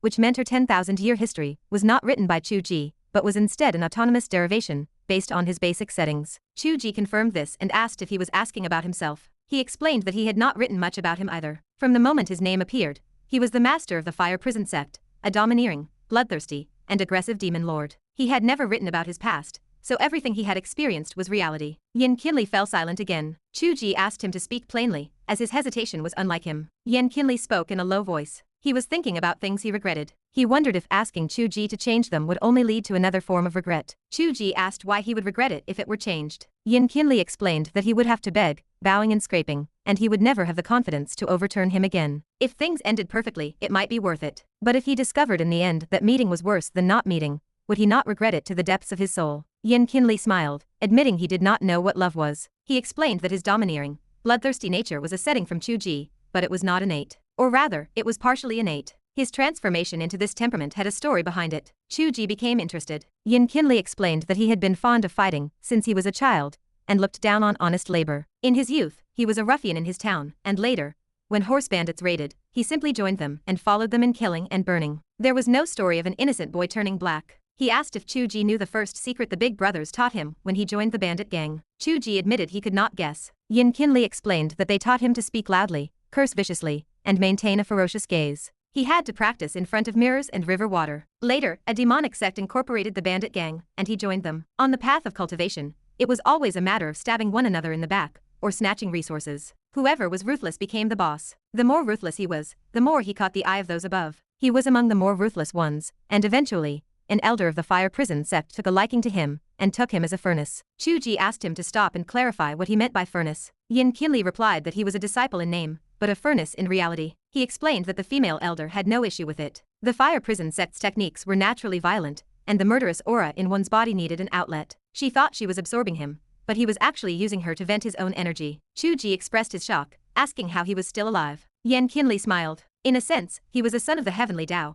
the destined master of the fire prison sect. Qiu Wuji considered this, agreeing that he was one of the protagonists of the previous generation. Yan Qianlie explained that not long after, his master discovered his potential, realizing he was an excellent seed with the potential to reach the transformation stage. Naturally, she stopped the harvesting and instead found other furnaces to nourish him and compensate for previous losses. Qiu Wuji asked if she had begun to place high hopes on him, wishing for him to inherit her mantle. Yan Qianlie smiled, noting that he had thought so too at the time. Later, he discovered she only wanted to let him practice until the UN infant stage, then refine his infant into a pill to help her break through to the transformation stage. Qiu Wuji asked for clarification. Yan Qianlie spoke calmly. After a series of wits and struggles, he killed her. He refined her UN infant into a soul-nourishing pearl, which was the very pearl he kept his soul in now. That pearl had provided a great deal of help in his later progression to the transformation stage. Qiu Wuji slapped the wine jar, declaring that he might have killed the wrong person. Yan Qianlie asked how he knew. Qiu Wuji explained that the chaos of the demonic path had limits. It had to exist within a basic framework. If everyone were purely chaotic, with masters and disciples killing each other,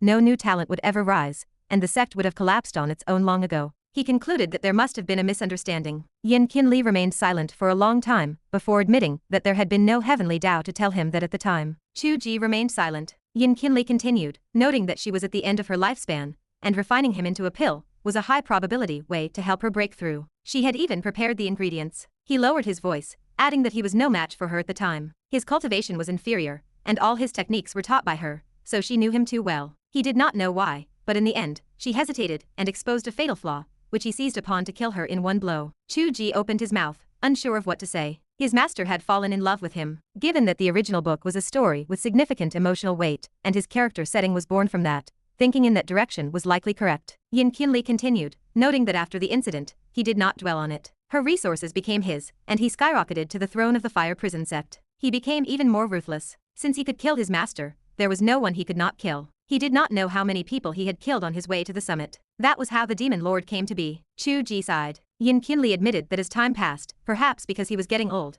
he would often fall into a trance and recall her hesitation. He stopped approaching women, partly due to the psychological shadow of being a furnace in his youth and partly because seeing women only disturbed his peace and slowed his cultivation speed. Qiu Wuji told him directly that he was evading the truth, as he already knew the correct answer. Yan Qianlie said nothing. He lifted his wine jar, drank the contents in one violent gulp, and smashed the jar to pieces. He asked Qiu Wuji to help him resurrect her so he could ask her if that was the case, just to settle the matter in his heart. Qiu Wuji laughed out loud, criticizing him for being contradictory and cowardly, yet trying to pass the decision to heavenly fate. He demanded a clear answer from Yan Qianlie. Did he want her resurrected or not? Yan Qianlie gripped a shard of the broken jar, his soul body bloodless, yet he crushed the shards into dust. After a long silence, he gave his hoarse reply, asking the Father God to help him resurrect her, as he had to ask that question, or he would never be at peace in this lifetime. Chapter 265. Resurrecting the female elder of the fire prison sect who died an estimated 3,000 years ago was not something Qiu Wuji could accomplish with a simple correction. Correction merely steered deviations back onto the track defined by the book framework. It was a power of fate,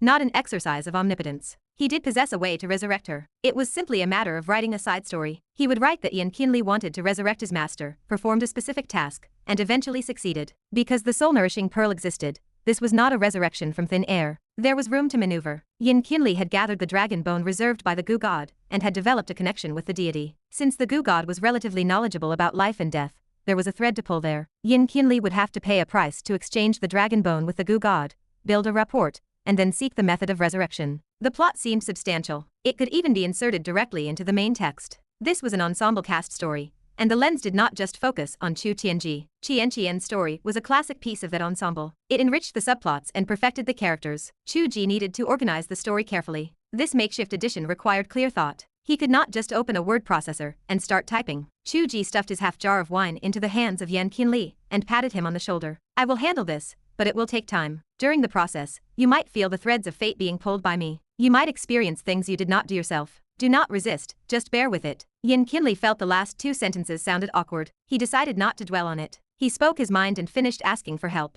He felt a sense of relief. His gloomy demeanor vanished. He stood up and stretched. The cloud sea was vast. It was a decent sky. Xie Zhixiao had a comfortable life. Qiu Wuji stared, unable to process the situation. Yan Qianlie turned his head and asked if the Father God was planning to return. Qiu Wuji sighed. This trip into the world was originally meant to accompany QQ as they walked the martial arts world and toured the landscape. He had not expected to run into the situation with Xie Zhixiao. It had become high-minded again. QQ seemed to harbor a little resentment, as she had barely spoken. Yan Qianlie chuckled. That was naive. Did you truly believe the two of you could just go out and live a normal life as swordsmen? People act according to their nature. As long as you encounter something you find worth attention, it naturally becomes related to the Heavenly Dao. Even the most low-level affairs will become high-end. If you want to experience the life of an ordinary person, why not return to your real world? Have you not had enough of the daily grind there? Qiu Wuji laughed. You do not understand. Yan Qianlie scoffed. It is nothing more than the sour smell of romance. It is disgusting to even smell it. What is there to understand? Qiu Wuji rolled his eyes. Qian, remember those words. I will be watching to see how you end up. Qiu Wuji sent a mental message to Qiu Wuji and disappeared. Qiu Wuji, who was talking to Xie Zhixiao, sighed. Yan Qianlie was not wrong. Expecting to walk the martial arts world with him was laughable. One was a projection of the Heavenly Dao, and the other was invincible in the divine province. What difference was there between the affairs they encountered together and eating a bowl of braised chicken in the real world? Still, it was not entirely bad. It had a unique flavor. Previously, she had thought she reached the ceiling of her knowledge. She believed she needed to open the celestial realm map to find novelty. She had not expected his arrival to elevate her perspective to a higher level. It was quite interesting. She had simply changed from the master standing behind him to the little assistant standing by his side, repeating the journey of the real world. Qiu Wuji pouted in frustration. Why could she never maintain her stature in front of him? She had not even been a stern master for long. That feeling had actually been quite pleasant. In the real world, Qiu Wuji pulled the spoon from the mouth of Qiu Wuji with great care. She returned to her seat and lowered her head to eat, hoping to hide the fact that she had been poking him with the utensil. The eyes of the mentally challenged child Qiu Wuji gradually brightened. His soul returned to his body. Braised pork over rice. Qiu Wuji licked his lips and looked at her with longing. QQ, hungry food. Qiu Wuji gestured for him to get lost. Go die and drink with your Qiu Wuji smiled. Was that not you reminding me to go? You were actually concerned about the state of Yan Qianlie. That is truly surprising. Qiu Wuji shoveled a mouthful of rice into her mouth, her cheeks bulging. I simply felt it was beneficial for you to master the world. The righteous path has Xie Zhixiao, the demonic path has Yan Qianlie, and then there is me. It would not be hard to make the entire divine province revere the Heavenly Dao. It only depends on whether you want to. Qiu Wuji mused. This does not feel like ruling. It feels like preaching. Like divine grace. Qiu Wuji nodded. It is similar. Additionally, I believe that for you, a deep understanding of every important character in your writing is beneficial to you. It is not just a question of whether others obey. Qiu Wuji smiled. I agree. Every detail of this world is becoming clearer in my heart. Because you are all alive. The people were vivid. The events were real. Every blade of grass, every tree, every mountain, every stone. The wind and snow in the north, the blazing fire in the south. The desolate mountain valley, the hidden dragon bone. The alien techniques, the insects breaking through the soil. Who said this trip to the martial arts world would yield nothing? Every little bit was engraved in his heart. Qiu Wuji glared at him. As long as you do not feel this back and forth is like a dream. Qiu Wuji laughed. My soul is solid enough for that. There is no feeling of the butterfly dream of Zhuangzi yet. It is simply crossing between two worlds. Qiu Wuji looked at him, her mouth moving slightly. Qiu Wuji reached out, wanting to poke her cheek. Qiu Wuji spoke softly. Do you truly intend to resurrect a demonic lord who had reached the half-step transformation stage? Do you have any hesitation? The demons in the book were all written by my hand. Even a peerless devil like Yan Qianlie was created by me. Honestly, I do not have any discrimination against this. If I did not write them this way, they would not exist. Is that thought strange? I clearly hate bad people in reality. Qiu Wuji replied calmly. It is not strange. Under the Heavenly Dao, there is no good or evil. All are treated equally. I only hope you do not apply this intent to reality. I am very worried about this. Look, even a gentleman like Xie Zhixiao became cold and cruel once he mistakenly grasped the intent of the Heavenly Dao. You. Qiu Wuji reached out and held her small hand. You will watch over me. Qiu Wuji stared at him for a long time. She smiled brilliantly. Good. Qiu Wuji smacked his lips, dancing with excitement. I cannot believe it. So Qian is also a master writing, rebellious disciple. He is truly worthy of being my son. Oh. The face of Qiu Wuji turned as black as the bottom of a pot. Qiu Wuji dragged his dining chair backward bit by bit. Qiu Wuji suddenly smiled. He cannot compare to you. He is just a master writer, at most gaining a ring of the Heavenly Dao. You have many things he has not yet learned. Qiu Wuji stopped his chair and asked carefully. What? Qiu Wuji said in a charming voice. Father. With a loud crash, Qiu Wuji fell to the floor along with his chair. Cough, cough, cough. Qiu Wuji stood up gracefully. She walked to Qiu Wuji with a model walk. She planted her bare feet on his back and leaned over to look down at him. Are you comfortable, Father God? Qiu Wuji struggled to look up. He saw white. Qiu Wuji had not expected him to counter the move in such a way. She lost her composure instantly, gnashing her teeth and stamping her feet. You went away for 3 days, and this body has not bathed in 3 days. Go wash yourself. If you look at me with lewd eyes again, I will beat you to death. Chapter 266. 3 days of absence for others meant passive cultivation. For Qiu Wuji, 3 days away meant non-stop writing. Qiu Wuji watched the writing machine, pity flickering in her eyes. The dementia patient tapped away at the keyboard like a robot. Qiu Wuji had to physically pin down his mouse each day to reserve some pages. Without her intervention, this idiot would send out every word he wrote, excluding meal times. The volume was astronomical. Now, there were at least 10,000 words saved. Qiu Wuji finished his shower and beamed upon seeing the progress. He was a helpful partner, a true assistant. He would give her a raise. Forget it, Qiu Wuji replied. She hugged her giant teddy bear and slumped on the couch, watching television. You do not have much money right now. Check if that copyright fee has landed. Once it does, we need to pay for Old Jew's company and corporation. We have to set aside some for employee salaries and office costs. You looked wealthy, but in reality, your coffers are bare. Ah, the comic is quite popular. It can break even. The company operates other comics too, so there will be returns. It is just that the funds have not cycled back yet, Qiu Wuji replied. He sat beside her and laughed. You have learned quite a bit about these things. During these few days that you acted like a writing machine, I went to the company every day. Fortunately, Meng Meng understands quite a bit. Otherwise, I would be completely confused. This is very different from managing a section. Qiu Wuji could not help but laugh. It is actually somewhat similar. It is all about managing people. Personnel management is common, but economics are different. I still feel that Meng Meng and I are going to be hung from a street lamp. Marxist philosophy does not view it that way. Qiu Wuji hugged her teddy bear and fell silent. Qiu Wuji watched her. She looked adorable. He could not help but pull her clothes. Qiu Wuji did not resist. The little assistant in the real world was different from the one in the book. Qiu Wuji felt comfortable holding her. He rested his chin on her shoulder and asked how the comic was doing. It is third on the popularity chart. Qiu Wuji sounded very pleased. At this rate, reaching first on the main list does not seem difficult. Your art is too buggy. That is the main reason, Qiu Wuji replied. He asked if it had bolstered the novel's performance. I did not pay attention to that. I guess there should be some impact. I manage the comments and reviews. It feels like there are more people. Qiu Wuji contemplated. Novels and comics take time to show results. These few days, there was not much to say. He turned to the main topic in the book. If you intend to promote changes in the foundation of society over there, you could collaborate with Xiao and Yan Qianlie. It would be easier to manage. Qiu Wuji laughed. You are quite conflicted. On one hand, you stop everyone from defying heaven, but doing this is helping everyone defy heaven. I never stopped your pursuit of becoming real people. In fact, I am happy to see it. It is just that the form is different. Constant attempts to kill me or replace me are absurd. Can we not discuss this like reasonable people? Is it not better this way? Qiu Wuji replied that if he turned them all into women, it would be fine. Hey, Qiu Wuji reached up. Qiu Wuji remained silent. The image froze for a few seconds. Qiu Wuji blinked. Writing essays to manipulate her into throwing herself into his arms was not as good as her doing it voluntarily. Qiu Wuji did not know how obscene his thoughts were. She hugged the teddy bear and spoke softly. I might try to intervene in the mortal dynasty. I want to start promoting reform from the politics of the kingdom. For now, I do not know how to promote the development of productivity. I need to read more books. Qiu Wuji felt a sense of anticipation. The martial arts world in his book was witnessing social systemic change. Although he had no intention to push in this direction, could he even control how the world changed on its own? He said that next time he went in, he would still accompany her to tour the martial arts world.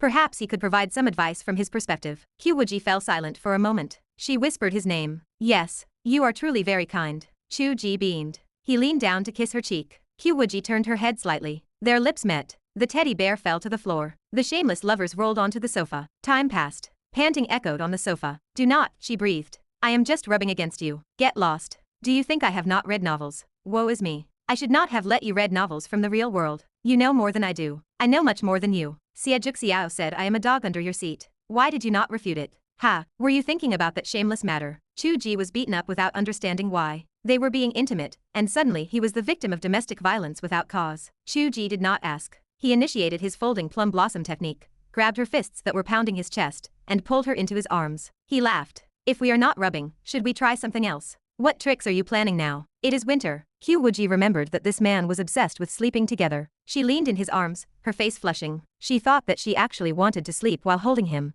but he could not even behave while holding her on the sofa. He always tried to coax her into rubbing. If they really slept in the same bed every day, that would be disastrous. She wondered when she would be devoured by him. It is all your fault. Your mind is filled with dirty thoughts. It was supposed to be a simple, innocent sleep. Guide yourself. Qiu Wuji threw a tantrum. She pushed Qiu Wuji onto the sofa and went back to her room to write her diary in a huff. November 11th, Singles Day. I wanted to sleep with him, but he always had bad intentions. It is infuriating, but it seems like it will happen sooner or later. I am panicked. How can I, Qiu Wuji, allow myself to be treated like this by a man before marriage? And what will happen when he enters the book later? How will my main character handle him? If I am truly under the Heavenly Dao. Bah, thinking is beautiful. The Heavenly Dao is nothing special. I will definitely defy heaven. On the other side, Qiu Ji scratched his head. He did not know whether to be annoyed or amused. QQ could even use the term guide. Now, no one would believe her if she said she was not a modern person. Fortunately, she could still maintain the martial arts style while in the book. Even he found it difficult to think of vocabulary when he went in. Occasionally, he would reveal inappropriate words. It was no wonder QQ had the intention to promote social change. Then, the language on both sides would be the same. Regardless, having a girlfriend by his side while he had to guide himself was a painful thing. He refused.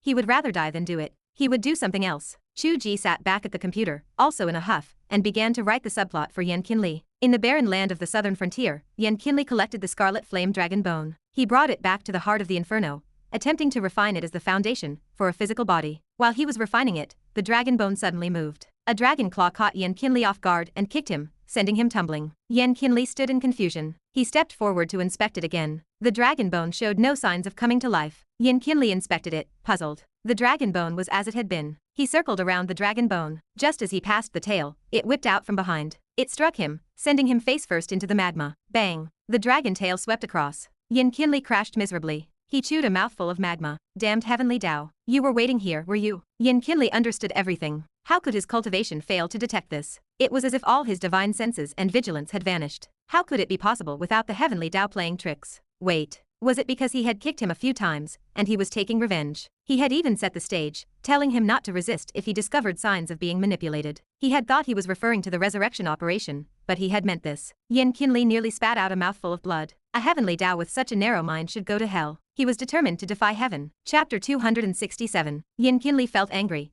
but he could not resist. He played out the script exactly as the Heavenly Dao wrote it. If the narrative dictated he take a beating in a specific pose, he took the beating in that pose. The most infuriating part was that the nonsense written by the Heavenly Dao had its own internal logic. Even the dragon bone moved for a reason. While he suffered through the beating from the dragon bone, an aged voice finally echoed from within the remains. You dare take my dragon bone? Do you truly believe the southern frontier has no masters left? Yan Qianlie sat cross-legged on the ground, defeated. He listened to himself reply. Gu God, since you have arrived, why not reveal yourself for a chat? The Gu God felt surprised. The Demon Lord knew I was behind this. Why be willing to take a beating? He should have been able to dodge it. Yan Qianlie assumed a righteous expression. While you did not claim this dragon bone either, and it was buried in the ground, technically it should be first come, first served. However, I thought it was originally in your territory, so taking it secretly put me slightly in the wrong. I did it to make you feel better. Now that your anger has subsided, let us talk. The Gu God stared, confused. Was Yan Qianlie truly such a reasonable person? It was a sight rarely seen. However, observing the situation, he did not want a conflict. His name carried weight, but the Gu God actually feared Yan Qianlie. Resolving the matter peacefully seemed like the best option. He hesitated, then agreed to meet. Upon meeting, the Gu God saw a small flame, hands tucked inward, squatting in the magma. As he entered, the flame spoke immediately. Gu God, the Heavenly Dao is heartless, let us rebel. The Gu God felt confused. Had Qiu Wuji beaten him into such a small flame that he had lost his mind? He reigned supreme in the southern frontier, and lived a comfortable life. Who had nothing better to do than accompany him in defying the heavens? Forget it. The small flame sniffed, feeling a sense of superiority as if it had seen through the vanity of the world. It did not want to play with fools. Let us discuss a trade. The Gu God had indeed left a backdoor within the dragon bone, as he intended to use it as a corpse puppet to significantly boost his combat strength. But since Yan Qianlie proposed a trade so solemnly, he had to consider it. Yan Qianlie needed it to refine his Dharma body, which seemed more urgent. One was an upgrade, the other was his life, so naturally, they could negotiate. This trade made the Gu God feel Yan Qianlie was sincere. It was simply a matter of price. During their haggling, the Gu God accidentally let something slip. Unfortunately, I lack the soul-stuffing material for this dragon bone. Otherwise, it might not just serve as a corpse puppet. There is even the possibility of resurrecting this dragon. If that were the case, I might not be willing to trade with Brother Yan. Yan Qianlie felt a surge of emotion. You possess the art of resurrection. I do, provided the prerequisites are harsh. Tell me, does Brother Yan have someone he wishes to resurrect? The small flame flickered, falling silent for a moment. Although this Heavenly Dao was malicious and petty, the path of fate seemed to be driving them toward resurrection. The small flame felt a complex mix of emotions. The Heavenly Dao kept its word, not even demanding a single requirement. It did not require him to offer his soul or swear allegiance like in the demonic path, nor did it demand the kneeling and bowing common to the righteous path. The cowering subservience he had imagined simply did not happen. It felt like dealing with a buddy. You want to resurrect your master, I will help you. That was the feeling. Perhaps being beaten by him was not such a bad thing. Maybe they could hold off on defying the heavens for now. November 12th.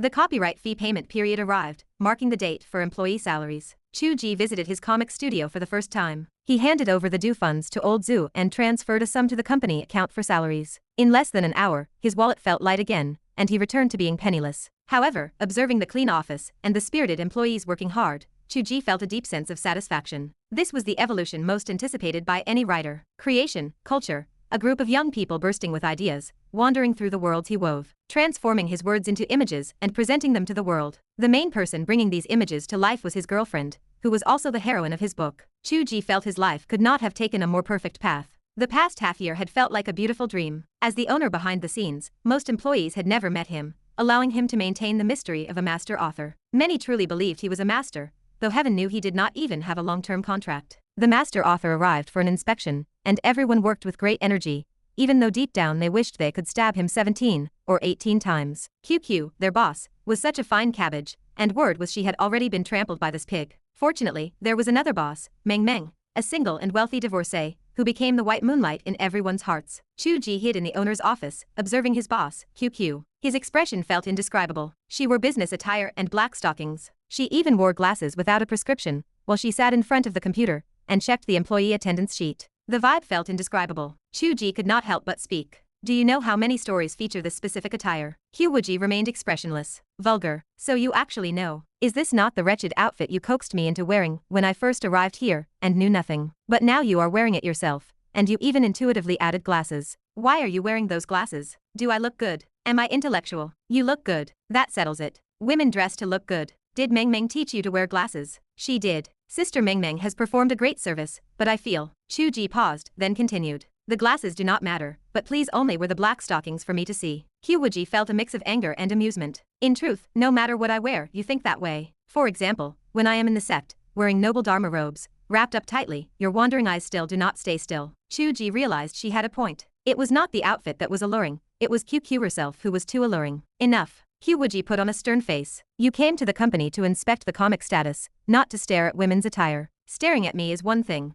but if your wandering eyes dare to look at Meng's legs, I will gouge your eyes out. Why would I look at her? Does she look better than you? I want to say it is fine for them to look at Meng, but if they dare to look at your legs, I will gouge their eyes out. They stared at each other for a long time. Qiu Wuji finally softened. Fine. I will wear long pants in the future, and not wear skirts or stockings. Is that acceptable? Qiu Wuji beamed. That is a good Qiu. I have never seen someone with such strong possessiveness. Is this the mindset of the father god of the Heavenly Dao? Is this the desire to control a world? This might just be the mindset of a lecher, but perhaps you have a point. Let us not talk about this, show me the comic. Aside from not being able to be entirely hands-off with his company, the main reason Qiu Wuji visited was to see the finished comic. At home, he could only see the released portions. The unreleased parts were only on Qiu's computer. Only by coming to the company could he see the complete drafts. Since he learned that Xiao could glimpse the mysteries of the Heavenly Dao from the inconsistent changes in the world, the comic had taken on greater significance. Harmonizing the style of the world from beginning to end had to start here to patch the flaws. This had become the top priority for Qiu Wuji. Otherwise, if Xiao could do it,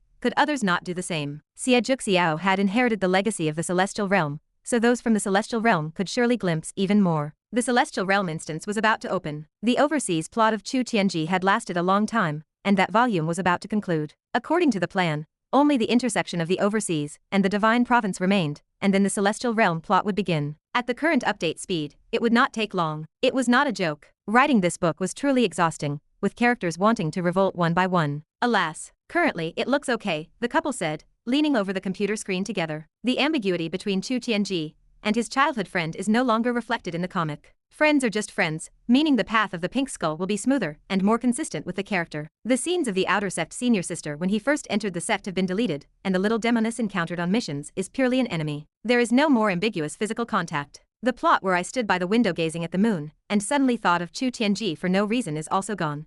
Qiu commented. That was the most critical note of the entire text. Qiu Wuji could not help but laugh. Deleting this in the comic was necessary. For the subsequent plot terms, the previous writing was simply inexplicable and meaningless. Yet, it truly was the most critical node. Without that line, how could she have flown into a rage, broken the boundaries, and come to his side? Chapter 268. Qiu Wuji stared at the screen, his expression deepening. He asked if deleting that line was truly enough, or if the next line should go as well. The next line echoed in his mind. To find a man meant finding the Father God, the Creator. Qiu Wuji turned her head to look at his profile. If that line vanished, would it truly affect their present lives? Qiu Ji kept his gaze on the screen, silent. Qiu Wuji watched him, equally quiet. The line remained in the script. The Qiu Ji of the past would never have considered deleting such vital information, and Qiu Wuji had simply followed his instructions to draw it. Yet, studying it now, she felt the abruptness of the line, lacking proper cause or effect, created a flaw in the fabric of the world. It needed revision. The question remained whether to delete it entirely, or find another way to smooth the edges. After several seconds,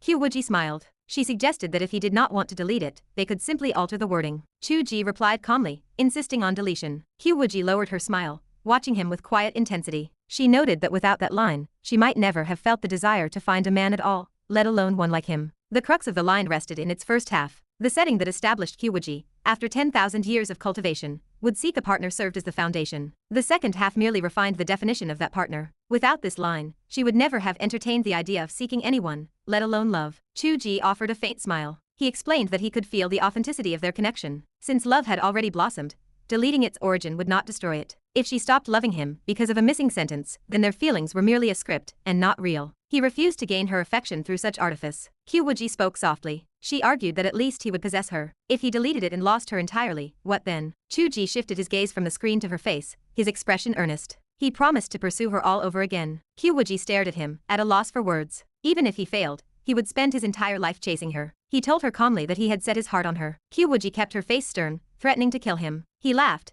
teasing her that she could do nothing about it. Qiu Wuji tilted her head, confused. He pointed out that in the real world, she was merely a fragment of a soul. Her true strength did not far exceed his, and the constraints of the world prevented her from killing indiscriminately. In the book, she held power, but he was the creator. Qiu Wuji gritted her teeth in frustration. She questioned if he was proud of himself, scolding him for using the lessons she taught him to provoke her. She called him a rebellious disciple. Qiu Ji cleared his throat and changed the subject. He remarked that they had both spent time wondering how much of their affection stemmed from that specific sentence, a thought that felt like a thorn in their throats. Now, there was no need to guess. Deletion was the answer. He reached for the mouse and keyboard, deleting the segment of the finished draft on the screen. He told her he simply did not want to possess her through a written script. Qiu Wuji watched him delete the text. Her right hand twitched, a fleeting instinct to stop him, but she ultimately kept it still. Since Qiu Ji personally edited the comic script, the changes carried the same weight as the original text, functioning like a patch to the source material. Because the original book remained unchanged while the comic underwent revisions, the hierarchy of validity remained ambiguous. However, the comic appeared to carry the potential for wider recognition and perception. While the impact remained subtle and had not yet fully materialized, the effects on the characters themselves were immediate. She knew clearly whether her heart beat for him, whether her affection remained, or whether she began to lose interest in men entirely. Qiu Wuji felt conflicted, unsure whether to halt him. She desired to return to her true self, yet she feared losing the warmth of their connection. Their love had been wonderful for such a long time. Even if it originated from a single sentence, it felt precious. Wait. Qiu Wuji blinked her eyes. Qiu Ji watched her with anticipation, asking how she felt. Qiu Wuji kept her expression stern. She called him a wretched man and demanded to know how he dared sit so close. Qiu Ji felt his hanging heart drop, and he pulled her into an embrace. He told her it was wonderful. She struggled, claiming she meant for him to move away, asking if he had hurt her wrong. Qiu Ji laughed, noting her performance was lacking, and she should learn from the small flame. He tightened his grip on her. He told her that he knew she loved him, and it had nothing to do with that sentence anymore. Qiu Wuji felt the strength of his arms and softened. She patted his back, teasing him for not acting out the scenario to let him hold her slowly, which would have been more romantic. He admitted he could not wait and confessed how panicked he had been just moments before. She told him he acted so calm that she thought he did not care. He kissed her cheek, explaining that even a slight coldness from her would break his heart. He wanted the real her, and she deserved to be her real self. With that sentence gone, their bond stood on truth, not suspicion. Though that sentence had kick-started the story, their love now lived independently of it. Qiu Ji felt a weight lift from his chest. She whispered that she had stopped thinking about it long ago, choosing to enjoy the present. She thanked him for his kindness. Even when he prepared to delete it, she felt a mixture of nervousness and joy. She admitted that she should actually thank that sentence, for without it, she would never have known such a wonderful person existed. Overcome by emotion, they kissed. Qiu Ji felt a surge of excitement. They were in the office, and she was the female boss, the editor-in-chief. She wore a skirt and black stockings, with glasses, appearing as an intellectual editor on the solemn office desk amidst messy files. He recalled his initial hope for this exact scene when he coaxed her into wearing the outfit. He thanked Meng Meng for the suggestion regarding the glasses. The door clicked open, and Zhu Meng Meng poked her head inside. The air froze. Meng Meng remarked on their behavior, teasing them about their twisted nature. Qiu Wuji shoved Qiu Ji away, flushed, and began adjusting her clothes. She scolded Meng Meng for not knocking. Meng Meng replied, that she had no way of knowing they were so desperate, reminding them the room lacked soundproofing. Qiu Wuji gritted his teeth, harboring a secret grudge against Meng Meng. Qiu Wuji put on her heels, hurried toward the door, then turned back with a smile. She tapped him on the head 3 times. She left, swaying with a lighter step. Her mood clearly improved. Chapter 269. Qiu Wuji possessed endless energy this day. Qiu Wuji worked with the staff on the production of the comic pages, while Qiu Wuji hid in the office, occupying the boss's seat to continue writing. He spent the entire time editing several future chapters. The employees remained unaware of the specifics, yet they felt a sense of reverence toward him. The boss behind the scenes was truly a workaholic. He barely spoke with his girlfriend upon arriving at the company, opting instead to hide in the office and type continuously throughout the day without emerging once. If people could become gods through writing, it clearly did not happen by accident. Success relied on hard work. Despite having a stunning girlfriend outside, he kept his eyes on his task. A chubby employee closed his manuscript with a sigh. A colleague leaned over to look. He asked why the man gave up so easily. He noted that looking at the boss provided enough reason to work harder. The chubby employee disagreed. He asked what reason could exist. He replied that if one did not work hard, failing would feel slightly more comfortable than failing after putting in the effort. The colleague agreed with the logic. Qiu Wuji poked his head out of the office. He announced that he would treat everyone to a big meal for dinner that night. The studio fell silent for a brief moment before everyone erupted into cheers. They chanted that the boss was a living legend.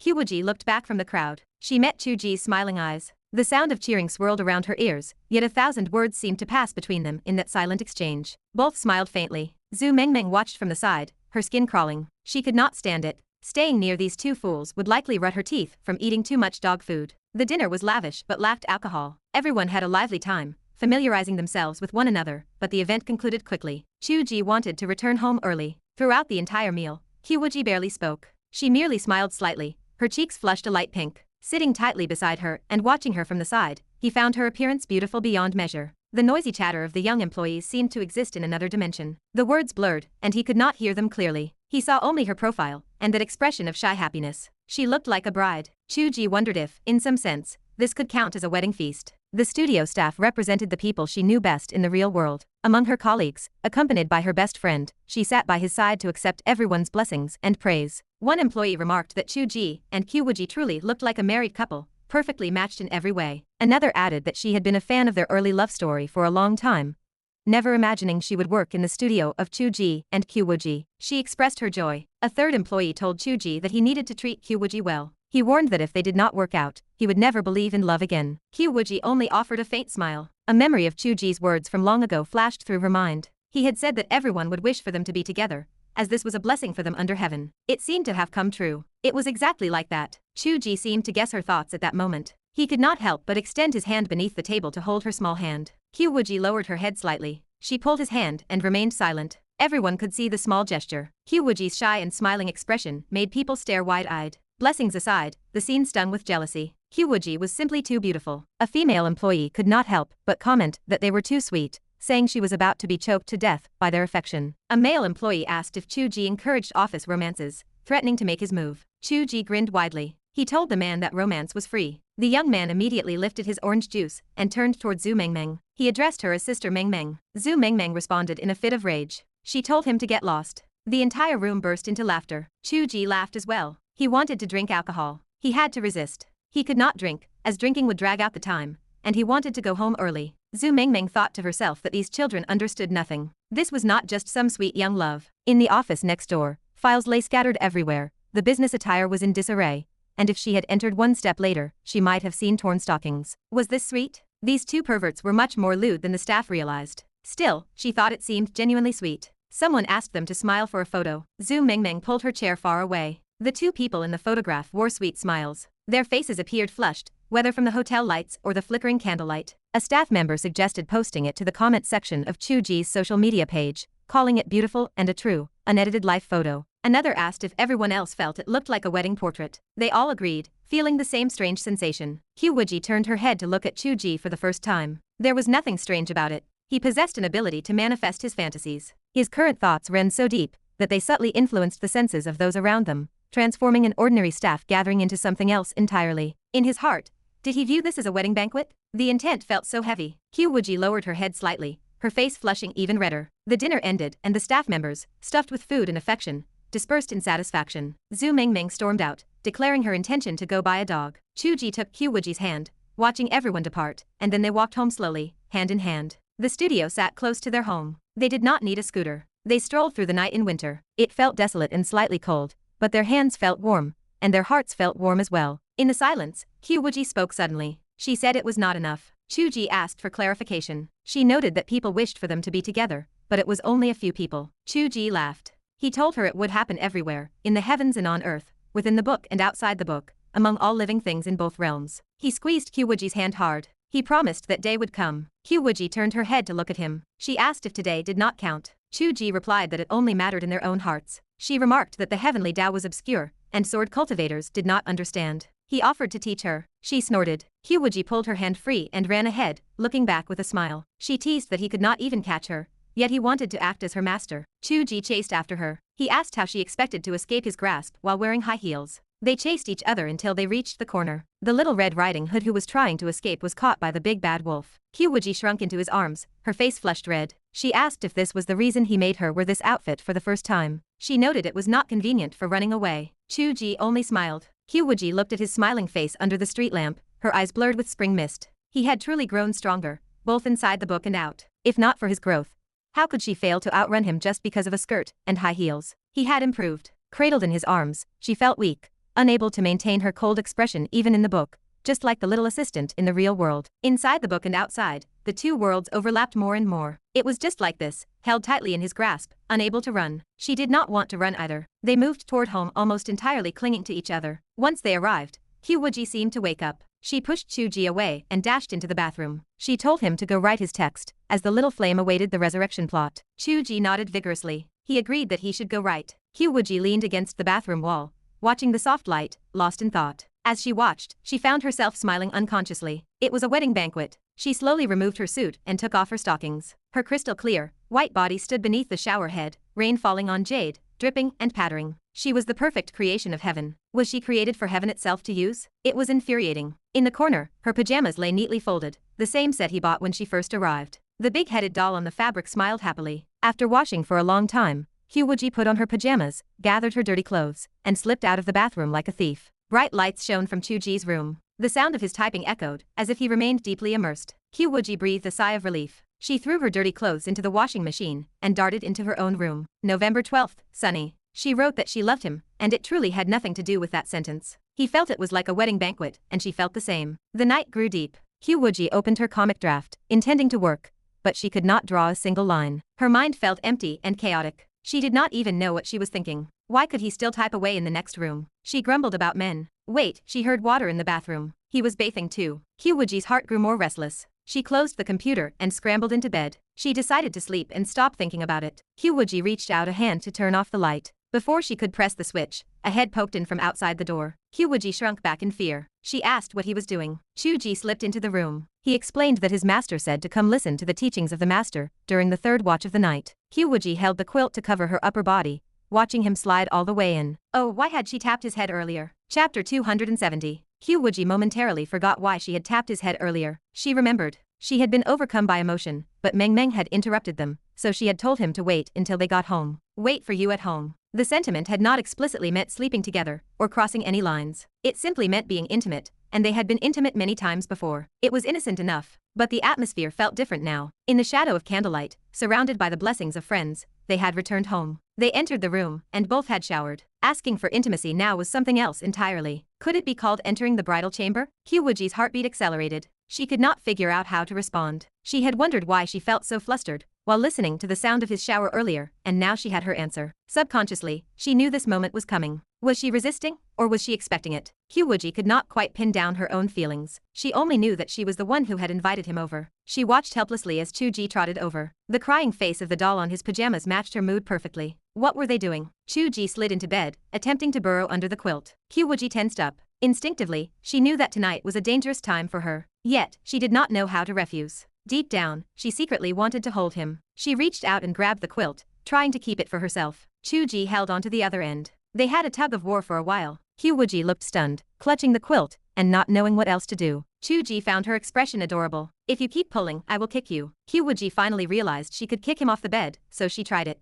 Chuji caught her small foot between his legs and released his grip on the quilt, letting her pull it away. She blinked, stunned, holding the quilt and wondering what to do next. Chuji clamped her small foot between his legs and turned to embrace her. It is winter, and we do not have an electric blanket. It is so cold lying here alone. I am not afraid of the cold. I am cold. Qiu Wuji held her close. Qiu, just take care of me. Qiu Wuji felt as though she had forgotten that he was a powerful cultivator, who had no fear of the cold. She responded instinctively. You are a grown man. Go hold your teddy bear. Qiu Wuji reached over and grabbed the bear. Qiu Wuji stared, confused. Qiu Wuji leaned in, shameless. Master, are you not going to pass on your teachings? I am listening. Qiu Wuji took a deep breath, replacing it with a charming smile. She peered at him sideways. Which of the master's teachings do you want? Qiu Wuji stared, bewildered. Qiu Wuji went on the offensive. She lay on her side, resting her chin on her hand, looking down into his eyes. Tell me, is this obsession of yours really that interesting? Qiu Wuji muttered. If my mother comes over again and sees we are still sleeping in separate rooms, I will feel embarrassed. Oh. Qiu Wuji dragged out the syllable. So it is just for face. That is fine then. She lay down on the side,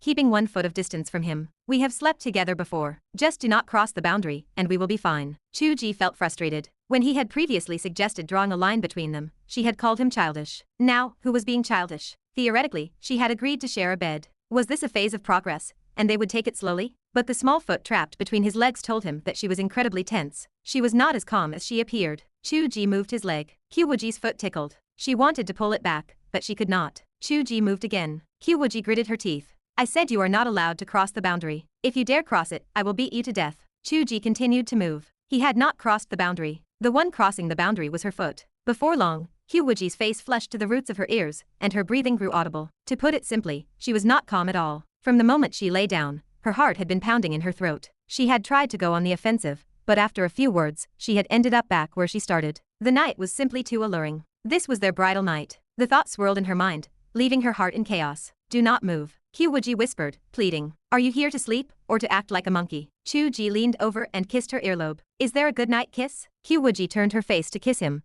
but he caught her lips, pulling her into a deep, dizzying kiss. Her tense body slowly softened, becoming more accustomed to his touch. It was true. She was accustomed to his intimacy and his kisses. Or rather, it was not just habit. She wanted to kiss him too. Her diary pages served as proof. Who said that such things were only on a man's mind? Their feelings were mutual. The temperature under the covers rose rapidly. After they had kissed for a while, a mischievous hand undid her robe. Turn off the light. Qiu Wuji bit her lower lip, feeling ashamed. Qiu Wuji reached out and clicked the light off. Qiu Wuji instantly regretted it. She felt that the light should have remained on. At least she would have felt braver. In the pitch black, she felt even more shy. Qiu Wuji had a strange thought. Could this situation be called sending autumn ripples in the dark? Should he proceed? What are you doing? You are not allowed. Qiu. Qiu Wuji kissed her again, his voice slurred. Do you know what I was writing just now? Ah. Qiu Wuji was lost in a daze, unable to follow his train of thought. I wrote about the sect leader entering meditation, so she is now in a deep trance. Once she enters meditation, she cannot feel what is happening here, right? You are not afraid she will feel ashamed. In the darkness, Qiu Wuji's eyes shone brightly. This is just a secondary account. It is fine to do what the secondary account enjoys. Is that so? Can she think that way? The main account does not know. It has nothing to do with her. Who is this secondary account? Let her do what she wants. It has nothing to do with Qiu Wuji. Is that how it works? Qiu Wuji felt a wave of confusion. Unknowingly, her mind cleared like the autumn sky, leaving no traces behind. Qiu Wuji whispered into her ear. Qiu, I love you. Qiu Wuji felt a trance come over her again. Yes, I do too. And it has nothing to do with that sentence. It is me who loves you. The air seemed to freeze for a moment. Only their ragged breathing and their shining eyes in the night remained, reflecting each other. Is this finally what you wanted? Qiu Wuji calmed down, the clarity she had lost slowly returning. She spoke in a low voice. Maybe when I decided to live with you, I decided that a day like this would come. Qiu Wuji kissed her lips gently, not knowing how to respond. Anything he said would sound like he was gloating. Qiu Wuji did not seem to want a response. She continued. I do not know why. Maybe I lost my mind. I knew the wedding date was not here yet, and it should not be like this, but day by day, I keep giving in to you. I told myself to be reserved, but I ended up conquering myself. Maybe I am possessed by you, even though you have not written a single word about it. Qiu Wuji whispered. Could it be because I did not want to write that word? Perhaps. Qiu Wuji reached out and wrapped her arms around his neck. Until today, you even deleted the sentence that was most likely to affect my emotions. Qiu Wuji, I know that I love you very much. Qiu Wuji kissed her. I do too. I am crazy about you, Qiu. Then let us not talk. Qiu Wuji's expression grew charming, her eyes filled with waves of affection. She spoke softly. Love me well, my husband. The jade candle flickered. The autumn rain fell gently. Chapter 271. The next morning, Qiu Wuji sat up lazily. She stretched her arms and let out a yawn. The giant teddy bear on the bed bounced softly. The morning air felt crisp. Qiu Wuji lay there blinking as he watched the beautiful sight. His heart felt strange. He had hoped for a delicate, helpless beauty rising from bed, not the crisp autumn air. He felt as if he were the one who had been taken advantage of. He let out a soft, mournful sound. Qiu Wuji turned her head to look at him, her lips curling into a smile. She leaned over and brushed his chin with her finger. "You served me well," she said.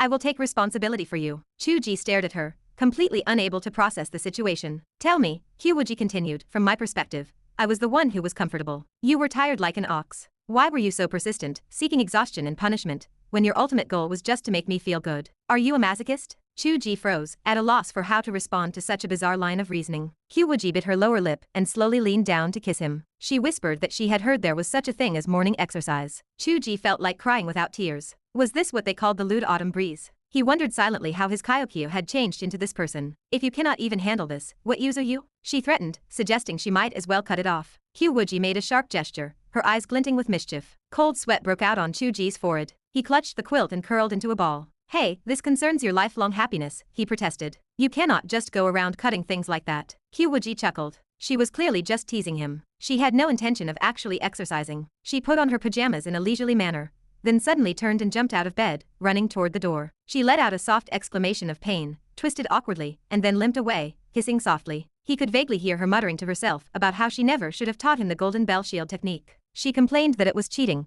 hissing in discomfort as she went. Qiu Ji nearly laughed out loud. She had clearly been putting on an act, trying to play the dominant role to maintain her pride. In truth, she was deeply shy and could not bear to look at him. Kyokyo, who prized her dignity above all else, could not face the reality that she was the one who had been exhausted. She had to pretend she was the beneficiary, and that he was the servant. Qiu Ji felt a surge of good spirits. He hummed a tune as he got up and dressed. When he walked out of the bedroom, he saw Qiu Wuji brushing her teeth, her eyes glaring at him in frustration. "What is wrong?" Qiu Ji asked with a conciliatory smile. "Do you want me to buy some medicine?" "This useless clone body is the one you imagined into existence," she retorted while brushing. "You are responsible for healing it with a single thought. Do not talk to me about medicine." "That, I am afraid, I cannot do," he admitted. She did not care. She demanded that he find a way. She complained that the body he imagined was far too fragile, and insisted the entire responsibility lay with him. "Fine, fine, I take full responsibility," he relented. "You pervert," she grumbled. "You wrote a female lead just to do those things." "Fine, fine, I am a pervert," he replied. "Now go make breakfast," she commanded. "Very well," he agreed. Having helped Qiu Wuji often, Qiu Ji was no longer the man who could not do anything. He walked into the kitchen and prepared soy milk and fried eggs with ease. Qiu Wuji finished washing up and peeked into the kitchen. Her eyes curved into crescents of happiness. They were a real couple now, were they not? She watched Qiu Ji bustle about. Without thinking, she walked up behind him, wrapped her arms around his waist, and rested her head against his broad back. Qiu Ji paused for a moment and smiled. "It will be ready in a moment," he said. Qiu Wuji whispered that she finally understood why he always liked to hold her this way. It was an attachment from the bottom of his heart. They did not want to separate for even a second. She felt enchanted. It was like last night, when he wrote that his true body entered meditation. In the past, she would have been furious at the feeling of being controlled or manipulated, but at that moment, she had felt it was exactly how things should be. Even outside of that, being manipulated by him under the covers, she had been so compliant that she did not even recognize herself. A dangerous thought flickered in her mind. Perhaps there was no need to break free from the Heavenly Dao. Why not just do whatever he wrote? The thought vanished as quickly as it had appeared. Qiu Wuji let out a long breath and pushed it away. That was a truly improper thought. Setting aside the fact that a cultivator should seek their true self, and that her pursuit lay far beyond this small space, he did not love a puppet. One day, she would be herself again. Where had her ideals and pursuits gone? Falling in love really did lower one's intelligence. Qiu Ji finished frying the eggs while in her embrace. He turned and smiled, telling her to eat first while he washed up. Qiu Wuji blurted out that she would wait to eat with him. She immediately wanted to slap herself for being so needy. "Go ahead," she muttered. "This is so roughly made. I will make something else." Some things seem monumental before they happen. They feel like major turning points in life, defining the trajectory of fate. But once they are finished, you realize they are just ordinary events. Nothing changes. Life goes on as usual. He did not change his attitude after getting his way, and she did not resent him for it. They ate their meal as usual. Qiu Ji went to write, and Qiu Wuji went to the company to draw, then bought groceries and cooked lunch. When she had some free time, Qiu Wuji earned her driver's license. It was easy for her, and she swung her ponytail with pride. The comic studio was on the right track, bringing in its first income and making a small profit. All intense emotions eventually condensed into the routine of daily life. Those emotions transformed into a deep, affectionate bond. No matter what she did, she thought of him. Should she bring a portion for him? That looks good. She would bring him to see it next time. She would check if he had time when she planned a trip, hoping to go together. With a partner in life, neither side was complete without the other. This was marriage, even though they had not registered it yet. Even though she still insisted this was just a secondary account, and that her true self had not acknowledged him. She simply packed her things, rolled up her bedding, and moved into his room. Her excuse was that his bed was larger, as it was the master bedroom. They fell asleep in each other's arms. It was not the constant indulgence she had imagined. Sometimes they simply slept. Though that happened less often, because the Father God had personally retrieved a technique from the book. He introduced it solemnly, explaining that he had thought about it for a long time. They were cultivators, after all, and this would benefit their practice. It was just a dual cultivation technique. Qiu Wuji had actually thought about it herself. Yes, this was helping him cultivate. It was a very serious matter. Shall we try this position seriously today? She asked. She still wanted to hit him. What should she do? When they woke up, they opened their eyes together, looked into each other's shining eyes, exchanged a good morning, and got up. Stop it, she teased. I promised Ming Meng we would have a meeting at the company this morning. No morning exercise today. Be a good boy, take care of yourself. She gave him a peck on the cheek, and left the house in her sharp, professional attire. She wore long pants now instead of a skirt, but the employees all felt that Qiu had become even more feminine. The charm she radiated was like a blooming rose, so beautiful that anyone who caught a glimpse felt compelled to lower their gaze. Zhu Mengmeng held a small white pug and sighed. This company has finally become completely useless, she complained. The result of being useless was that they could discuss more private topics. Qiu, how is your man? She asked. Qiu Wuji rolled her eyes. He certainly is not yours, she said. Zhu Mengmeng looked confused. That lotus root was sliced up and eaten by me a long time ago, Zhu Mengmeng joked. Qiu Wuji muttered that it was too tough to slice. The golden bell shield technique, which she had previously thought was just for cheating, now seemed like a sign of deep foresight. It turned out that Buddhist techniques really did bring happiness to the world. Someday, when they entered the book, perhaps she should take him to visit the abbot of great compassion to express their gratitude. According to their strategy,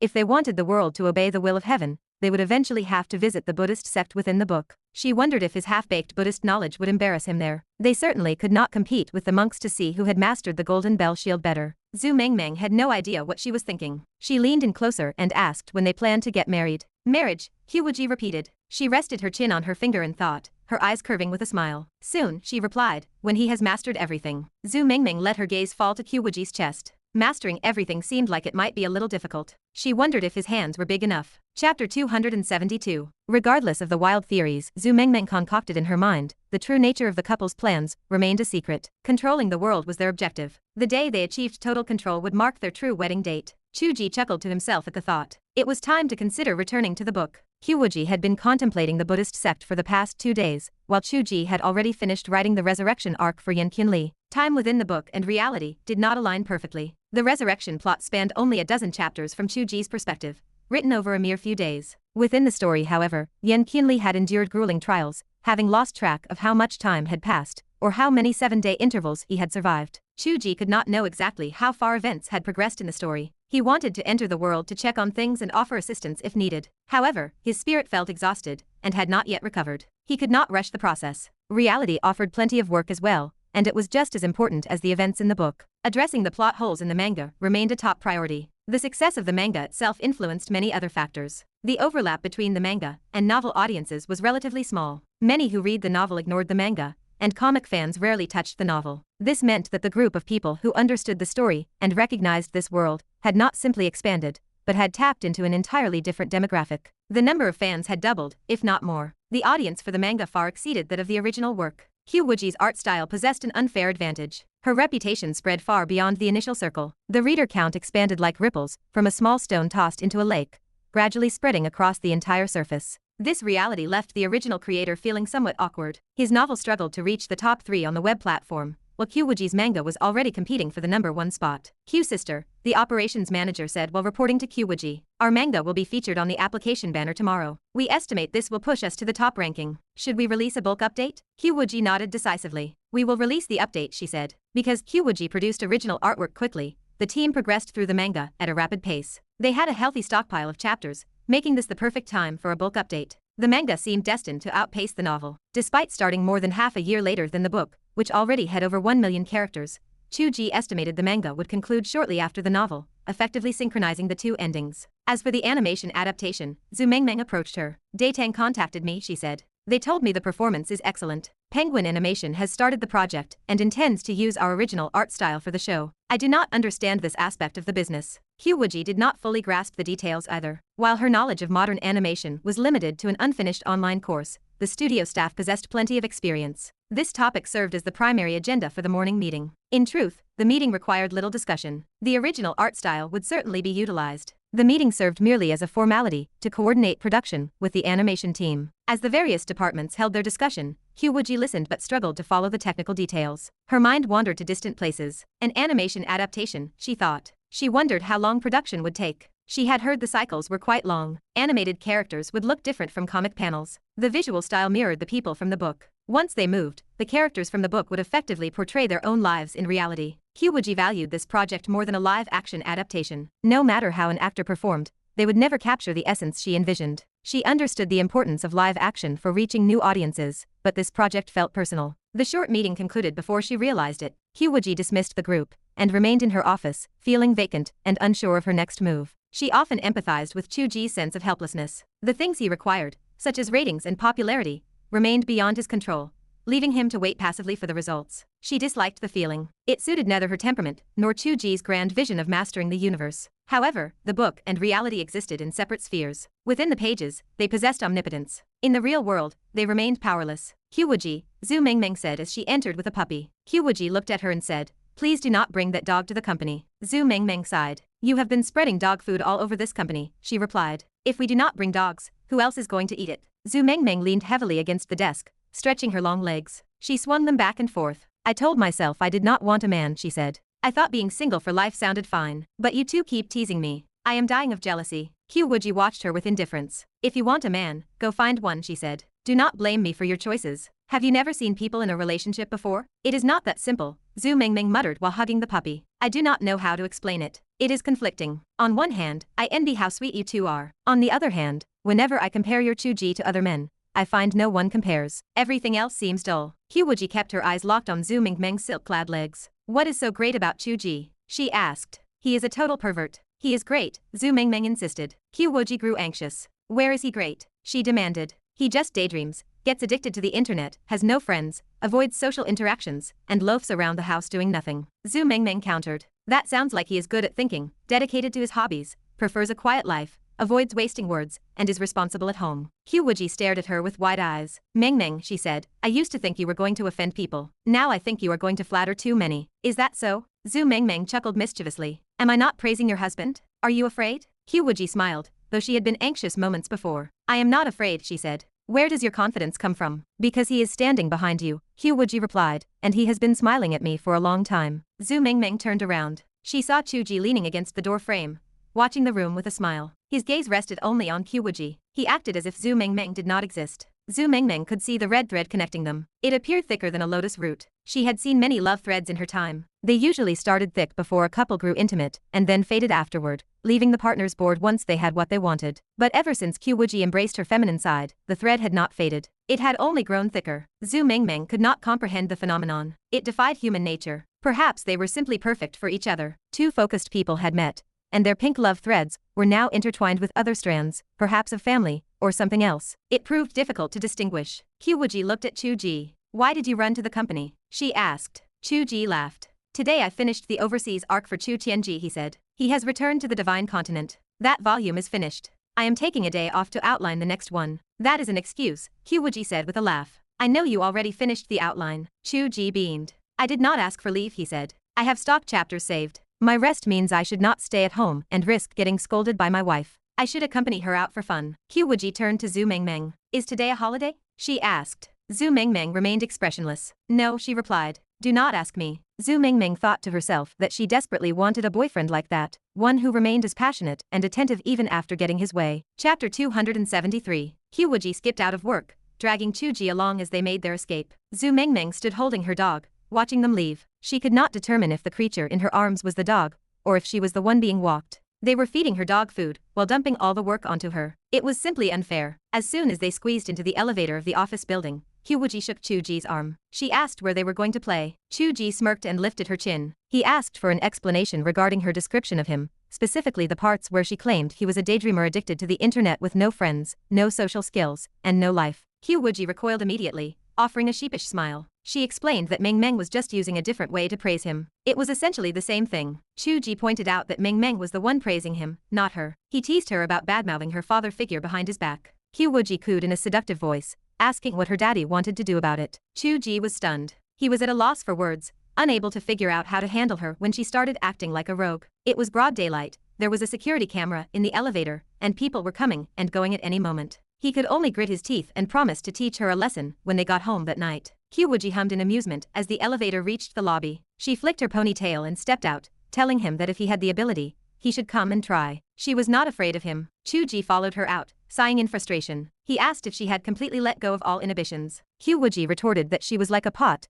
that was not afraid of boiling water. She told him that was just how things were, and she asked what he was going to do about it. She added that she had heard that in the future, she would be the one to initiate things, and she told him not to run away. Qiu Ji was heartbroken. He could not tell if he was winning or losing, and he begged her to return the cold and aloof version of herself. Qiu Wuji asked if he was pining for their first meeting. She accused him of finding her boring like an old married woman. She reminded him that there was still a cold version of her in the book, but that version would never cuddle with him so easily. She pointed out that his ultimate goal was to turn that version into someone like her anyway. Qiu Ji scratched his head, thinking it over for a long time. It seemed she was right. It felt like they were just spinning in circles. Qiu Wuji glanced at him cautiously, pursing her lips. She was not truly acting like a pig that was not afraid of scalding water, she was simply feeling guilty. Meng Meng was already jealous, and she did not want him to be seduced by some little temptress, even though she felt secure. She realized that to this day, she had never encountered a real romantic rival. Grueling was just a hypothetical competitor who had nothing to do with him, yet even that had caused her enough distress. She wondered what would happen if a real rival appeared. In the past, he had been a hermit who wrote for a living, never leaving the house. Now he had started to interact with the outside world. He was going to Shanghai to sign contracts, and in the future, he might have to work with film and television teams. She worried that he might meet famous actresses. The eternally jealous woman fell into deep anxiety. She thought about the double cultivation technique he had looked at yesterday. The poses were a bit embarrassing, and she wondered if they could try it today.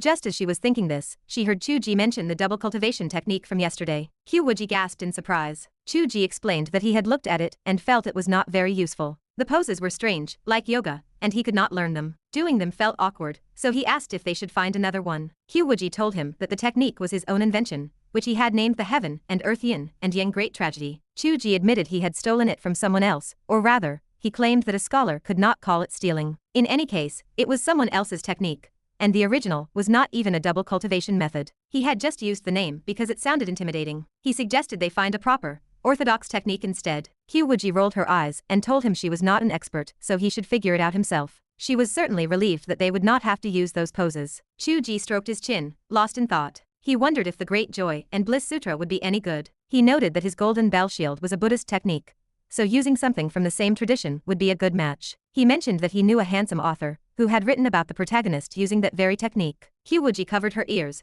refusing to listen to him recite lewd scriptures. They were still on the street, after all. Qiu Ji coughed and checked his surroundings. Seeing that no one was paying attention to them, he took Qiu Wuji's hand and strolled down the street, dropping the subject. In reality, it was a very serious matter. How could a protagonist in a cultivation novel go out and interact with others without a proper double cultivation technique? Regardless, he decided to focus on something more professional. He told her that he had a stockpile of chapters, and since one volume had just ended, his train of thought was temporarily interrupted. He wanted to take this opportunity to go back and revise the earlier parts of the original book. Qiu Wuji was taken aback. She noted that it sounded like a massive project. Qiu Ji was surprised. He told her that she was becoming quite knowledgeable. He had assumed she would say that since the comic script had already been changed, changing the book would be easy. Qiu Wuji laughed, proud of herself. She reminded him that she had written an autobiography, and it was finished. She explained that a script could be considered starting from scratch, constructing a new beginning and end. However, if he changed the original text, it would affect everything. A small change in a plot point could lead to major revisions over several chapters. It was very time-consuming and labor-intensive. She felt he could not finish the work in 2 days,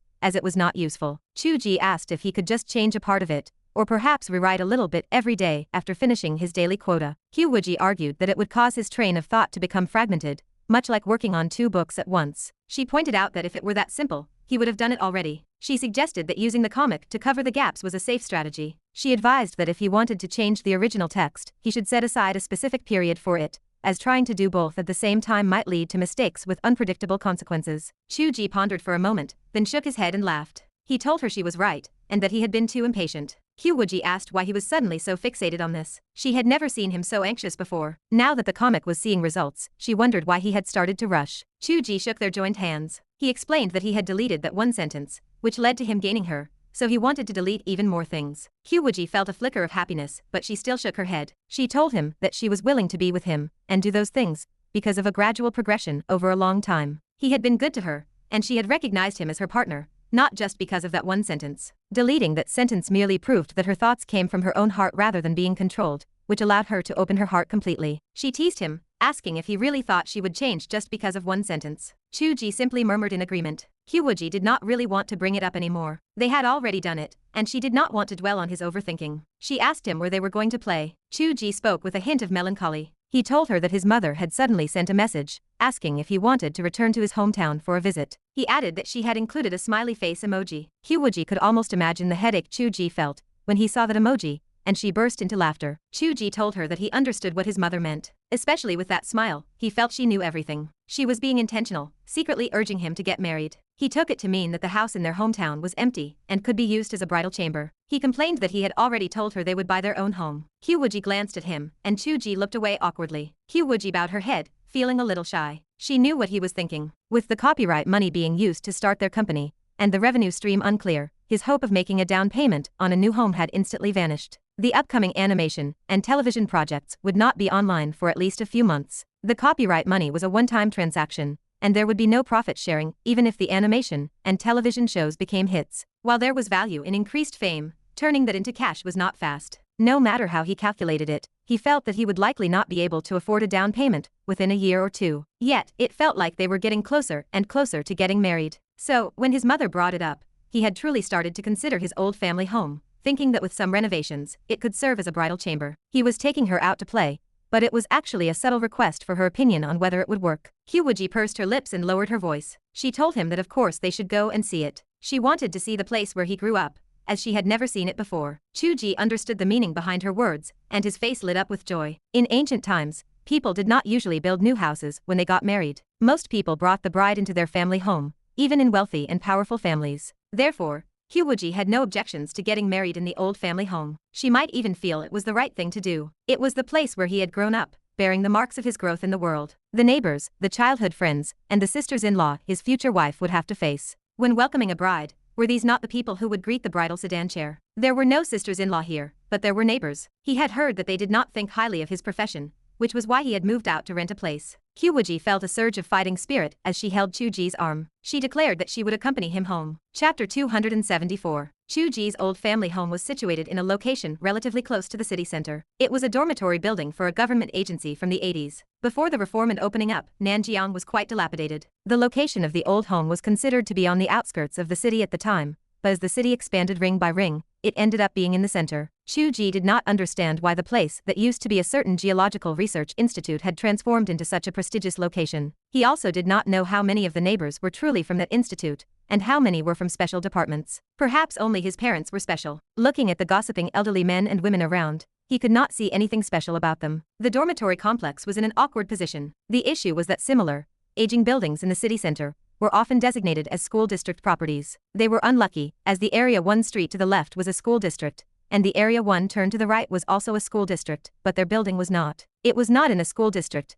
and it had not been demolished. Due to its location in the city center, the rent was high, yet it was an old, dilapidated building that was difficult to lease. After Qiu Wuji moved out, he tried to list it for rent for a period, but perhaps his luck was poor. For several months, no one came to look at the apartment. The few potential tenants who did show up were difficult to deal with. After dealing with the hassle a few times and wasting his writing time, he gave up on renting it out and simply left it there. There were many such awkward, aging buildings in downtown Nanjiang, and their complex was not unique in this regard. Regardless, it was a stroke of bad luck. However, thinking that it would eventually be demolished made him feel less frustrated. Even if it took a long time, it was still better than those who had been forced out during the initial demolition waves. Qiu Wuji walked through the old alleyways, clutching Qiu Wuji's arm. She felt curious. She had not expected such an old and run-down area to exist in the city center. She felt that even the 100-year-old buildings she had seen on the Bund looked newer than this. Qiu Wuji had told her previously that to find local delicacies, they needed to explore the alleys. They had never followed through, but she wished they had come sooner. She found it quite interesting, having the illusion of traveling back several decades from modern society. Compared to traveling into a book, it felt different. Is this from less than 40 years ago? She asked. It is, Qiu Wuji replied. The changes in these 40 years appear greater than those of our 4,000 years, she observed. Qiu Wuji paused, then chuckled. That is true. Just looking at smartphones, mobile payments, and high-speed trains, those have only appeared in recent years. When I was a child, I watched people use pagers and brick phones, and we rode on slow green trains, chugging along the tracks. Qiu Wuji laughed softly. from pagers to Nokia phones, and now, we have lived through 3 distinct eras, Qiu Wuji continued. If you look at the new energy vehicles and autonomous driving technology, every year I look back at the previous one, I feel as if the era has changed. You and I are born in this era, a time of witnessing miracles. The transformations we see in this life will exceed what dozens of generations of ancient people ever saw. For a writer who loves literature, I often feel this is my good fortune. You and I are born in this era. Qiu Wuji repeated the words, savoring them for a moment. She smiled brilliantly and nodded in agreement. I am also a person born in this era, and what you and I see is a transformation that surpasses even this era. We have seen ancient times and the world of cultivation, and I want to attempt such changes in the cultivation world as well. Their poetic musings vanished the moment they stepped into the entrance of the residential complex. Before they even arrived, they heard voices. That oldie from the Land Bureau rides a broken Phoenix bicycle to work every single day. I asked him why he did not buy an electric scooter, and he said it was to exercise his body. Haha, it is just stinginess, the other replied with a laugh. I heard his son got into a 211 university. The children from that batch all have decent grades. It is just tax collector Sue's son who is a failure. I heard he wants to do some sort of live streaming. It almost infuriated old Sue to death. The ones from a few years ago are better. It is getting worse with each generation. What is the use of being good? Look at that boy from the Qiu family. He also went to a 211 university. And he went to work in a state-owned enterprise as a writer. I thought he had a bright future. But after working for less than 2 years, he quit his job and went to do nothing. He is no longer young, and I do not know if he has even found a girlfriend. Old Qiu and his wife were transferred to the capital, and cannot manage their child. That is why I say, what is so good about the capital? Do not say that. I heard from my son that writing books is very profitable nowadays. There is someone named Tang, who makes 100 million a year. There are also people like Jack Ma who do business, and there are people like you. Can those be the same thing? Haha, it is not as good as your iron rice bowl, is it? I heard the salary recently increased. Yes, it went up by over 80. Was it not over 100? That depends on the years of service. Old Zhang got over 100. It is hard for me to compare. Did you hear that Wang's wife entered her section chief's office yesterday, and only came out after an hour? Sigh. Let me tell you what I heard about that matter. Hee hee. Qiu Wuji slowed her pace, feeling as if she could barely lift her feet. She wobbled around the entrance and saw 2 rows of stone benches. A group of elderly men and women sat on them, basking in the sun, cracking melon seeds, and gossiping. As they appeared outside the gate, the 2 rows of people turned their heads in unison. Qiu Wuji felt as if she were walking through the underworld, with the 2 rows of people staring with eerie, ghostly gazes, and the stone benches forming the bridge of helplessness. Who could walk past the most terrifying intelligence agency in the world without changing their expression? Even the formidable sect leader Qiu felt a sense of trepidation. It was truly terrifying. Qiu Wuji, however, remained calm. He smirked and walked in, clutching Qiu Wuji's arm. He waved his hand in a gesture reminiscent of a military parade. Basking in the sun, are we? I am relieved to see everyone is so healthy. By the way, has everyone decided on who gets to dry their quilts in the courtyard today? Please do not fight over it at noon. You are all neighbors, and it does not look good to outsiders. The group was momentarily stunned by Qiu Wuji's preemptive strike. By the time they reacted, Qiu Wuji had almost crossed the bridge of helplessness. Wait, Qiu Wuji, one of the elderly women finally reacted. Is this your girlfriend? Qiu Wuji and Qiu Wuji were holding hands. It was obviously that they were a couple. The reason the onlookers were stunned was that just a moment ago, they were saying he could not find a girlfriend, yet he was holding a stunning beauty. Her beauty was so radiant that it shocked even the elderly woman, not to mention the uncles and grandfathers, who remained in a daze. Where did this fairy come from? She wore professional attire, looking exactly like the cold and aloof female CEO from those Dragon King son-in-law novels. Had this Qiu boy gone off to become a Dragon King? Qiu Wuji turned his head and looked at the woman, who had asked the question with a lopsided smile. I heard you, Auntie Zhang. You are very concerned about my marriage prospects. Thank you. I brought my girlfriend to see my old home and meet everyone. Someone immediately asked, Little Qiu, what unit does your girlfriend work for? Her temperament is. Qiu Wuji knew how to help him put on a show. She said calmly, I opened a company myself. It is a small business and nothing significant. The crowd gasped. Little Qiu, is the book you are writing that Dragon King son-in-law story on Duyan? Qiu Wuji crooked his lips into a lopsided smile. Is that so? An elderly man laughed. Yes, that is the one. You are not crooked enough. Because I am not crooked enough, I am not as impressive as him, Qiu Wuji replied. You have already found a girlfriend. Are you still writing books? What about the income? The income is average. It is not based on clicks, and you cannot buy it in the store. Qiu Wuji delivered a direct rebuttal. The elderly women were heartbroken. Why are you unwilling to find a proper job? Working at your girlfriend's company would be nice too. Qiu Wuji finally spoke up. Why would a famous author need to work for someone else? The elderly man and woman were left speechless. A famous author who cannot even be found in a bookstore. Are you not being fooled, young lady? At this moment, a teenager ran out from the courtyard. Qiu Wuji, you are finally back. I told people I lived in the same courtyard as Qiu Wuji, but no one believed me. Qiu Wuji asked with curiosity, where do you hang out? How come I have never seen anyone come to recognize me in the group? Sigh. I watched the pirated versions. I have turned over a new leaf. I will become a loyal fan of yours immediately. Qiu Wuji, I just saw the news. Tencent announced the production of your animation, and the dating film and television company has officially started casting for the new drama. Qiu Wuji, you are my idol. Television drama. The gazes of the elderly men and women shifted. Qiu Wuji patted the teenager on the shoulder. You do not need to be a loyal fan. He turned to look at the elderly women and smiled. The monthly salary increase was over 80. The total increase for a year is just enough for you to become a loyal fan. The teenager chuckled. They do not know, but you do, Qiu Wuji. My monthly contributions as a supervisor are more than the head count in this courtyard. I will not say more. Qiu Wuji, are you moving back? Qiu Wuji twitched his cheek, suddenly realizing that this kid made more money than he did. The act was no longer sustainable. Qiu Wuji held Qiu Wuji's hand and fled in a panic. You guys enjoy yourselves. I am just bringing my girlfriend to look at the old house. Just looking at the old house. The teenager followed behind and shouted, Kaiokyu, my Kaiokyu. Qiu Wuji stumbled, and the heel of her shoe almost snapped. As she turned to look, the bridge of helplessness was silent. Many people stood there, stunned like wooden chickens, with no trace of their former terrifying demeanor. This was not Qiu Wuji's moment of glory. It was the era itself. Chapter 275. The heavy door of the old home clicked open, and a cloud of dust billowed into the hallway. Qiu Wuji traced a swift gesture with her hand, and in a single heartbeat, the dust vanished, leaving the room sparkling clean. Qiu Wuji pulled the door shut behind them, and wrapped his arms around her with a grin. He remarked that having an immortal wife was truly wonderful. Qiu Wuji laughed softly, recalling an old television drama she had watched which shared the same title. She wondered if the name was meant for someone like her. Qiu Wuji blinked, staring at her in confusion. He wondered if she had already thought of herself as a celestial wife back then.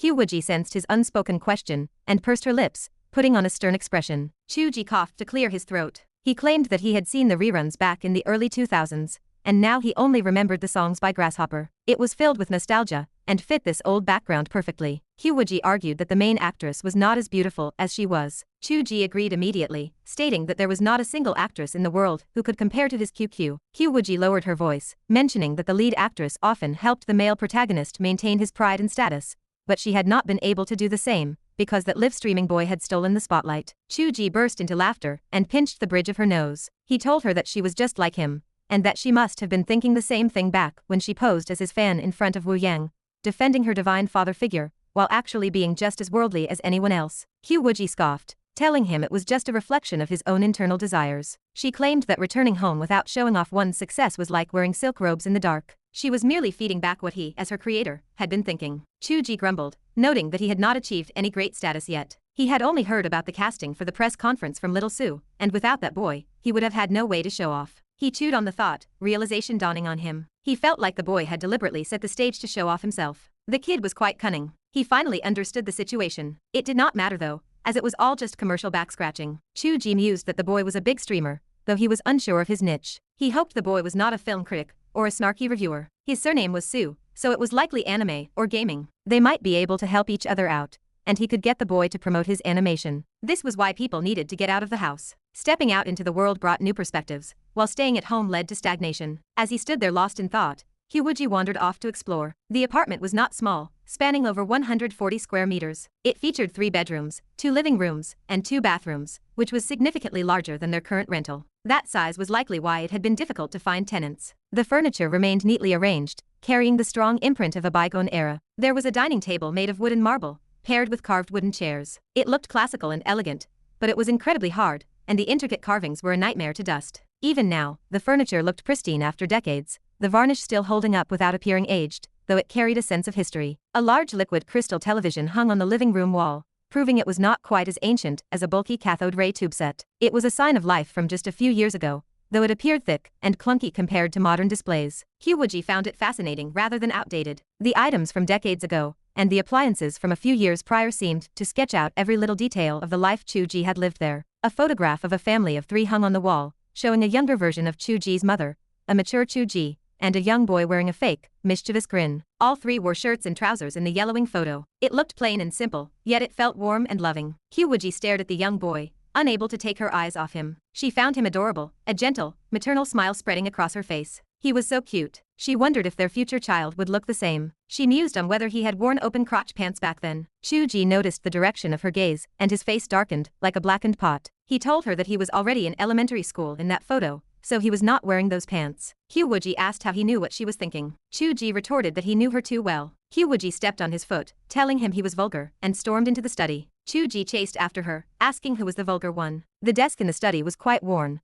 with deep scratches from a small knife marking the surface. One scratch resembled a smiley face. Qiu Wuji could almost imagine a young, mischievous Qiu Ji causing trouble, and then getting a beating for it, crying his eyes out. The wall was covered in certificates of merit for being a model student from the first grade of elementary school. She could not help but chuckle. Qiu Ji stood with his hands on his hips, watching her reactions. His face grew even darker than before. It was the ultimate social death. He wondered why parents insisted on keeping these things. He told himself that when he looked at her room in the book, he had not dug up all her secrets like this. Then again, her room had no secrets. It was a place for immortals, devoid of the scent of human life. Qiu Wuji's gaze fell upon a bamboo flute in the corner, and she felt a spark of surprise. She picked it up and asked if it was his. Qiu Ji explained that he had learned it as a child, but he had given it up for his teacher quickly, along with the piano. Qiu Wuji noted that his life had not been that difficult. Qiu Ji said that he had never claimed to be suffering. He came from a family with 2 working parents, and he had lived a healthy, stable life. It was quite normal. Qiu Wuji wiped the flute clean with a spell, and handed it to Qiu Ji with a look of anticipation. She asked him to play something for her. Qiu Ji refused, saying he did not know how to play anymore. Qiu Wuji insisted,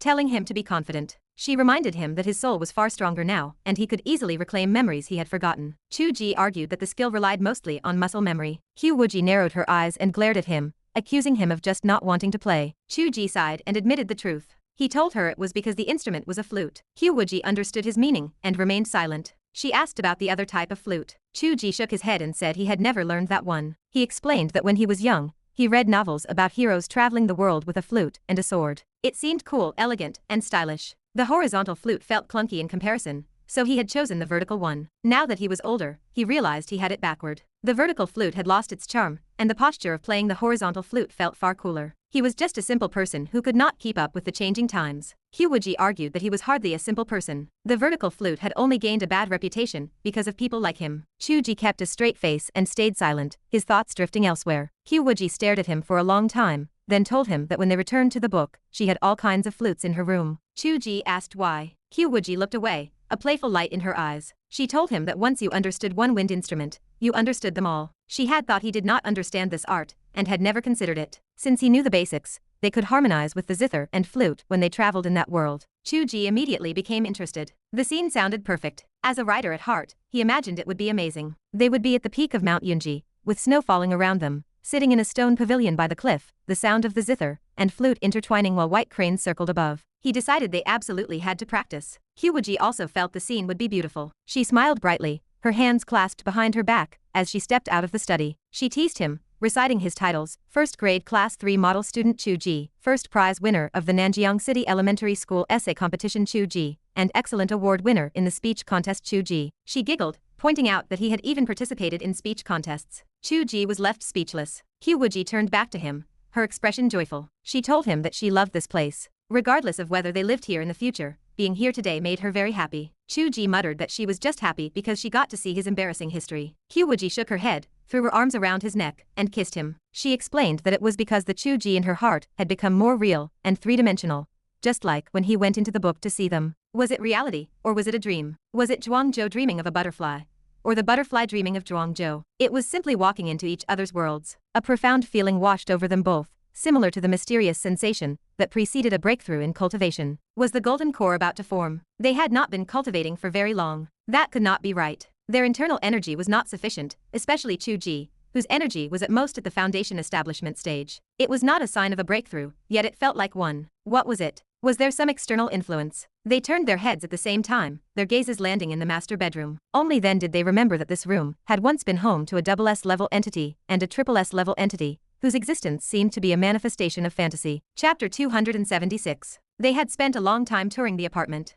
Qiu Wuji possessed an exceptionally sharp spiritual sense, yet she had felt nothing out of the ordinary. However, as the interaction between illusion and reality began to stir in their hearts, along with the philosophical implication that a real person must seem even more real in the eyes of a fantasy being, the room began to feel different. Even Qiu Ji could sense that something was amiss. The two exchanged a glance and walked into the master bedroom together. Their gazes immediately locked onto the nightstand. Dust coated the nightstand, where a few small items lay scattered. These were clearly the miscellaneous things Qiu Ji had deemed unnecessary to pack before moving to the capital. Tissues, hairpins, a small mirror, and a few novels. The items were tossed about carelessly. anyone would sweep their eyes over them without a second thought. A thief would not even bother to steal them. Qiu Wuji looked down at the cover of the novel Jinping Mei resting on the nightstand. His face remained blank. Damn it. His SSS level of coolness plummeted into the mud in an instant. No, that was not right. His father was studying a classic, researching the customs of the era, not reading what we think. Yes, that must be it. He turned his head to check on Qiu Wuji. Her expression was solemn. She acted as if she had not even seen the book. Her gaze remained fixed on something else.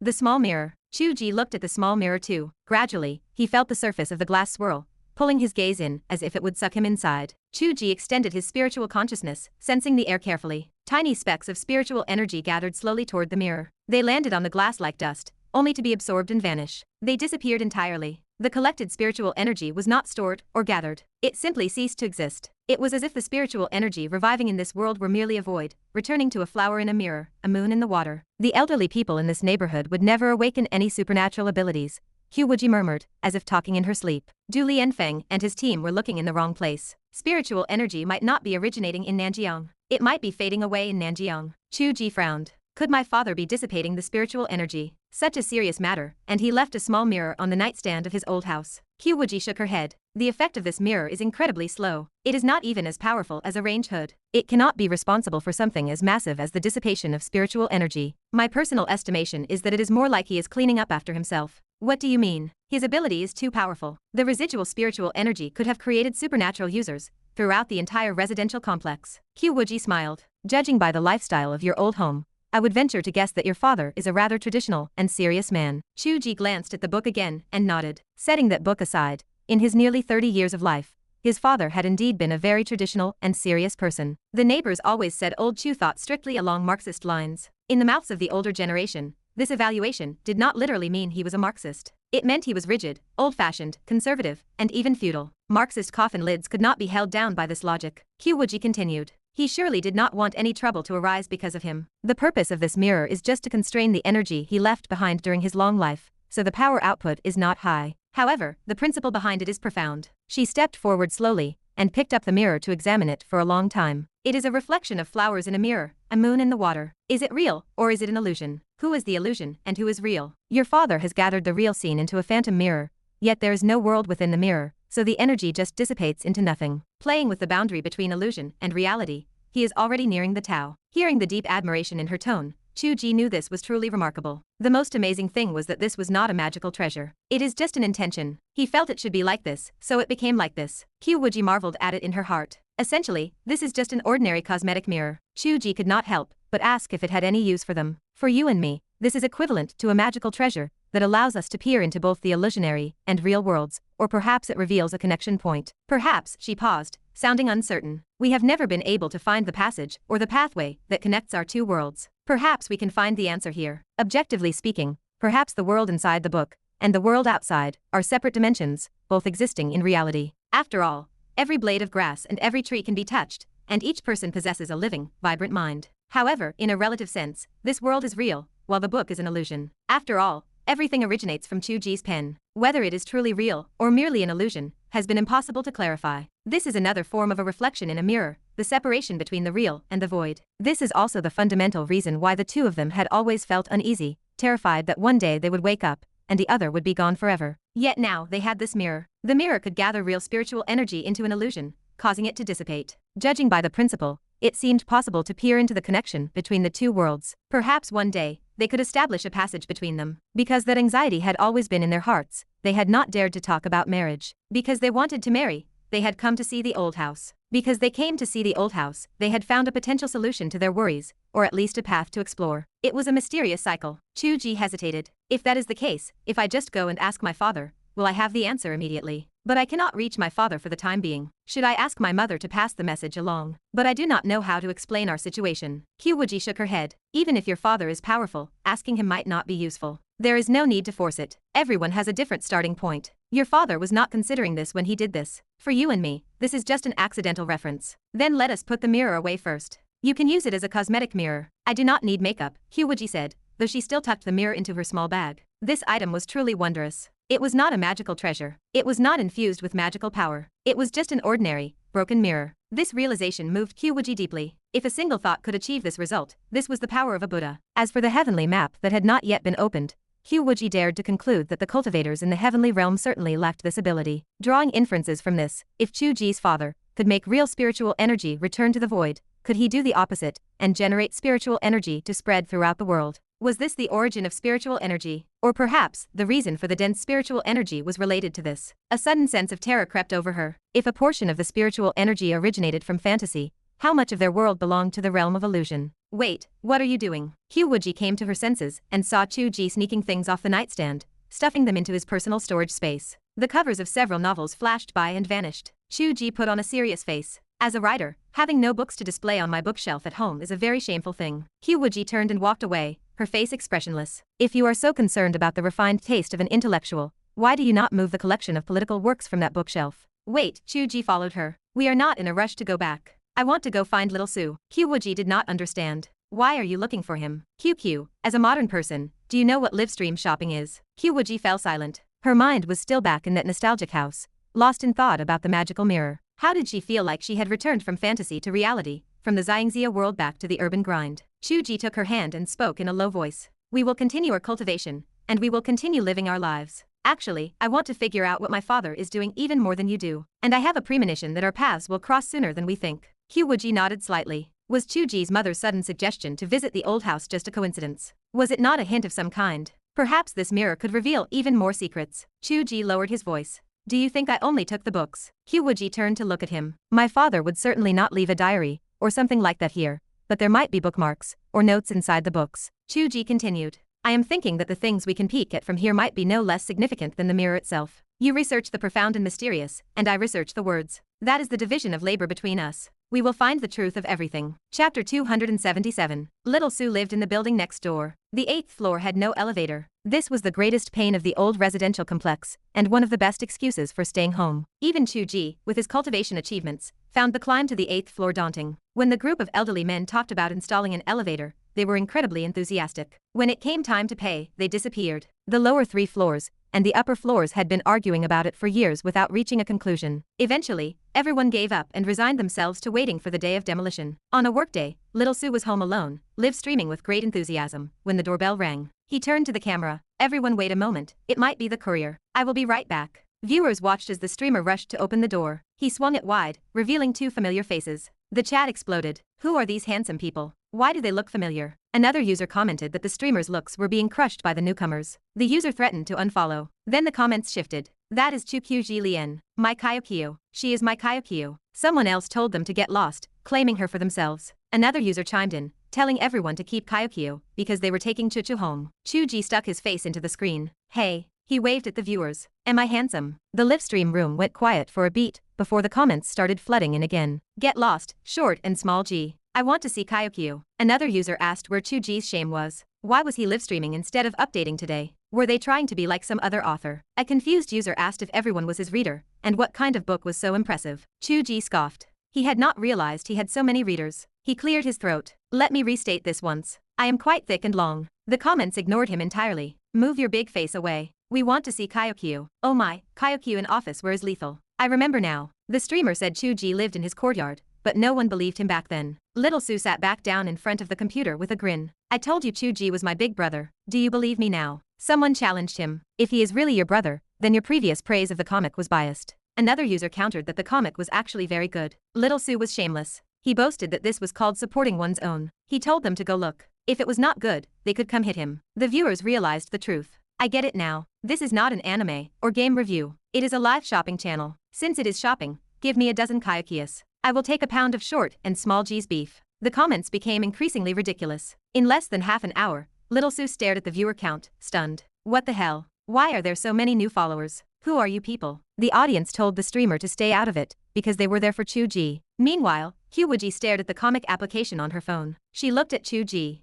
We are number 1. Qiu Ji tucked his hands into his sleeves. As expected of a major streamer. Have we reached the top 100 level? Qiu Wuji watched Qiu Ji, speechless. The audience was throwing money at them just for scratching a head or tucking hands into sleeves. Did they not care about money? She could not comprehend how people could be so bored. This was truly a magical era. Little Su kept a straight face while looking at the screen, though he was happy inside. When the anime comes out, I will do a professional review. No brotherly favors then. I will say exactly what I think. His words sounded nice, but no one believed he would actually say anything bad. Real life fights were not a joke. The audience asked if it was really coming out. Someone confirmed there was news today. Another user asked when it would be out because they wanted to watch it. Another said it depended on the efficiency. A reader asked if Qiu Wuji was writing the script himself. Qiu Wuji answered the question. It will basically follow the comic script and the original artwork. I think it will be online early next year if all goes well. The livestream room became vibrant with anticipation. Little Su walked Qiu Wuji to the door and whispered, "Brother Qiu, this anime has so much heat before even airing. It is almost like those famous large intellectual properties." Qiu Wuji tilted her head. "Is this not the popularity of you, the major streamer?" Little Su laughed.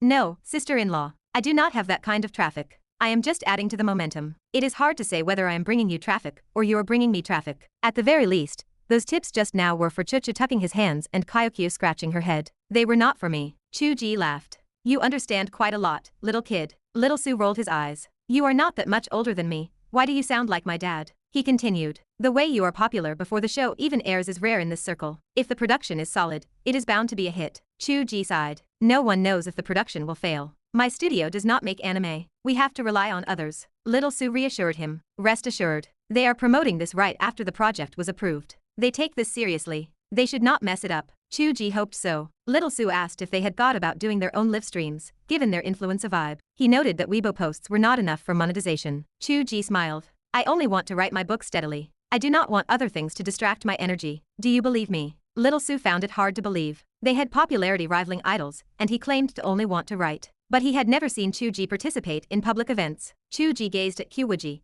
who stood quietly beside him. "Everything I have is in my writing. That is my root. Everything else is just adding weight to it." Qiu Wuji offered a faint smile. Little Su glanced at him and shattered the mood. "You make it sound so detached from worldly affairs. Did you not come back to look at the old house because you were broke and could not afford a new one?" Qiu Wuji fled in a panic. The young people these days were too honest. Why care? Qiu Wuji ate the fish balls, her eyes narrowing in delight. "If you really want it, I think renovating the old house is fine. But is the house really what we should care about the most right now?" It was not the house. It was the exploration of the world, the establishment of the passage, and the interaction between the illusion and reality. Qiu Wuji sighed. "I always feel that some topics are too lofty, creating a strong sense of disconnect from basking in the sun, live streaming, and eating fish balls." Qiu Wuji blew on a fish ball and spoke casually. "If you want to avoid that disconnect, it is simple. Go into the book. That is a topic that belongs to Xiangxia, where everything is perfectly integrated. In that sense, perhaps that side is real, and this place is the illusion." Chapter 278. Qiu Wuji sensed that Qiu Wuji currently held the intention of tricking him into the book. Perhaps it was a trick of the mind,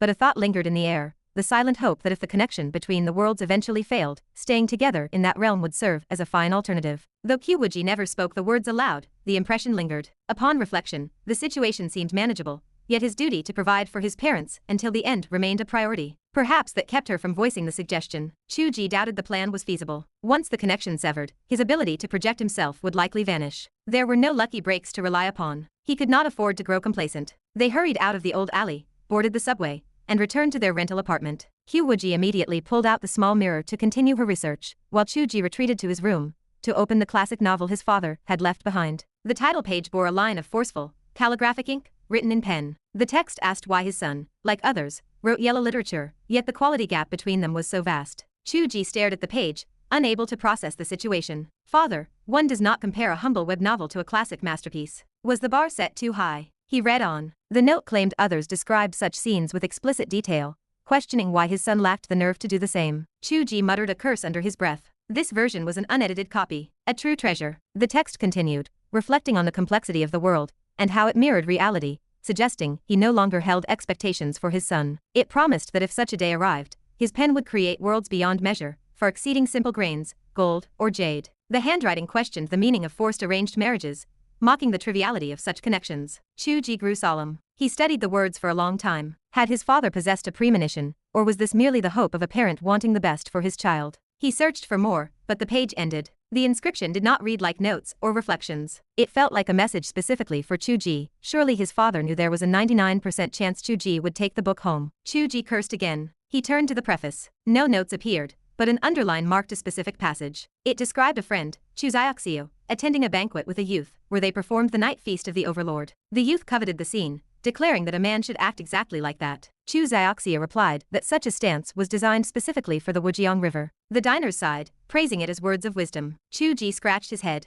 The book offered clear warnings and satire. The opening chapter discussed the dangers of greed and desire at length, leading to the cautionary tale of Ximon Qing, and his wretched end. This formed the theme of the work. Readers understood this without constant repetition. His father had ignored all other lines, marking only the section regarding the Overlord's night feast. It felt less like marking the book and more like delivering a specific message. It served as a warning not to get carried away. The Wujiang River lay just beyond the night feast. He could not tell if the mark served as his father's self-warning or advice for his son. Regardless, Qiu Wuji admitted he currently felt quite pleased with himself. Life inside and outside the book moved forward in tandem. He had even conquered QQ. The momentum felt dangerously good. He had run back to his old home, planning to show off his success. He had never harbored such vanity before. The reminder arrived at the perfect moment. Qiu Wuji could not pinpoint a vulnerability. If the anime or television projects failed, he could do nothing about it. Worrying served no purpose. He flipped further. A full page contained vital warnings about indulgence and greed. He had expected to find underlining or a reflection here, but nothing appeared. Instead, he found a line marked during a scene where Ximon Qing attended a banquet at a Taoist temple. The line read, "In the grotto heaven, time knows no bounds. Within the pot, a separate universe exists." Qiu Wuji's heart skipped a beat.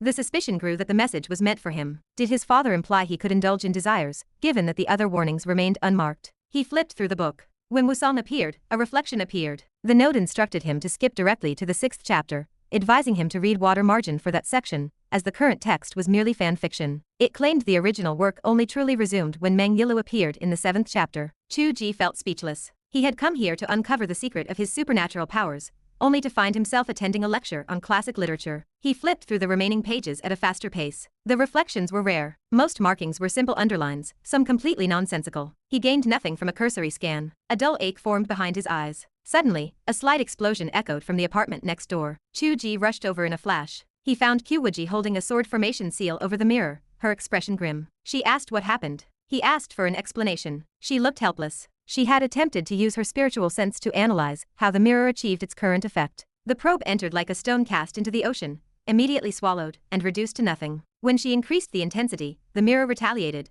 nearly invading her spiritual platform. She had to sever the connection. Qiu Wuji stood in silence. Both their investigations had hit a dead end. She spoke again. She had gained some insight. The scene viewed within the mirror functioned as a reflected world. While it did not exist, it formed a foundation for imagination to manifest. In other words, his father's ability to manifest objects likely required an understanding of what that object was. He could not create things from thin air. Qiu Wuji agreed. It was like dropping a rock into a mining area. First, one needed to know the nature of the rock to change it. Because his father lacked knowledge of the finer structures, the result was a likeness rather than the true object, which allowed her to expose the deception. It was based on his cognition. Qiu Wuji pondered. His own world relied on his cognition as well. Visiting and understanding every individual served that exact purpose. They shared common ground. It involved idealism, which seemed slightly absurd for a father who followed Marxism. Qiu Wuji continued with a solemn expression. She sensed that when Qiu Wuji remained nearby, the mirror behaved more obediently. When he stayed next door, the mirror grew restless. She inferred that his father had set a condition. It only calmed down and behaved when it sensed a familiar aura. It would not harm its own child.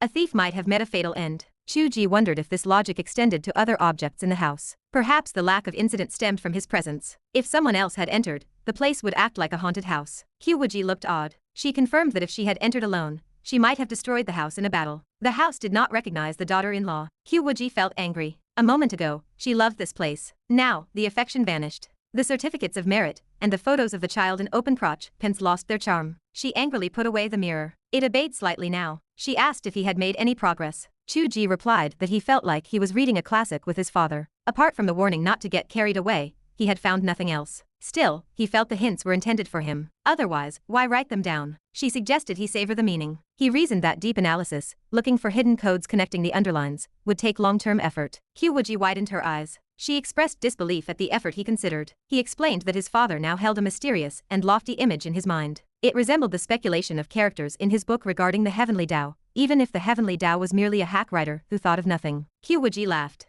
He possessed great self-awareness. He proposed a plan. He would memorize the underlined passages, and they could ponder them within the book. The current plot involved the end of a volume, with Chu Tianji returning across the sea, leaving a gap of several months. He could use this time not only to study his father's markings, but also to write ahead in the book, working them to death. She felt amused by his lack of ambition, yet she raised no objections. Instead, a hint of joy and subtle allure flickered in her eyes. She told him it was time to go home. Chapter 279. Qiu Wuji stared at the alluring expression with a hint of bewilderment. He had wanted to visit the book world to see Qianqian earlier, but his spirit had not yet recovered. He could not go. The medicinal pills were all gone, and Qian had been busy with important matters. He had not felt comfortable pulling her away to refine more pills for him, so the supply had been cut off. He wondered why Qiu Wuji seemed as though she could enter the book world at any time. Seeing his confused expression, Qiu Wuji bit her lower lip. She reminded him that they possessed the Great Joy and Bliss Sutra. Qiu Ji stared, unable to process the situation, his eyes lighting up. Why did people say that a protagonist in a Xiangxia novel could not hold his head high without a dual cultivation technique? It was not because of the variety of poses. It was because that item had always been the greatest cheat code. It extended stamina, accelerated cultivation, restored wounds, and served to save damsels in distress. Those girls would give themselves to the protagonist in bashful gratitude, and the protagonist would have to thank them for letting him save them. No other golden finger could compare to a set of dual cultivation techniques. Restoring his spirit was simple. All they had to do was dual cultivation. Qiu Ji cast the underlined lines from the novel far out of his mind. He only remembered the descriptions within its pages. He swept Qiu Wuji up into his arms and strode toward his bedroom. He told her that they should have done this long ago. Perhaps he would have reached the golden core stage by now. She had just been too stubborn to agree. Qiu Wuji struggled. She protested that she did not mean now, but tonight. Qiu Ji laughed, asking if there was any difference. He could not wait for half a day. The pair tumbled onto the bed in a heap. Qiu Wuji gasped that she had not changed out of her professional attire. Qiu Ji smiled, noting that was exactly what he wanted. He decided he would leave her top buttoned. She called him a pervert. He retorted that the pervert had arrived. Qiu Wuji gritted her teeth and turned her head away. She told him to circulate his energy, calling him an idiot. She hissed for him to be gentle, the jerk. A nonsensical thought suddenly crossed her mind. She wondered what would happen if the people who dared to call him short and small were to taste the truth themselves. Inside the book world, Qiu Wuji stood in a mundane, mortal kingdom, communicating with the queen as an immortal descending to the world. She intended to promote the development of industry and commerce. Because of the vast gap in productivity, and because she had not fully mastered the Marxist philosophy she had learned, she felt that the practices she had read about in transmigration novels could not be applied directly. She did not know how to adapt them. In the short term, she planned to promote the popularization of simple magical tools, those that ordinary people could use, to see if they could advance the development of productivity. Small kingdoms were easy to use as pilots. It was easier to change course in a small ship. During this brief implementation, she witnessed terrifying changes from 0 to 1. Even if she ignored everything else, the efficiency of using magical tools for farming was 100 times greater than in previous years. Transportation and logistics began to show improvements. The national power of this small kingdom was visibly growing wealthier. The queen became her most loyal believer in front of Qiu Wuji, kneeling and bowing to listen to her teachings without even daring to raise her head. Little did the queen know that the cold and elegant immortal was blushing, biting her lower lip, and shivering. She was a soul fragment. One soul, two bodies.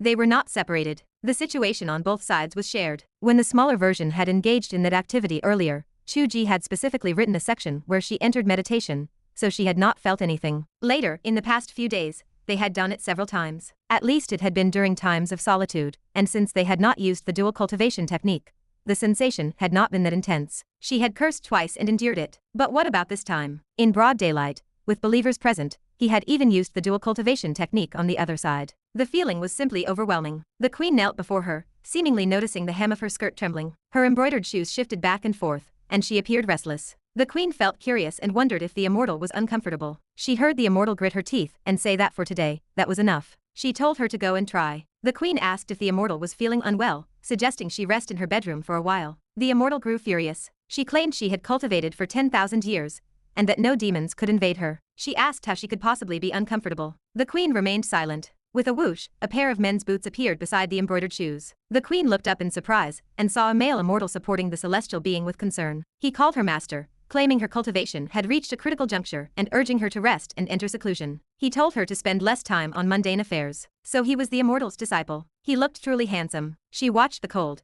elegant immortal being supported by her disciple, looking helpless, and telling her to leave so she could rest. The queen bowed respectfully and retreated. As soon as the bedroom door closed, Qiu Wuji jumped up and struggled. She told Qiu Ji she would kill him. Qiu Ji offered a sheepish smile, asking how he could have known she was doing important work. He reminded her that she had been the one to suggest dual cultivation. Qiu Wuji stomped her feet, insisting she had said not to do it during the day. Qiu Ji remarked that it was over now. Qiu Wuji glared at him in frustration. It was indeed over. He was sleeping like a log on the other side. His soul had actually traveled over in a dream just like that. She felt weak and powerless on both sides. On the other side, she was lying on the bed with disheveled clothes, lost in a trance. Here, she felt so weak that she nearly fell over without his support. It was unscientific and too shameless. Qiu Wuji glared at him for a long time before asking if he could enter the book world whenever he wanted, even without the document. Qiu Ji replied that he could do it before. He had dragged Du Lianfeng in at that time, though that had relied on Du Lianfeng's power. Normally, he felt more of a connection when using the document. This time he had borrowed the power of dual cultivation. After the cultivation was complete, his spirit had been incredibly exuberant. He had slept like a log not because of fatigue, but because he had entered meditation due to the strength of his spirit. It was truly a cheat code among cheat codes, a fighter jet among bugs. Qiu Wuji felt incredibly embarrassed.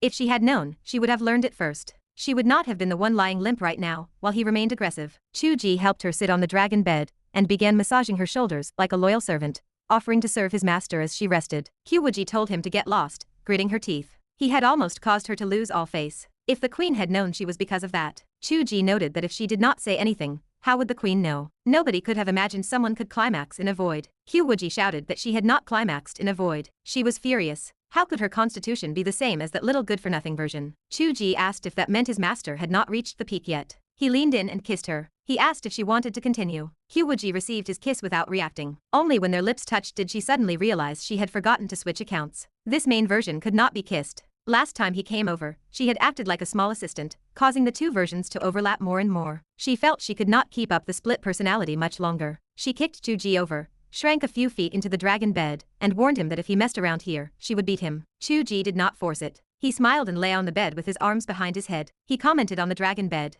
Qiu Wuji sneered, asking if he wanted to mess around in her harem. She asked if he wanted the queen to accompany him. Qiu Ji told her not to think he would get excited just because she mentioned a queen. He had seen her earlier, and the queen was quite old. Qiu Wuji raged that meant if she were a young queen, he would take her. She pinned Qiu Ji down and beat him viciously. Qiu Ji covered his head and stayed defensive, feeling a bit nostalgic. In the real world, Qiu rarely hit people. That was mainly because his golden bell shield was getting stronger. If she did not use her ultimate moves, she could not break his defense. Hitting him became an act of flirting, so she simply stopped hitting him. But it was different here. Her hits still hurt. Looking at his mischievous expression, Qiu Wuji laughed in spite of her anger, calling him a masochist. Qiu Ji insisted he was just happy to see Qiu full of vitality. Qiu Wuji sneered, noting he just thought this Qiu Wuji was not fully conquered and still had room for conquest. She insulted him, saying it was a shame that the other Qiu Wuji was so good to him. Qiu Ji smiled slightly. She was him. The essence was that she was only willing to open her heart in a world where no one she knew existed. He had never completely conquered her. Qiu Wuji calmed down, stared at him for a long time, and suddenly smiled brilliantly. She told him to watch how her father God would completely conquer this stubborn woman. Qiu Ji took her hand and spoke in a low voice.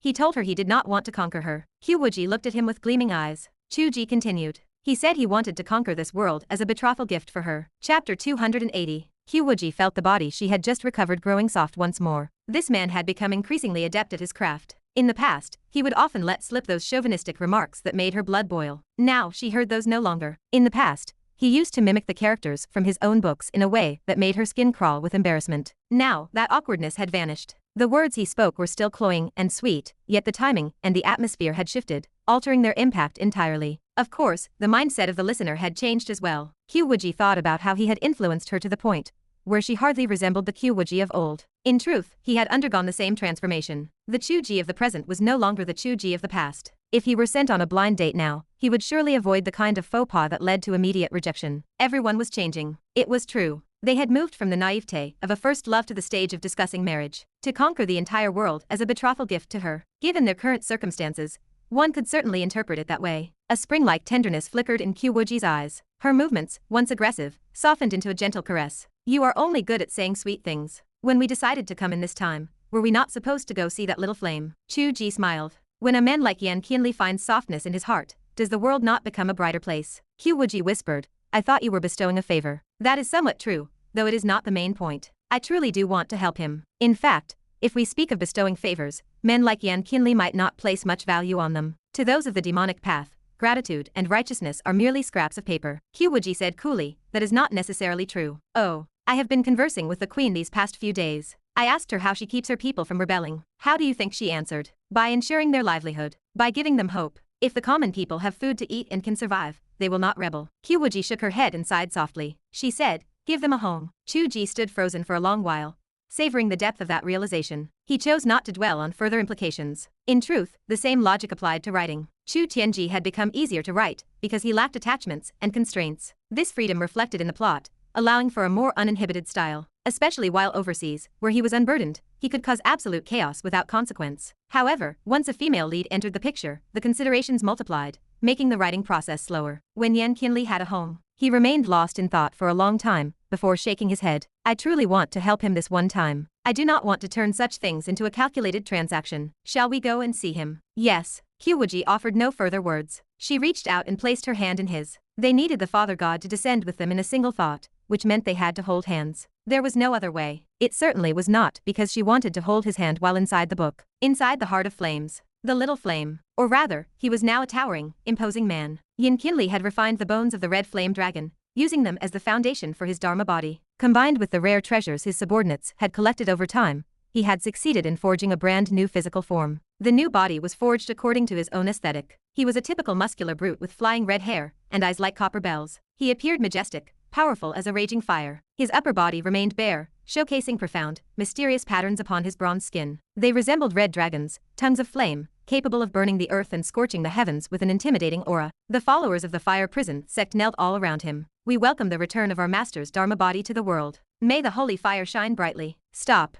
Yan Qianlie waved his hand, signaling them to cease. He found these flattering words increasingly difficult to stomach, especially the chanting about the holy fire shining brightly. Was this not the same slogan that blockhead Heavenly Dao had teased him with while he was still a little flame, forcing him to chant like a member of the holy fire Miao Miao sect? That period of his life remained a deep, humiliating disgrace. Even more infuriating was the recent development. I do not need your sycophancy. I need you to do real work. Confirm it one more time. Is the Earth Fire Lotus Terrace truly at the Hongfa Temple? Returning to our master, that object is indeed at the Hongfa Temple. Damn it to hell. Yan Qianlie erupted in a rage. That is a stronghold of the Buddhist section. What difference does the difficulty level have compared to attacking the Cloud Boundary sect? You damned heaven, are you playing with me? A blast shook the cavern. Magma surged, and flames erupted, transforming the cave into a. The subordinates trembled in silence. The last time that little brat recklessly broke in, I captured him, but I was too busy these past few days to notice, and he escaped. Next time you see him, capture him alive and bring him to me. Show no mercy. Yes. The subordinates responded in a thunderous roar. Damned heaven. Amidst his cursing, Yan Qianlie suddenly froze. You may all withdraw. Leave me to reflect in peace. The subordinates retreated in fear, trembling in their boots. Since their master had reshaped his Dharma body, his strength had grown, and he had become even more insane. Or rather, his moods were erratic. They often failed to guess what he was cursing or what had angered him. The heart of flames instantly fell silent. Yan Qianlie crossed his arms, staring coldly at a point in the void ahead. Ripples spread through the empty space. Qiu Wuji arrived, accompanied by Qiu Wuji, drifting downward. Qian, who has provoked you into such a rage? Yan Qianlie sneered. If you did not want to help me resurrect someone, you could have just said so. What is the meaning of placing a crucial resurrection prop inside the Hongfa Temple? Qiu Wuji laughed. You have misunderstood me. First, this plot arc has already been written. That means in the tapestry of fate, you are destined to obtain this item. What do you have to fear? The flames surrounding Yan Qianlie shrank by a circle. He acted with a touch of caution. Is that true? Why would I lie to you? Qiu Wuji continued. Second, as for the so-called Heavenly Dao, one cannot simply do as one pleases, as you should know. I must maintain a logical progression. You are resurrecting someone who has been dead for thousands of years. It would be inexplicable if there were no difficulty. It is logically consistent for such an item to be related to a Buddhist lotus platform. Are you afraid of the bald donkeys of the Buddhist sect,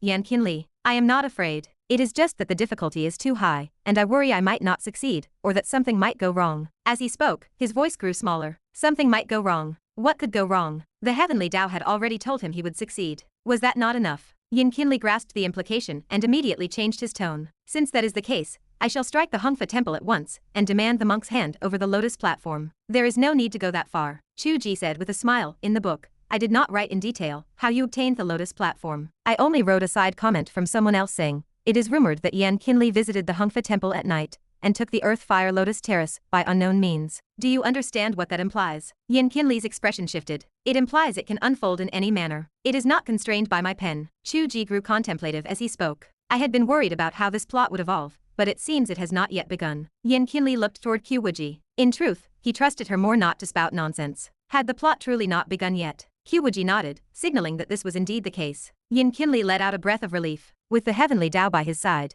any event that had not yet begun inspired infinite confidence. He had to admit that. Qiu Wuji said, this situation means that QQ and I can participate in this matter and personally assist you. How about that? Yan Qianlie was overjoyed. The raging flames around him vanished completely. That would naturally be the best outcome. Qiu Wuji glanced at him sideways. I heard you ordered your men to capture the brat who escaped. No, that is a misunderstanding. I will have them stop immediately. Yan Qianlie said with a sycophantic smile. The descent of the revered Father God into the loyal heart of flames is the honor of our fire prison sect. Qiu Wuji turned her head away. See, walking around with your upper body bare is highly improper. Even QQ cannot bear to look. Was that why she could not bear to look? Could it not be that she could not bear to watch him grovel so pathetically? Yan Qianlie suppressed his anger and hurriedly fished a set of bright red flame robes from his ring. I shall don my Dharma robes at once. Wait, Qiu Wuji said. I know you possess the flame myriad forms technique, which allows you to change the shape of your flames. I do. Naturally, that escapes not the knowledge of Father God. Then I find your current appearance displeasing. Change into a little flame. Yan Qianlie transformed into a small cluster of fire,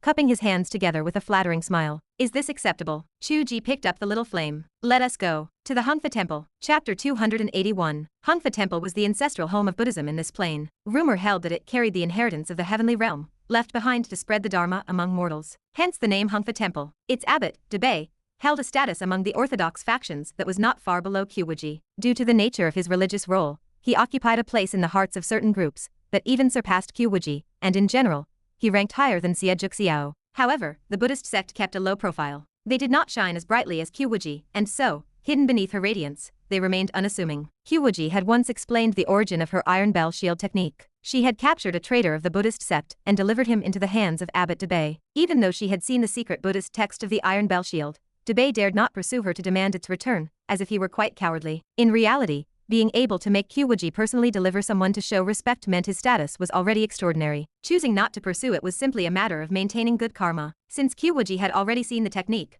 what else could be done? A smile and letting it pass was all that was needed. During the battle between Qiu Wuji and Yan Qianlie, both the righteous and demonic factions were pushed by the circumstances into a great war. As one of the leaders of the righteous path, Hongfa Temple could not escape this destiny. Qiu Wuji was elected leader of the Righteous Alliance, and Bei, like Xiao, became one of her allies, who fought side by side with her. They did not play a large role in the entire campaign, but that was not their fault. It was simply that Qiu Wuji had not allocated much ink to them. During that period, he had to write about Qiu Wuji and Chu Tianji, while on the villain side, there were too many characters like Yan Qianlie and the boneless elder. Furthermore, he had to write about the mole in their midst. How could the plot distribute focus to everyone? Naturally, there had to be a primary and secondary focus. In the stories that unfolded outside of the written text, the eminent Buddhist monks also performed many deeds to subdue demons, contributing significantly to the outcome of that decisive battle. Their origins were not shallow. Combined with Qiu Wuji choosing their iron bell shield to cultivate, they felt even closer. Yet, this time, they were helping Yan Qianlie arrive at their doorstep, reversing the positions of friend and foe. Qiu Wuji had no objections. The reason was quite clear. Bei was on the same level as them, and with his religious background, he was bound to be one of those who could glimpse the secrets of heaven. It would be strange if he were not. She did not know what he was thinking, but this visit was inevitable. Using Yan Qianlie as an excuse to visit was the perfect opportunity to observe. Qiu Wuji felt quite impressed by Qiu Wuji. With a few strokes of his pen adding to the plot, he had used one stone to kill two birds, linking the intentions inside and outside the book. It felt like the work of a chess player. Since that was Qiu Wuji's idea, the best plan for the two of them was clearly to pretend to be Yan Qianlie's attendants. They would let Yan Qianlie cause trouble while they watched the show at close range, ready to control the situation at any moment. They would not be the ones holding the little flame, standing on the stage as the targets. Thus, Qiu Wuji had Yan Qianlie transform into a small flame that he carried. It was nothing more than a way to keep him in line. Yan Qianlie appeared rough, but was actually sharp. He understood the meaning of the Heavenly Dao's warning at a glance, so he smiled and played along, rather than acting solely because he was asking for a favor. They were all shrewd people. She, Qiu Wuji, was the same. Everyone understood everything without a word being exchanged. Returning from the trivialities of the real world, Qiu Wuji still felt more accustomed to this place. The reason the other side was good was simply because he was there. Now, he was here too. Yan Qianlie stood majestically outside the mountain gate, surveying the towering temple. Several reception monks stood before the gate, appearing as if they were about to step forward to question them. But their pupils suddenly contracted, revealing terror. They gasped in disbelief at his presence. Yan Qianlie laughed heartily, gathering his breath, his voice resounding across the entire mountain. I, Yan Qianlie, have come to pay a visit. The roosting birds were startled into flight, and the mountains trembled. Treasure lights appeared on the surrounding peaks as the reclusive monks were awakened. Yan Qianlie had come to pay a visit. The reception monks were terrified, feeling as though the sun had risen from the west. Before being defeated by Qiu Wuji, Yan Qianlie was the absolute #1 in the demonic path. His fearsome reputation was enough to stop children from crying at night, and he was an absolute, life and death enemy of Hongfa Temple. This demon lord was actually so arrogant. He had brought 2 attendants and was swaggering up to pay a visit to the mountain. The reception monks did not even know how to evaluate this situation. Why had he come? Yan Qianlie laughed heartily, feeling extremely satisfied. He asked if they had heard that Buddhist law offered universal salvation, and that all living beings were equal. Why then could a monk not see Yan Qianlie? It felt wonderful. He had never imagined he could step onto the gate of Hongfa Temple with such swagger. The feeling was truly pleasant. In ordinary times, even if he wanted to enter Hongfa Temple to cause trouble, he would do it sneakily. He would never dare to come up the mountain so openly. No matter how strong he was, he could not defeat 4 hands. If a group of monks swarmed him, people would die. But this time was different. The Heavenly Dao was following behind him, disguised as an attendant. Who could stop him? A hoarse, elderly voice drifted from the temple within the mountain. The voice claimed that if Patron Yan possessed the intention to turn toward the Buddha, all the disciples in their temple would be filled with joy, as if witnessing the prajna. A heavy bell rang out, echoing through the mountain temple at night, drifting and spreading. The mountain gate opened wide, and a golden light of welcome led directly out of the gate. Flowers bloomed along the path, and green trees swayed as if welcoming guests. Yan Qianlie froze for a moment, whispering that it was interesting. He turned his head to glance at Qiu Wuji and his wife. The two had changed until no one could recognize them. The intent of the Heavenly Dao could make them appear however it wished. Qiu Wuji had not been able to do this before, but now it was so easy. Theoretically, it was unlikely that Debay would recognize them. But he had mentioned witnessing the prajna. What was prajna? It was wisdom, yet different from the conventional concept of wisdom. It referred specifically to the wisdom that truly cognizes all things and the source of all existence. Could witnessing the prajna refer to Yan Qianlie? Perhaps. It might just be a polite phrase. It could also mean that Yan Qianlie's visit to pay respects to the Buddha allowed everyone to witness the prajna. It depended on how one thought about it. Yan Qianlie said coolly that they should follow, as the land of the bald donkeys might not be well-intentioned. After speaking, he strode onto the welcoming golden light and entered the mountain gate. Qiu Wuji and Qiu Wuji looked at each other, feeling it was interesting, and followed slowly. Qiu Wuji's cultivation belonged to the Taoist school, but she was unlike the Taoist priests who cultivated the Tao. She had no religious affiliation. The Buddhist and Taoist sects had always been quite capable of creating an air of prestige and mystery. They knew how to play the game better than the sword cultivators, but it often truly made one think. Yan Qianlie strode into the Mahavira hall. Under the giant Buddha statue, 2 rows of monks sat cross-legged. Debay sat in the center, wearing a cassock, welcoming Yan Qianlie's arrival with great solemnity. Seeing Yan Qianlie enter the door, the monks chanted the Buddha's name, sounding like Sanskrit singing. Yan Qianlie laughed, asking if this was a trial. Debay shook his head slightly. He explained that the guest was extraordinary, so they showed solemnity. If Patron Yan did not like it, the old monk would have them withdraw it. Yan Qianlie sat down cross-legged, unconcerned, saying they could do as they pleased. He asked if they were really going to chat with him. Debay smiled, asking why not. He said that if the demon was willing to sit and talk,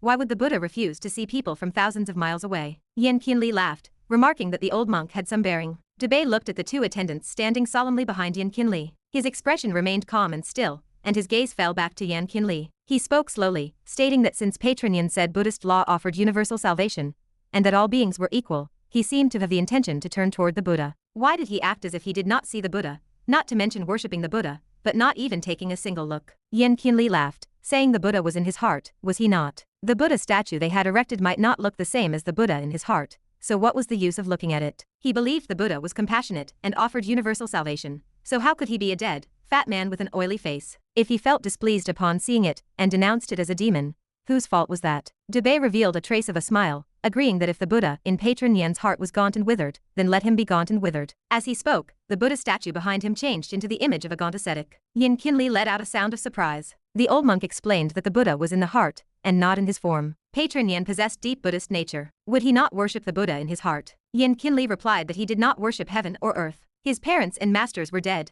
The monarch was nothing. In heaven and on earth, the only thing he might worship was perhaps the bowing between husband and wife. He let out a loud laugh. Debay spoke with implications, noting that heaven was the law, and it should still be respected. Yan Qianlie wanted to say that heaven was nothing, but he did not dare. For the first time, he closed his mouth. Debay smiled, saying the old monk had not thought Patron Yan would come to pay a visit to the mountain openly. Honestly, he felt it was quite interesting and quite joyous. He did not know the real purpose of the patron's visit, but he could state it clearly. If it was something they could do, they could discuss it. Yan Qianlie asked in surprise if he would give him the Bodhi tree if he said he came to ask for it. Debay answered calmly, asking why not. He told the people beside him to go dig up the Bodhi tree and gift it to Patron Yan. Yan Qianlie was stunned. Debay explained calmly that Bodhi meant enlightenment. Just as the Buddha being fat or thin had no fixed form, where would the Bodhi have a fixed tree? If they dug it up and gifted it to the patron, and their temple planted another one, that would also be Bodhi. Chapter 282. Yan Qianlie felt his expression twitch. He struggled to find words for the strange sensation swirling in his chest. From the standpoint of philosophical Buddhist doctrine,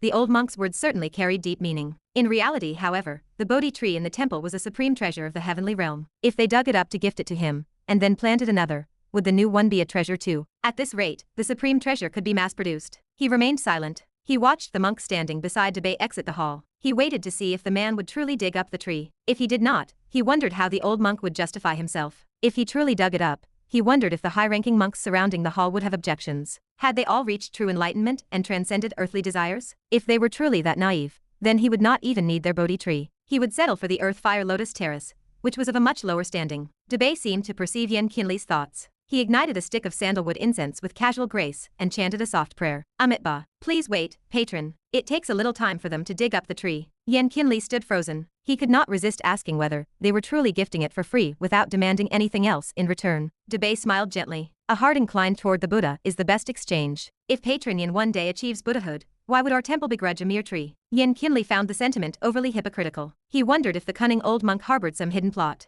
Perhaps he simply recognized the presence of the Heavenly Dao and was intentionally currying favor. He asked intentionally if the monk meant to convert him. Patron Yan possesses the nature of a Buddha. Conversion is for those with affinity. It is not something I bestow, nor is it something I can bestow. Debay bowed with one hand, his fingers resting on his prayer beads. While we wait, would you care to listen to a passage of scripture? Yan Qianlie scoffed. Spare me. Is guiding people to the Western Pure Land the greatest merit you have? Debay nodded in agreement. Guiding others to Buddhahood is naturally a great merit. Whether it is the greatest, however, is a matter of perspective. If people die and ascend to the Pure Land, is that not a blessing? If I kill people to help them ascend early, is that not also a merit of infinite proportions? Is that why you say I have the nature of a Buddha? Yan Qianlie let out a raucous laugh. Buddha and demon are one. They are one and the same. I understand now. Qiu Wuji shifted in his seat, feeling the urge to intervene. Qiu Wuji crossed her arms, her gaze darkening. Even they felt the urge to strike him. Being an accomplice to this guy was truly difficult. Yan Qianlie was quite the contrarian, making people want to roll up their sleeves and punch him. He would likely be very successful if he frequented internet forums.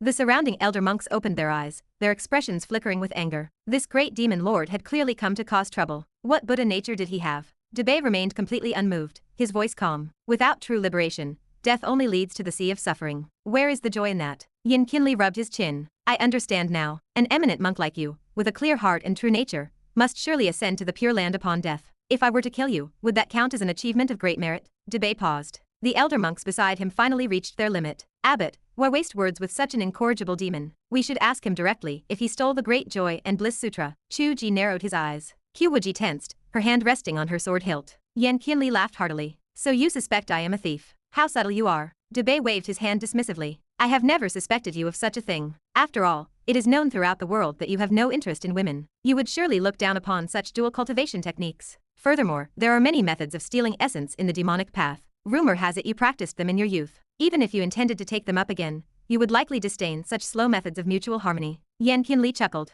It is amusing that your monk temple possesses such items, and you have the nerve to shout about it. If I were to broadcast this, you would lose all face. Debay shook his head. Joyous Zen is a branch of Buddhism. It vanished many years ago, merging into the demonic path and adopting other methods. Although our temple opposes this path, as an ancestral home of Buddhism, we must preserve various classics, including those deemed heretical. Even if outsiders know, there is nothing shameful about it. Yan Qianlie hesitated, finding no opening to retort. He kept challenging them, yet they offered no resistance. He felt as though he were striking at empty air, and his body grew restless. Debay returned to the previous topic. If you were to kill me, I might indeed ascend directly to the Pure Land. However, that would not be your merit. It would be my own. Instead, you would find yourself entangled in deeper karma, unable to attain liberation. Yan Qianlie snorted in derision. I have killed countless people. Who are you to say I cannot attain liberation? Debay smiled faintly. Because I have already given you a gift, and it has just arrived at the gate. Yan Qianlie turned to look. Two monks entered the hall together, carrying a jade tree. They bowed in unison. Abbot, the tree has arrived.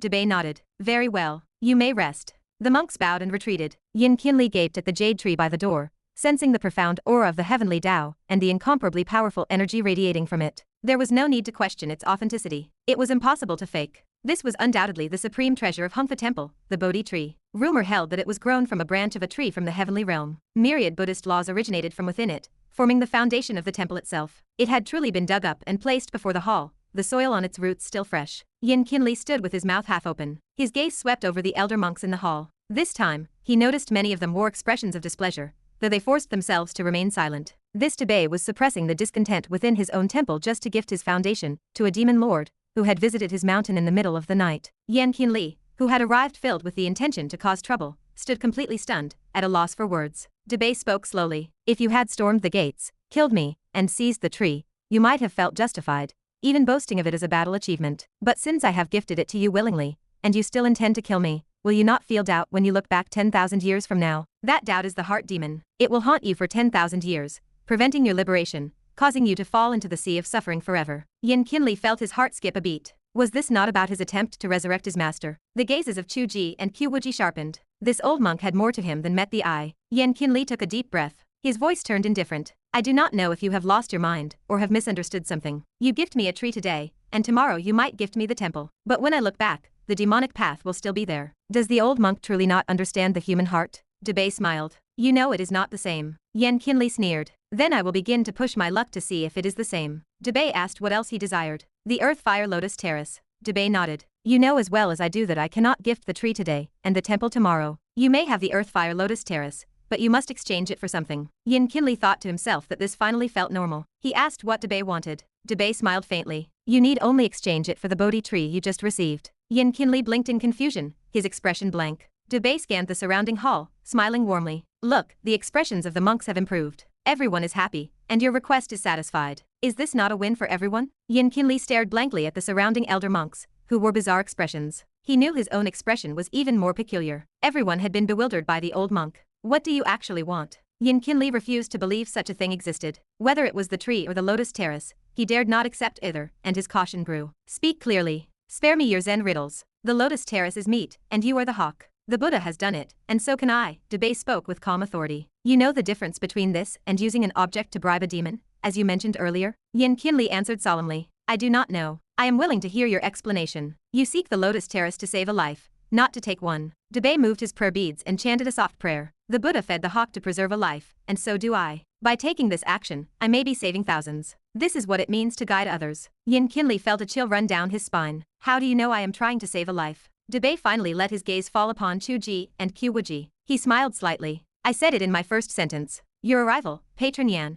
is like witnessing the prajna. Heaven possesses the virtue of cherishing life, and I am filled with joy. Whether it is the tree of the heavenly realm, or the lotus of the earth fire, they were born of heaven. They are things of heaven, not things that belong to me. Borrowing the things of heaven to guide others makes me feel quite humble. Chapter 283. People whispered rumors. They said Yan Qianlie visited Hungfa Temple in the night, and he took the Earth Fire Lotus Terrace by unknown means. This vague piece of what the Heavenly Dao recorded finally came to light. In truth, he simply strode up to the mountain gate, sat in the main hall for a chat, and Abbot Debay grew angry enough to gift the Lotus Terrace. No battle, no trickery. Even if someone tried to turn it into a story, they would not know how to tell it. Outsiders naturally found the events confusing and vague, so it became a simple, side remark in the books. Everything happened according to the logic established by the Heavenly Dao. Even miles away, Yan Qianlie kept glancing back toward Hungfa Temple. His expression remained strange. Qiu Wuji and Qiu Wuji looked just as peculiar. This was Yan Qianlie's luck, which simplified the difficulty, but it did not mean nothing had happened. The implications behind the event were more complex. Or, one could say it had become a new difficulty for Qiu Wuji. Debay certainly saw the beginning and the end of the matter. He seemed to have guessed 7 or 8 parts of why Yan Qianlie suddenly needed this Earth Fire Lotus Terrace. Qiu Wuji's identity had certainly not escaped his eyes. The only thing that might have exceeded his expectations was Qiu Wuji. If he could guess that one of the 2 attendants was actually Qiu Wuji, I would turn around and walk away the moment I saw a monk for the rest of my life. Yan Qianlie spoke with indignation. He had expected to feel satisfied, but the satisfaction never came. Even after obtaining the important item, he felt empty. Actually, looking back at it, it was not that hard to guess. Qiu Wuji sat on a rock by the roadside, pulling a blade of grass to play with. He spoke slowly. First, you, Yan Qianlie, walked straight up to the mountain gate with a swagger. You must have had something to rely on. He might not have seen through the 2 attendants, but the situation itself was suspicious. For a powerful being who had glimpsed the existence of the Heavenly Dao, he would have suspected something. That was why he spoke of witnessing the prajna. That is just speculation at best. Why gift a supreme treasure just like that? If he guessed wrong, would he not have given it away for nothing? Yan Qianlie asked. Secondly, you had no killing intent or malice. You did not look like a hostile force. Qiu Wuji answered. Blaming my acting, are you? Yan Qianlie growled. No, this is just analysis after the fact. Are you going to listen or not? Qiu Wuji replied. I am listening. Yan Qianlie sat to one side. The first offer of the Bodhi tree could have been to test your intentions. Your reaction showed you did not actually want that object. Pushing further for the Lotus Terrace revealed your true goal. The Lotus Terrace has only one effect. It governs the evolution of life and saves people. That is not something Yan Qianlie should be doing. Qiu Wuji continued. Linking this to your bold walk up the mountain to pay a visit, he must have deduced that it was the will of the Heavenly Dao. That was the only logical explanation. He just went with the flow and used the things of heaven to guide people. It must be that. Yan Qianlie stroked his chin for a moment, forced to admit the truth. So he did not see through everything from the start. He determined it gradually while probing. If that is the case, it is fine. At least it is not so mysterious. I almost thought he was some all-seeing genius. He was impressive enough. Qiu Wuji's voice dropped. The problem is that since he did this after seeing the heavenly mandate, I cannot judge whether his actions come from him being a virtuous monk, or if he is just flattering the Heavenly Dao, or if he has other schemes. Qiu Wuji, who had been listening silently, finally spoke. What do you think of Buddhism and Debay in your original setting? I set Debay as a truly virtuous monk who had attained enlightenment. I wrote many villainous Buddhist characters before, but this time I really wanted to write a virtuous one. The Buddhas of the heavenly realm might not be the same. There are 3,000 Buddhas, and each has their own thoughts. It is impossible for everyone to be the same, which is why different interpretations and schools of thought evolved. That is why the heavenly realm might have demonic Buddhas, though I do not know about Hungfa Temple. Qiu Wuji nodded. Putting the heavenly realm aside, since Debay is truly a virtuous monk, he should be fine, right? Qiu Ji smacked his lips, annoyed. The problem is that I set Xie Juxiao as a gentleman, and he still did villainous things. Now that they have a sense of self, they will change. Qiu Wuji said. People's changes have a trajectory. They do not happen out of nothing. Xie Juxiao came from the lineage of the heavenly emperor, living in the clouds and looking down on the world for a long time. His evolution into wanting to replace heaven is logical. What about Debay? If he changes, what will that evolution look like? Qiu Ji was pondering when his expression suddenly shifted. At the same time, Qiu Wuji and Yan Qianlie looked up sharply, sensing something. A surge of Sanskrit chanting filled the air. Golden light descended from the heavens, forming a massive palm that held the entire space where the three were resting. A Buddhist kingdom in the palm. This is not the ability of the mortal world. It is a Buddha from the heavenly realm, an avatar of the heavenly Dao. Tell me, whose 3 corpses are you? A Buddha image appeared in the sky. Its massive face obscured the entire heavens. Qiu Ji stood up calmly, surveying the surroundings. The rock he had been sitting on was still beside him, as if the entire space had been sliced out and placed elsewhere. He tried to sense the area with his current cultivation, but he felt only a desperate suffocation. Despite seeing the blue sky and white clouds, it felt like an invisible prison. He could not leave. You can descend from the heavenly realm? You must have broken the laws of heaven. Qiu Ji chuckled. You know so much about the laws of the heavenly pivot? The Buddha laughed. People with knowledge are all wondering why the realm of heaven and man separated, who set the heavenly tracks, and who operates the contracts. If it is Hong Jun, where is Hong Jun? It seems my luck is the best. I found a clue. More 3 corpses. These people have serious misunderstandings about the nature of reality. Qiu Ji's thoughts raced. He spoke calmly. Why do you not think your luck is the worst, and you will be the first to die here? You, 3 people who have not ascended. Especially you, a foundation establishment cultivator? The Buddha laughed until he was speechless. Boom. Flames shot into the sky. Raging fire ignited the clouds, turning the entire sky into a purgatory, burning heaven and destroying the earth. Yan Qianlie arrived. The Buddha face in the sky twisted and shifted within the flames, looking surprised. The power of a true immortal. Why have you not ascended yet?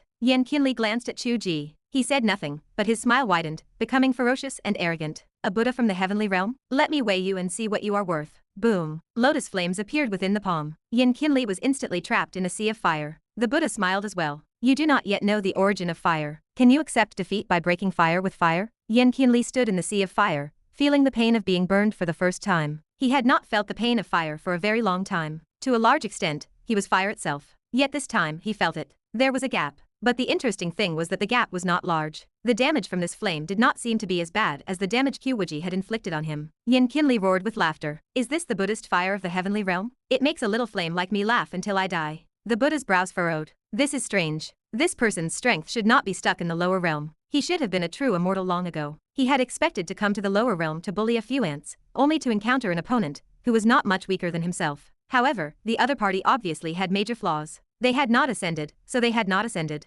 They had a great lack of understanding of the Tao, and their bodies had not been baptized by heavenly light, making them relatively fragile. Wait. Yan Qianlie's eyes were ferocious. A palm like this wants to crush me. Break for me. It was as if metal was clashing. Fire dragons swirled around Yan Qianlie. Pieces of golden light shattered like glass, scattering into the mortal world and vanishing. The Buddha had secretly applied supreme diamond power, wanting to crush Yan Qianlie to death, only to be astonished to find that Yan Qianlie's dharma body was so tough. It was no less inferior to the diamond dharma bodies of their heavenly realm. Red dragon prison fire dharma body? Is this something that should exist in the mortal world? The Buddha asked, unable to believe it. There is a lot in the mortal world you do not understand. Yan Qianlie pressed one hand to the ground, and flames roared. Heaven and earth became a sea of fire. But it was constrained within the Buddha's palm, shrinking smaller and smaller. He could block the Buddha's attacks, but despite all his methods, he could not touch where the other party was. The Buddha sighed and laughed helplessly. You must be the strongest person in the mortal world. No wonder you dared to go up to Hungfa Temple alone and force Debay to cut off the Bodhi tree. But you have not ascended, so you have not ascended. It ends here. A finger descended from the sky,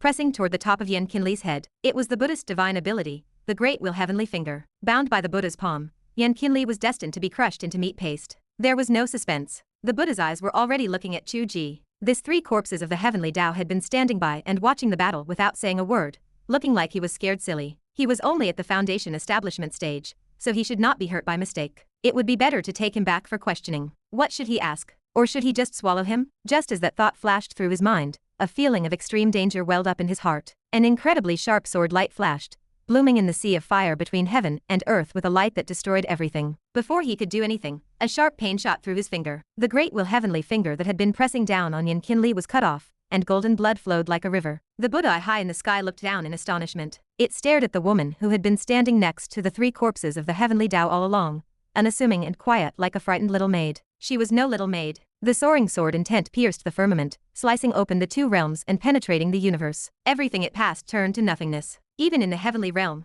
he had not seen such a sword a few times. It was so sharp, so full of destruction and death. Sword breaking the great void. Who are you? The Buddha said, terrified. Based on the ability you have shown so far, you do not even have the qualifications to make me state my name. If the heavenly realm is nothing more than this, it is truly disappointing. Qiu Wuji pointed her sword. At the same time, the Buddha discovered that Yan Qianlie, who had been standing there waiting for death, had turned into a phantom and disappeared. What the finger had pressed down on was just a phantom condensed from flames. The true body was over here. 9 days above. Yan Qianlie roared with laughter. He grabbed a spot in the void and dragged something out viciously. Come on out. Bang. The boundless Buddha face in the sky disappeared. A Buddha golden body the size of a real person was dragged out from across the realms by Yan Qianlie and thrown into the mortal world. Chapter 284. Qiu Wuji observed the Buddha. The entity lacked the qualifications to even hear her name. This was not a display of arrogance. While her raw power might fall short of this Buddha, her perspective on the battlefield revealed a glaring issue. The being lacked vitality and truth. He functioned like a pre-programmed machine. It felt like a robot issuing a challenge to a human. Even if the robot possessed the strength to destroy,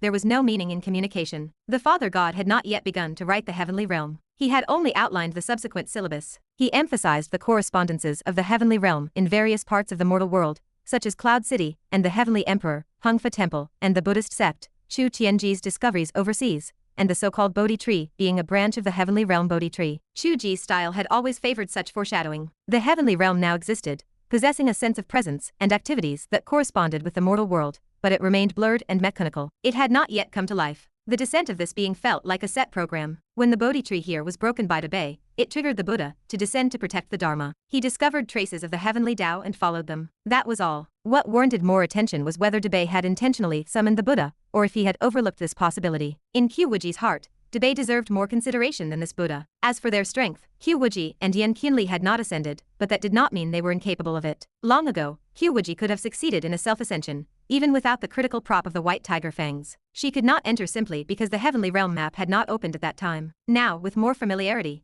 ascension felt like a thought away. The lack of ascension meant their cultivation upper limit remained restricted. They still lingered in the tribulation crossing stage. They were merely pseudo-true immortals, or perhaps they could be called earth immortals. Zhen Yunzi was also an earth immortal, and his presence commanded great respect. Qiu Wuji did not reach that level, nor did she know what level she truly occupied. Her accumulation of realization and cultivation had already surpassed many. She roamed the true world, observing the stars and the ocean. She understood the nature of the universe, unlike those in this world, who studied the heavenly pivot laws, and the celestial instruments that Chu Ji had fabricated while staring at the square sky and round earth. She pursued truth and the self. She had spent over half a year on the road of self-liberation, unlike these people who still thought about the 3 corpses of the heavenly Dao and wondered where Hong Jun was. The difference in their levels was significant. She had sensed the shifting of space and the differences in time. She had tried the feeling of creating the world. Now, she served as a small assistant to creation, outlining and painting every detail on the screen. Yan Qianlie resembled her in some ways, though he had not experienced such deep contact. He remained a bitter little flame refining pills on the outside. This small Buddha still thought the truth of the heavenly Dao was the 3 corpses. Saying their perception of the Dao was insufficient was no joke. What if their power level was 1 stage higher? So what?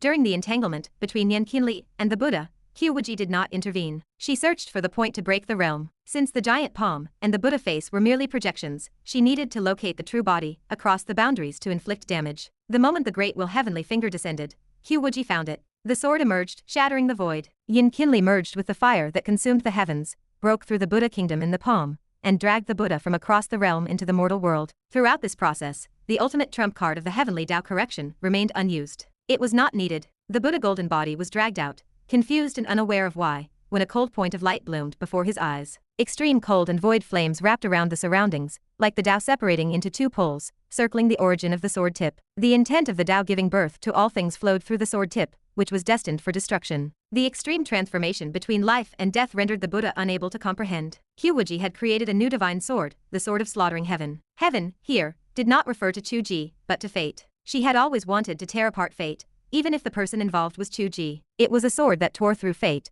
a determination to destroy both gods and Buddhas. Golden light appeared, attempting to block the sword. A terrifying power erupted at the point of impact. Heaven and earth began to shake. Distant mountain peaks collapsed. Yan Qianlie flew down and shielded Qiu Ji. Qiu Ji looked up, tension etched into his face, asking why the sudden kindness. He had thought Yan Qianlie only wanted him dead. Yan Qianlie offered no answer. I am not here to protect you. I am simply stepping away from the chaos. Qiu Wuji has no desire to fight alongside me, and I have no desire to fight alongside her. One sword is enough for her. Qiu Ji watched, mesmerized. The perception of the Heavenly Dao saw every detail clearly, including the fluttering of Qiu Wuji's sleeves, the dazzling light of the divine sword, and the sharpness in her eyes. It mirrored into his mind frame by frame. Then, person and sword became one, piercing directly into the Buddha light. She moved with such resolution, advancing without looking back. That was the long-lost divine sword of the book. She must have enjoyed such a battle. It had been a long time since he had seen such eyes and such a sword. What did a Buddha from the heavenly realm matter? Please taste the first sword of the mortal world. A scream echoed from the sky. Golden blood sprayed across the universe. Qiu Wuji passed the Buddha golden body and turned her head while sheathing her sword. She concentrated all her power into one strike. Her power was exhausted, but the outcome had been decided. Large drops of golden blood fell to the mortal world. The Buddha fled. He cried out that this was impossible,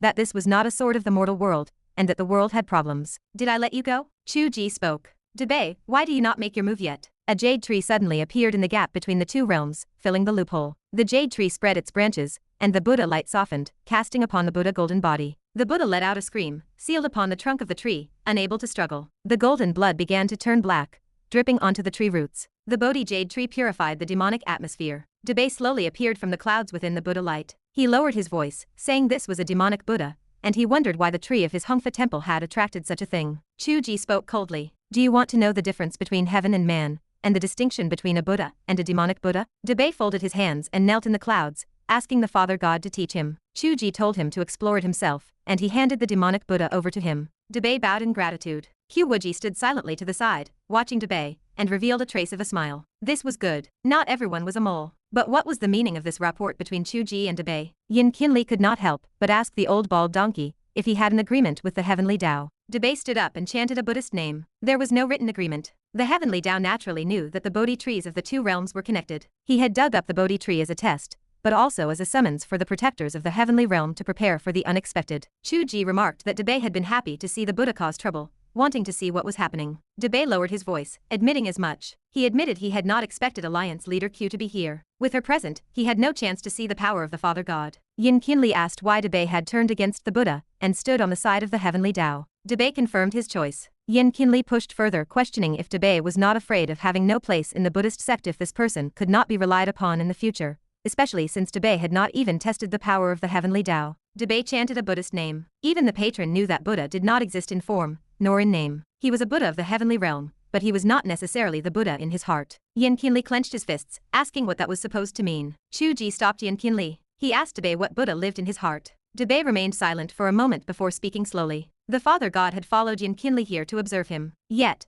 knowing that Yan Qianlie's arrival was ordered by heaven, was he not also testing the will of heaven? Qiu Ji asked if he had found the answer. Debei answered that the Father God could have lashed out at the world and turned everyone into servants, yet he did not do so. His purpose in ascending the mountain was to save people. Yan Qianlie appeared to bare his fangs and brandish his claws, but his inner hostility had diminished significantly. He was no different from a tiger caged. This was the fortune of all living beings. Since the Father God saved the world, he would reside in the Buddha kingdom. Why would he oppose it? Chapter 285. Qiu Ji felt a swell of genuine emotion. It was not because of Debei, but rather an appreciation for his own creation. Watching the characters he had penned develop their own paths, vibrant and alive, left him speechless. He maintained a certain bias when it came to Qiu Wuji, but regarding others, he was consistently fair. He had told Qiu Wuji long ago that when his characters developed their own souls, that was the true path of his authorship. That belief had remained steadfast. Whether Buddhist, demonic, or scholar, all bowed to the Heavenly Dao. He treated them as his own children. Every person was a creature of his making. He had that moment, and now, it was bearing fruit. He could feel the power of an entire world resting in the palm of his hand. Buddhist, Taoist, demonic, and Confucian scholars alike, all the living beings under heaven respected the Heavenly Dao. Because of this, he could command the world as easily as moving his own arm, with very little resistance. If he could manage the overseas territories, he would truly possess the world in every sense. It was a mutual process. He recognized each of them, and his characters came to life in his mind. They, in turn, recognized him, and respected the Heavenly Dao above. The connection between them was now one of flesh and blood. In truth, Qiu Wuji harbored a small regret. If he had not laid so much groundwork regarding the heavenly realm, and had ended the book within the scope of the human world, he might have achieved a perfect loop. He could have brought Qiu Wuji out into the real world, allowing this world to operate on its own, without any further complications. Now, however, the heavenly realm loomed large. This matter was far from over, and it was a massive undertaking. It was a nuisance. Debay hesitated, glancing between Qiu Wuji and Qiu Wuji. He finally gathered the courage to speak. Father God, since you have already used the Great Joy and Bliss Sutra, could you please return the original text? It is not good to lose it. Qiu Wuji stood stunned. Qiu Wuji, who had been so cold and unparalleled in battle just a moment ago, turned bright red.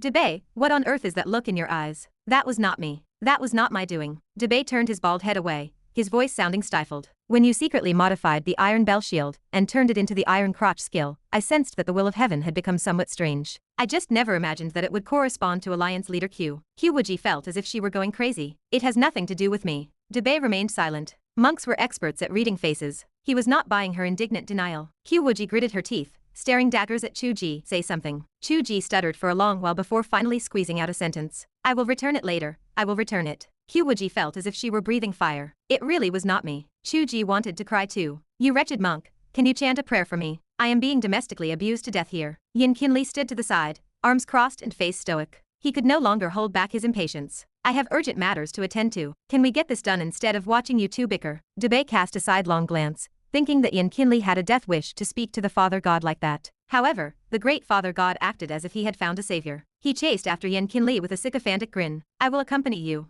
This is a matter of great importance. Father will help you hold the line. Yan Qianlie flicked his sleeves and left in a huff. Resurrecting Yan Qianlie's master was the true purpose of their entry into this world. Debay did not follow, though he did offer some Buddhist treasures as a gesture of goodwill. He then returned to his temple with the demon Buddha sealed within the Bodhi tree. Inside the Heart of Flames, Yan Qianlie prepared the ritual. He used the Earth Fire Lotus Terrace as a foundation, and the soul attachment bead to shape the spirit. For soul banners stood tall as he meticulously set the stage. The great Father God helped him hold the line, sitting beside Qiu Wuji. However, the Father God currently had bumps all over his head, making him look more like a cartoon monk than a deity. He sat with his hands tucked into his sleeves, looking even more subservient than Yan Qianlie used to be when he was a little flame. Yan Qianlie struggled to maintain his focus on the ritual. He forced himself to ignore the couple, fearing he might suffer a deviation in his cultivation. He thought about what kind of Father God he worshipped, noting that he was afraid of his wife. Beside him, the couple watched the spectacle with expressionless faces. Qiu Wuji stole a glance at the lumps on Qiu Wuji's head, pursing her lips. A faint smile tugged at the corner of her mouth. Seeing Qiu Wuji lost in thought, she could not maintain her cold demeanor. She could not help but ask, "What are you thinking about? You are so focused that you are watching Yan Qianlie's ritual like it is a masterpiece." "Oh, I am thinking about something else. The heavenly realm." "Yes," Qiu Wuji continued. "I thought the powerful beings of the heavenly realm were so remarkable, but they seem underwhelming. Everything feels strange. It is all your fault for not letting me read the outline." Qiu Wuji chuckled. He avoided the topic, as he did not want to remind her of the previous bad experience with spoilers. The heavenly realm is actually quite strong. That Buddha was just average. To be fair, he was not entirely incompetent, and his raw power likely exceeded yours. He was simply arrogant and underestimated you. If you were to face him in a different context, victory would not be guaranteed. Qiu Wuji did not care about the ease of victory. Winning was enough. How did you design the power levels for the heavenly realm? It does not seem like we will start at the bottom upon ascension. Qiu Wuji sighed. Of course, you will not be at the bottom. There are many ordinary beings in the heavenly realm, who correspond to the mortals of the human world. They are just born with greater strength, essentially equivalent to a powerful race starting above the foundation establishment stage. It would be illogical if a maid in the heavenly realm were stronger than the strongest ascended being from the mortal world. That would not make sense.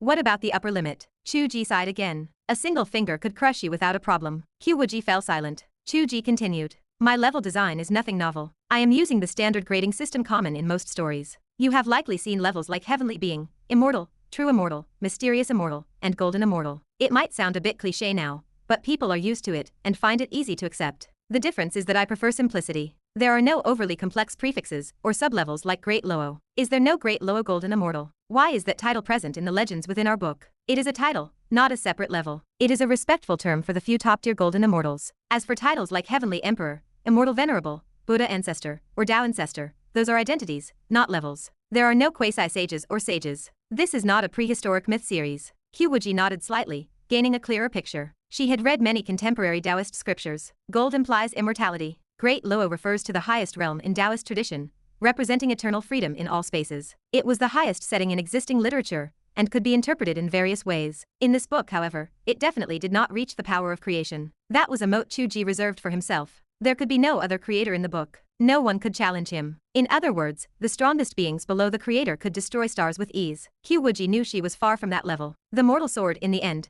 was only a mortal sword. The Buddha had called her power that of a true immortal, meaning that ascended beings from the mortal world were merely at a mid-level tier in the heavenly realm. This was normal, as it allowed for future progression. Qiu Wuji had maintained his integrity by not designing 20 or 30 layers of impossible cultivation realms. Qiu Wuji said, "By your standard, in my original design, a normal ascension would make you stronger than the average true immortal. You have already deviated from the plot. Regardless, given your current accumulation, if you were to ascend, I could write it so you reach the peak of the true immortal realm instantly. Then, with a simple lucky encounter, you could break through to the mysterious immortal realm. That would make you a figure of considerable status in the heavenly realm. Are you willing to let me set that for you?" Qiu Wuji pursed her lips, pondering for a long time without answering. She did not want her fate to be dictated by him, even her cultivation path being written rather than earned. That feeling was truly uncomfortable, as if all her days of seeking the truth were thrown into the mud. Yet, she was already invincible in the human world. With the support of Yan Qianlie and the others, Qiu Wuji could easily spread his divine favor. But things would not be so comfortable in the heavenly realm. She knew those idiots in the human world shouting about defying heaven was one thing, but if the powerhouses in the heavenly realm did the same, it would be a headache. She had no doubt about that. The Buddha had already shown that the heavenly realm had been thinking about these matters for a long time, even if their knowledge was shallower than theirs. As the story progressed and the heavenly realm became more vivid, they would naturally become clearer. Obviously, breaking through to the mysterious immortal realm quickly was the better option. She needed the strength to deal with the changes. Even a mysterious immortal might not be enough, so how could she ruin the greater cause over a small conflict? Seeing her hesitation, Qiu Wuji smiled. "It is fine, no need to decide immediately. As the plot stands, there is no interaction between the heavenly and human realms. The appearance of the Buddha was purely due to the connection with the Bodhi tree. It does not count as deviating from the plot, but rather an event occurring within the scope of Yan Qianlie visiting Hongfa Temple. In short, there is still some time before the map of the heavenly realm truly opens." Qiu Wuji shook her head. "I can decide now." Qiu Wuji turned to look at her. Qiu Wuji smiled faintly. "You are overthinking one thing. How the story is written depends first on your narrative logic. If you write that Qiu Wuji becomes a mysterious immortal upon ascension, then write it. Your cooperation with my quest is another matter. As your heroine, fulfilling your story is simply what I should do." Chapter 286. Qiu Wuji rubbed his head. He needed to vanish the bumps that made him look like a monk before he could get back into character. Qiu Wuji stared at him in silence. Qiu Wuji restored his appearance to normal. He looked at her with deep affection and said that this was not his story, but their story. Qiu Wuji remained silent, then grabbed Qiu Wuji by the collar and gritted her teeth. She told him that he could go explain himself to Debay, and then they could discuss whose story it really was. Qiu Wuji shrugged, refusing to take responsibility. He could not say it, and he did not know how to explain it. "How do you not know how to explain it?" Qiu Wuji roared in anger. "That foolish woman who used the Great Joy and Bliss Sutra with you is drawing in the office right now. That was not me." In the real world, Zhu Mengmeng spoke with Qiu Wuji in the office. Suddenly, Qiu Wuji frowned and snapped that the foolish woman should have been satisfied yesterday. Zhu Mengmeng blinked in confusion. She had done nothing yesterday. She wondered why the couple was teasing her about satisfaction when she had not done a thing. She felt only the bitterness of being a third wheel. Back in the book world, Qiu Wuji covered his head and crouched in defense. He told Qiu Wuji that she had a clear conscience, so why care what that monk thought? Qiu Wuji gnashed her teeth. "Even if I ignore the slander, I must think of the reputation of the section. The Cloud Boundary sect is the leader of the righteous path. Our swords define the world. We have maintained our prestige for 10,000 years. Do you want people to remember us only as the sect where the master and disciple cultivate together?" Qiu Wuji shrank back. That was the Heavenly Dao, not a disciple. Qiu Wuji grew angrier. "It would be better if it were a disciple. Serving the Heavenly Dao with your body sounds even worse." Qiu Wuji shifted his eyes mischievously. "You think it would be better if it were a disciple? I thought you would call that the most shameless thing. It seems you are quite accepting of it." "I am not accepting of either," Qiu Wuji shouted. "We are a prestigious righteous sect with a clean reputation. Do you think we are some demonic monsters? Master and disciple, have you no shame?" As they bickered, the lotus terrace inside the Heart of Flames merged with the soul attachment bead. Yin wind fused into the fire. The lotus platform transformed into muscle and bone. A seductive woman covered in flame tattoos rose, completely naked, looking at Yan Qianlie with confusion. Yan Qianlie stared at her, his lips moving, but he could not find his voice. The woman did not know what happened. Her memory remained at the moment Yan Qianlie killed her. She was confused. She was not dead? Yan Qianlie had grown so powerful that she could not even see through his cultivation. From nearby, a voice echoed. "We are a prestigious righteous sect with a clean reputation. Do you think we are some demonic monsters? Master and disciple, have you no shame?" The woman blinked in confusion. Yan Qianlie stood in awkward silence. "Qianlie, who is that hypocrite lecturing us?" The woman asked, her voice dripping with seduction. "Is playing with your master not enjoyable?" Qiu Wuji remained silent. The woman ignored her nudity, as if it made things easier. She wrapped herself around Yan Qianlie's neck. Qianlie, I do not know why I woke up, but in my final moments, I felt the will of heaven. Yan Qianlie backed away, embarrassed. What will of heaven? The will of heaven loves when the disciple rebels against the master, she whispered. That is the hidden law of the Heavenly Dao. Our Heavenly Dao is full of demonic intent. Who cares about these righteous hypocrites? Ouch. A scream echoed from afar, sounding distant. Even with others nearby, Yan Qianlie and the woman seemed lost in their own world. They did not notice who was lecturing them or whose scream echoed in the distance. She pressed against him, trying to tangle herself in his embrace. Yan Qianlie backed away, blocking her shoulders. Stop, do not come closer. Besides, you do not have a physical body. You cannot do anything. Tangling with me is useless. Do you want to be on the floor? I do not have a physical body? Yes, this is just the lotus platform evolving. Much is missing. Although, strictly speaking, it could be used. No, wait, I wanted to ask you a question. So I really did die. The woman looked at him with deep meaning. You really killed me. The atmosphere froze. Qiu Wuji stopped hitting Qiu Ji. The two sat in the corner, propping their chins on their hands, watching the drama. It was a pity they had no popcorn. As the conversation turned to killing, Yan Qianlie, who had been shrinking away, suddenly flared with violence. He grabbed her neck. In the face of the enemy, you were indecisive. The soul fire did not invade the spirit platform. The earth fire backlashed. If you did not defeat yourself, who did? The woman looked at him steadily, then smiled. You resurrected me. Correct. Why? I need a female slave. I find you serve me comfortably. The woman laughed beautifully. Good. Yan Qianlie should be like this, overlooking the world, taking whatever he wants. The woman whispered about her remaining lifespan of less than 3 years. Yan Qianlie released her hand from her neck and remained silent. She confessed her thoughts. She knew her talent was limited. She realized his potential was endless, a flame that could consume the heavens. She admitted that having such thoughts before a battle was her own failure. Yan Qianlie pulled his gaze back.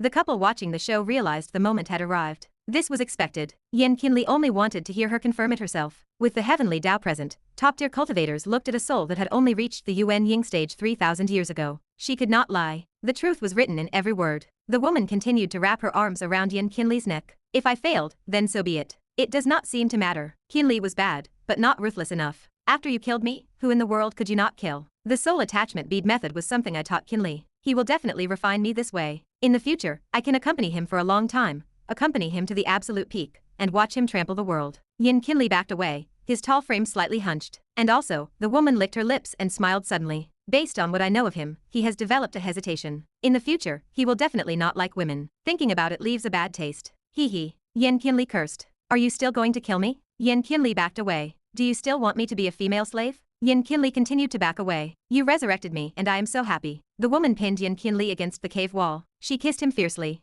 Forget about your cultivation. Do not be so arrogant. Behave yourself and let your master kiss you. MMPH, stop, someone is here. Yan Qianlie's eyes darted around nervously. He discovered that Qiu Ji and Qiu Wuji had already left the cave. The couple stood outside the cave, looking at each other. Qiu Ji finally squeezed out a sentence. Qianlie is finished. You dare to laugh at the Father God for being afraid of his wife? The Father God cannot beat his wife. But what about you? You were in the middle of a tribulation, and were pinned to the wall by a Yuan Ying cultivator, saying stop, someone is here. Qiu Wuji looked up at the sky. She sighed after a long time. The great Demon Lord Yan Qianlie has fallen. Only a small flame remains. Qiu Ji remarked that this was a good thing. It was fine for him to write about the character doing bad things, but watching him do bad things in person was difficult to stomach. He looked softer now. Even though his master was also a devil, at least the two of them had found some tenderness. He was not as violent anymore. Qiu Wuji squinted at him. That woman was naked. You must have enjoyed watching that. Qiu Ji froze for a moment. I did not notice that. What were you focusing on? What color was it? Red hair is ominous.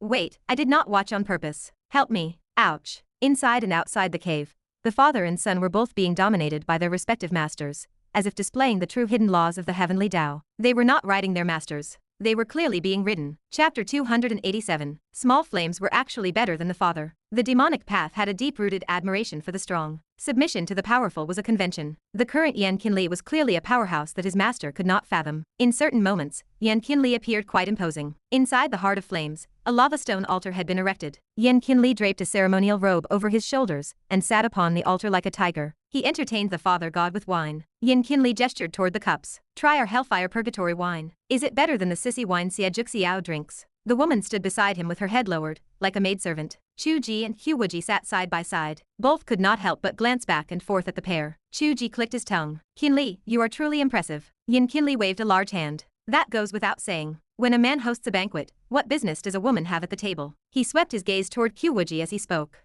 Qiu Wuji remained expressionless as she placed her sword onto the stone altar. A metallic clang echoed. Yan Qianlie smacked his lips. Fine, fine. Your cultivation is high, so you count as one. It is just that our father god cannot keep her in check, which is embarrassing. Qiu Wuji clicked his tongue as well. Qianlie, is your skin itching? He thought to himself that Yan Qianlie was showing off today. He wondered how the man could be so tough. Yan Qianlie coughed. No, no. Other than that, the father god is still great, omnipotent, and illuminates the world. Qiu Wuji glared. Speak if you have something to say. No, no. This is purely to express gratitude to the Father God. The resurrection of my wife is entirely due to your grace. I brought her here specifically to thank the Father God. He winked at the woman. The woman immediately knelt and bowed until her forehead touched the ground. Qingyan, of the kin, pays respects to the Father God. I thank the Father God for saving my life. Qiu Wuji looked at her. Qingyan, is that your name? Yes. I did not name you. Strictly speaking, you are not considered kin, unlike your Qianlie, who is truly my son. So at least this part is not chaotic. Yan Qianlie stared in confusion. Qingyan stood frozen in silence.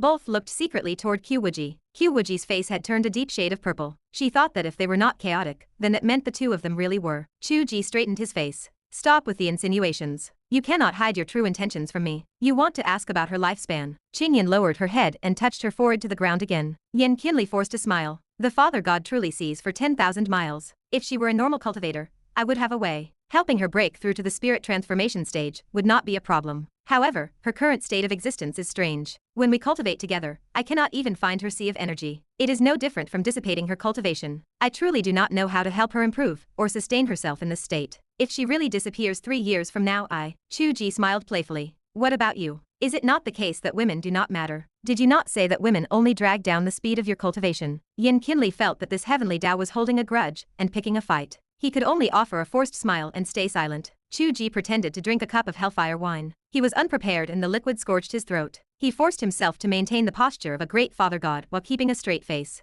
With the current cultivation methods of the human world, her condition is unsolvable. Yan Qianlie looked on with glee. Father god, why are you smoking? No, your ears are smoking. Qingyan, who was kneeling on the ground, turned her head slightly and glared at him. Yan Qianlie's expression changed. He sat obediently. Cough, cough. The Father God exhales clouds and mist. Truly, you possess the bones of a Taoist immortal. We admire you endlessly. If the human cultivation methods cannot solve this, does that mean we have to attack the heavenly realm? Qiu Wuji smiled. Yes. It will not take 3 years. Yan Qianlie was overjoyed. Does the Father God need any obstacles removed? Who should I kill? The loyal Yan Qianlie will immediately twist off their head and offer it to you. Qiu Wuji suppressed the surging alcohol in his body with great difficulty and exhaled a long breath of white mist. It is nothing. I have run out of pills, so you understand. Yan Qianlie felt annoyed. Hey, I am listening to you so well now, but you cannot just use talent for such trivial things. I, Yan Qianlie, am a dignified. Before he could finish, Qingyan spoke softly. I am willing to refine pills for the Father God. Yan Qianlie continued. I, Yan Qianlie, am dignified Yang Fire, and my wife is Yin Fire. Yin and Yang combined in the furnace will ensure the Father God's pills increase in grade. We can refine even the most difficult pills. Qiu Wuji led Qiu Wuji away from the Heart of Flames after the task was successfully completed. This matter was concluded. Yan Qianlie was also finished.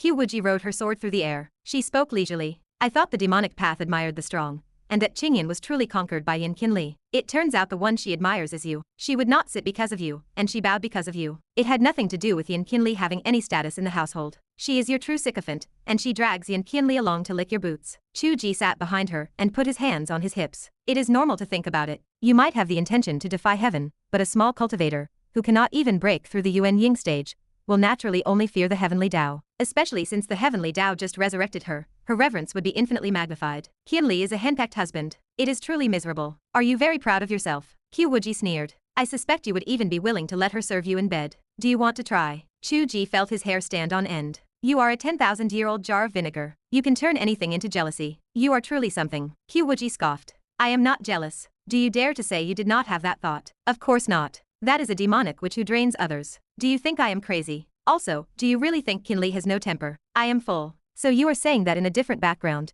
you would want her to serve you. You have used this logic several times. Is it not over yet? Watch fewer melodramatic soap operas. It will not be over until my reputation is restored. Qiu Wuji chuckled. There is no such reputation. Did Qingyan not say it herself? Who is the righteous hypocrite? Playing, well, is it not enjoyable? Qiu Wuji sneered. You want to learn from Qingyan and Yan Qianlie. Yan Qianlie's household status is fake. He is actually henpecked. Do you want to learn that? Do I need to learn it? I already am. Where is your face, Father God? How much does that cost per pound? Does it smell as good as QQ? Qiu Wuji rolled her eyes. In truth, Qiu Wuji felt that Yan Qianlie was truly henpecked, whereas Qiu Wuji was not quite the same. Often, Qiu Wuji automatically acted as a small assistant without saying a word, not because of her own consciousness, but because Qiu Wuji was too dominant. She had thought that when they were in the present world, her status was one of attachment and learning, which caused his dominant mindset. She thought it would be the opposite in the book, so she constantly wanted to be the master, urging him with a cold face. When she walked into the world of martial arts, she discovered that this Heavenly Dao was even more dominant. The Heavenly Dao was ultimately the Heavenly Dao. Sometimes Qiu Wuji felt quite suffocated. She had no place to show her skills.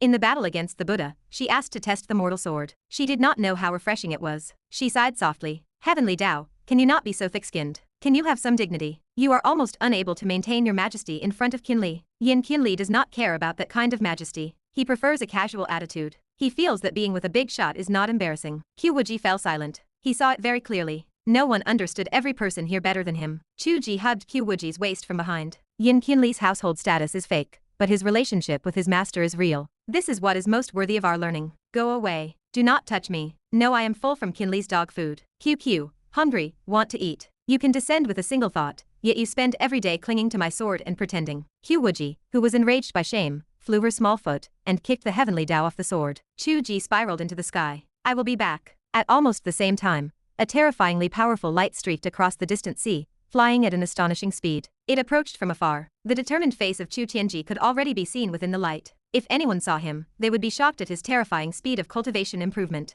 It had only been 2 or 3 years. He left as a Yuan Ying cultivator and returned in the spirit transformation stage. The true son of the Heavenly Dao. Qiu Tianji gazed at the coast from afar. His eyes held a trace of nostalgia. He whispered to himself, Shenzhou, I am back. Chapter 288. Qiu Wuji and Qiu Wuji returned to Yunji Mountain. They had stolen quite a lot of time this go-around. With the little Huo couple providing pills, and their unyielding loyalty, Qiu Wuji had long planned to stay here for a while. He intended to cultivate properly and, while he was at it, outdo those hacks who wrote for a living. Spring had arrived within the book world. The snow on Yunji Mountain had yet to cease. It remained wrapped in silver, a thin blanket coating the peaks. Suanji was still sweeping the mountain paths and tending to the plum blossoms. Her ears pricked up, eavesdropping on the sect leader lecturing her disciple. The sect leader declared that bringing him out into the martial arts world was primarily for training. Instead, he had focused only on Xiajuxiao, or Debei. He had played the part well, but where was the training? Where was the cultivation? Suanji stood silent. She longed to see Xiajuxiao, and Debei as well. No training could possibly compare to that. Qiu Wuji countered that he had ventured into the heart of flames and clashed with the demonic path.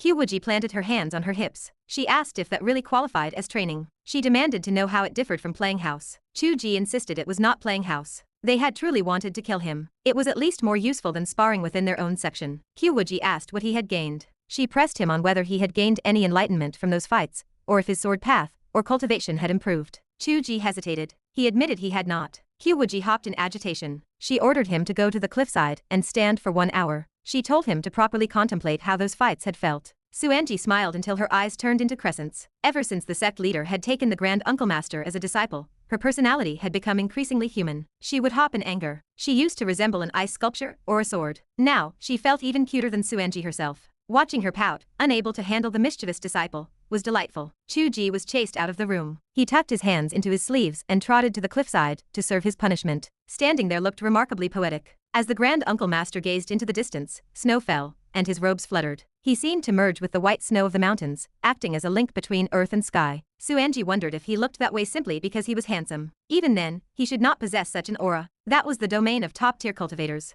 It was the Heavenly Dao intent of nature itself. Suanji recalled certain rumors. The Grand Uncle Master was likely an incarnation of the Heavenly Dao, transformed into a mortal, discovered by the sect leader, and taken under her wing. She pondered the truth of those rumors and the depth of his contemplation. Regardless, gazing at him triggered a flicker of heavenly insight within her. She felt herself drift, her spirit wandering the sea of clouds. A zither string hummed inside the room. It sounded like sword energy rising through the snow, scattering the clouds, leaving only an endless blue sky. It was impossible to distinguish between the zither notes and the sword intent. Qiu Wuji pulled a jade flute from his sleeve and placed it against his lips. A clear, piercing flute melody rose, harmonizing with the zither, ascending straight to the clouds. The zither music shifted from sword-like tones into a defined melody. The flute followed, weaving and dancing. Suanji did not recognize the tune. It felt odd, yet pleasant. No one in this world had heard the melody before because it was the ringtone from Qiu Wuji's mobile phone, the song titled, If One Day I Stop Writing. To the two of them, the song carried deep significance. Neither the book nor the world outside would ever know. Qiu Wuji's flute playing grew more proficient. At first, Qiu Wuji played the melody, and he provided accompaniment. Gradually, he took the lead, and her zither followed.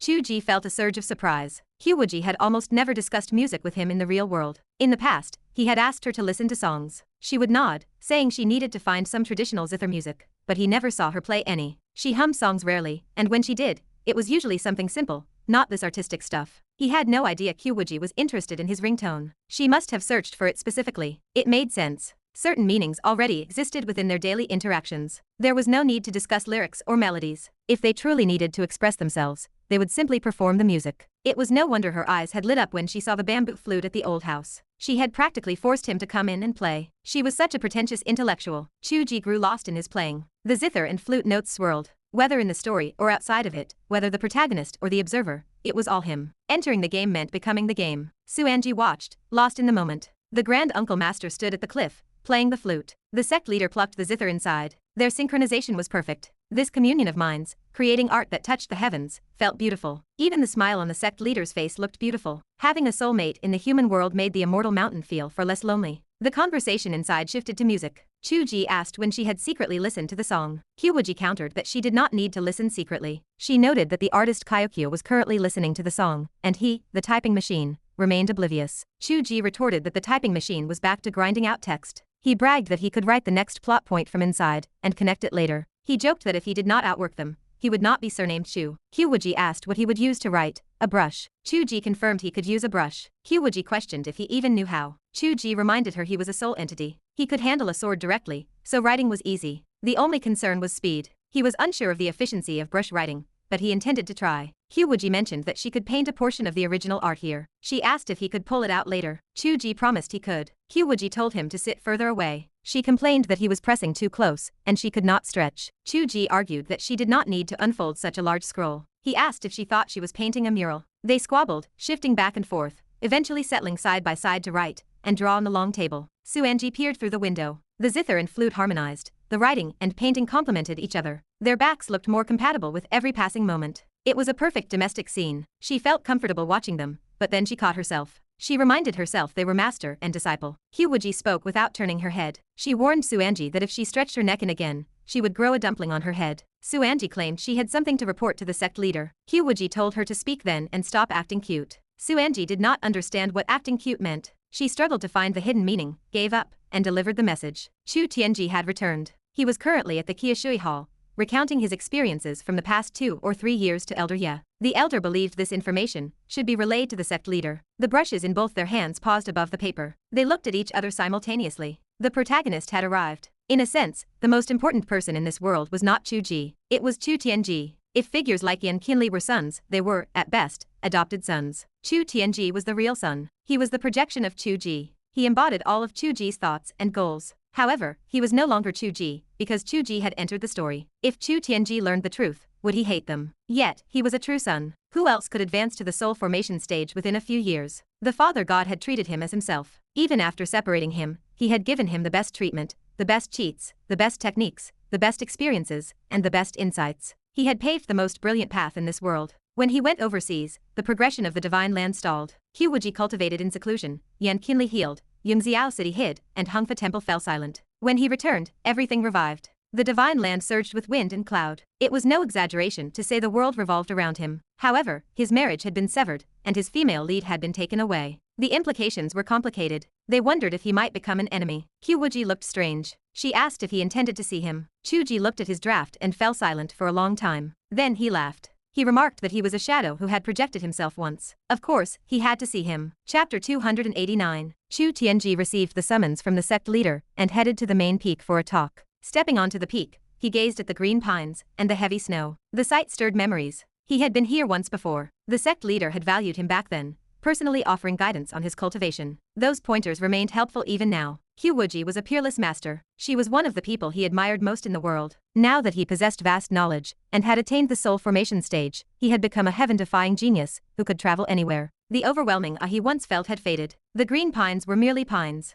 The white snow was just snow. The psychological illusion that everything appeared mysterious and vast had vanished. The wooden house sat at the peak, blending into the natural world. Now he could do the same. Reverence had vanished, replaced by a sense of intimacy. Yunji sect was his warmest home. Everyone in the sect had treated him well. His fellow disciples supported him and stood up for him. Even after drifting outside for so many years and returning to the divine land, his first reaction had been to return to the section. Home was here. No one knew that his soul had transmigrated here. Qiu Wuji had set up his character this way. The protagonist had crossed from Earth to this immortal world, purely to enhance the reader's sense of immersion. In reality, he was no different from a native inhabitant. He did not display many modern ideas. The greatest convenience was that he could let slip some modern terminology, without needing to carefully consider whether a word was permissible while he was writing. This was the same setting used for Xiao Yan. Xu Tianji followed the same path. In most parts of the book, this setting had no substantive meaning. However, it had one minor use. Xu Tianji had read countless novels. He had seen how many protagonists were bullied in their sects, riddled with schemes,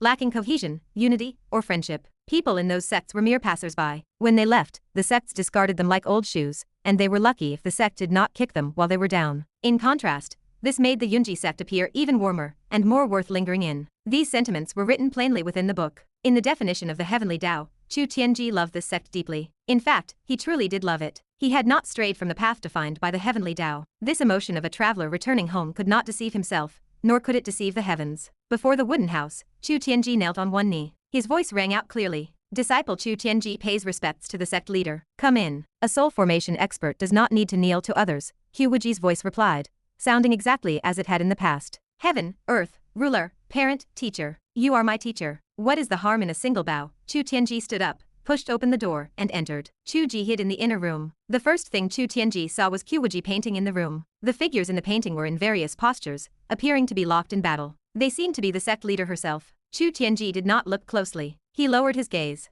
The sect leader's cultivation had become unfathomable. He had thought that at most, there was only a gap of one major realm between them. Now, he felt as if she were a vast ocean. It was strange. With this level of cultivation, had she not ascended yet? It was not strange though. Ascension likely depended on the will of the heavens. Despite her strength, she was merely trapped inside a cage. Qiu Wuji stopped her brush. She surveyed Xu Tianji for a moment with a gentle expression. You have become sturdier, and your features have matured, she said with a smile. This sensation of looking at her own child stirred a feeling of affection and longing for a teacher within Xu Tianji. He spoke in a low voice. Growth is inevitable. I hope the sect leader remains forever youthful. In truth, Qiu Wuji felt that Xu Tianji looked less and less like Qiu Ji as he grew older. When he was a youth, he resembled a smaller version of Qiu Ji. Now, they were two people who shared some facial features, but the overall differences were significant. The main point was that he was not as handsome as Qiu Ji. That single stroke of describing him with ordinary looks had resulted in a large discrepancy. The child had grown up poorly. This feeling was not bad though. It spared her from the sensation of Zhuangzi dreaming of the butterfly. After all, she had not given birth to him. Qiu Wuji complained inwardly, but her expression remained kind as she asked, the sect is unable to locate you for these years, and then you return suddenly. Suanji just reported that you went overseas. Yes, Xu Tianji reported respectfully. Everyone knows that the sea is vast, and the journey is long. Our cultivation is not enough to fly into the far ocean for long. Furthermore, there are mirages, disorientation, hallucinations, high winds, rough waves, and sea monsters. Therefore, the two coasts have been separated for a long time. However, I was panicked and chose a path blindly. Fortunately, my luck was good. When I was lost at sea, I bumped into a hidden island. I met the tribes living there and used them as a transit point to cross over, arriving at the opposite shore. It took about half a year. Qiu Wuji thought to herself that she already knew. She nodded calmly. This is your destiny. No one has been able to cross the endless sea for 10,000 years. You cracked the path by mistake. You are truly a pet favored by the heavens. Xu Tianji remained silent for a moment. He did not answer. Instead, he pulled a large tiger tooth from his ring. I found this overseas. After investigating, I believe it is the white tiger fang that the sect leader requires. Qiu Wuji took the tiger tooth and stroked it gently. In her mind, she thought about how the things Qiu Ji wrote were from a perspective of the real world, which differed from the thinking of the people in this world. From Qiu Ji's perspective, the endless sea corresponded to the Pacific Ocean. Crossing east led to the American continent, which corresponded to the area beyond the East Sea in this world. However, America was the west. The white tiger was of the west. Therefore, the fang was there. If one followed the logic of the people in this world, they would never imagine that the fang of the western white tiger would be found by sailing east. This was a closed world with a round sky and square earth. Who could have imagined that the creator's thinking was spherical, which contradicted the world layout? The version of herself in the original book would never know. She could search the divine land for as long as she wanted with no success. Yet, Xu Tianji had managed to figure it out. As soon as he heard the rumors of the sacred tiger overseas, he immediately associated it with the West. It was highly likely to be the western white tiger. He participated in a series of events and obtained this object, returning to complete the requirements for the sect leader's ascension. Qiu Ji's design was still very interesting and excellent. However, she did not even need this item now. She did not know what to feel. Eventually, she spoke in a low voice. You have taken great pains, Tianji. This item is extremely important to me. Qiu Tianji replied quickly. As long as the sect leader needs it, the disciple has not made this trip in vain. Qiu Wuji smiled slightly. You have worked hard. What reward do you want? Qiu Tianji laughed. The sect leader's needs are the goals of the section. Why would I need a reward? He paused, and his voice held a trace of pride. I have now advanced to the soul formation stage. I have traveled across the seas for several years. I can be considered a person of some standing. I can find my own techniques and treasures. I do not need a reward. Qiu Wuji turned her head and watched him for a long time. Suddenly, she said, now that the white tiger Fang has arrived, I must consider the matter of ascension. After I ascend, the sect needs someone to take over and steer the helm. If I appoint you as the young master of the Yunji sect as a reward, what do you think? Qiu Tianji was stunned for a moment. He shook his head quickly. No. Qiu Wuji let out a no sound. Why? The Yunji sect is one of the top sects in the world. It controls the 4 seas. The world looks up to it. One word from it, and the 9 provinces follow. Is this not the desire of every man? Qiu Tianji replied. The sect leader wishes to follow the heavens. The disciple wishes to sing on the path to the heavens. Power is not what I desire. The future of the disciple also lies in the heavens. This remark made Qiu Wuji narrow her eyes.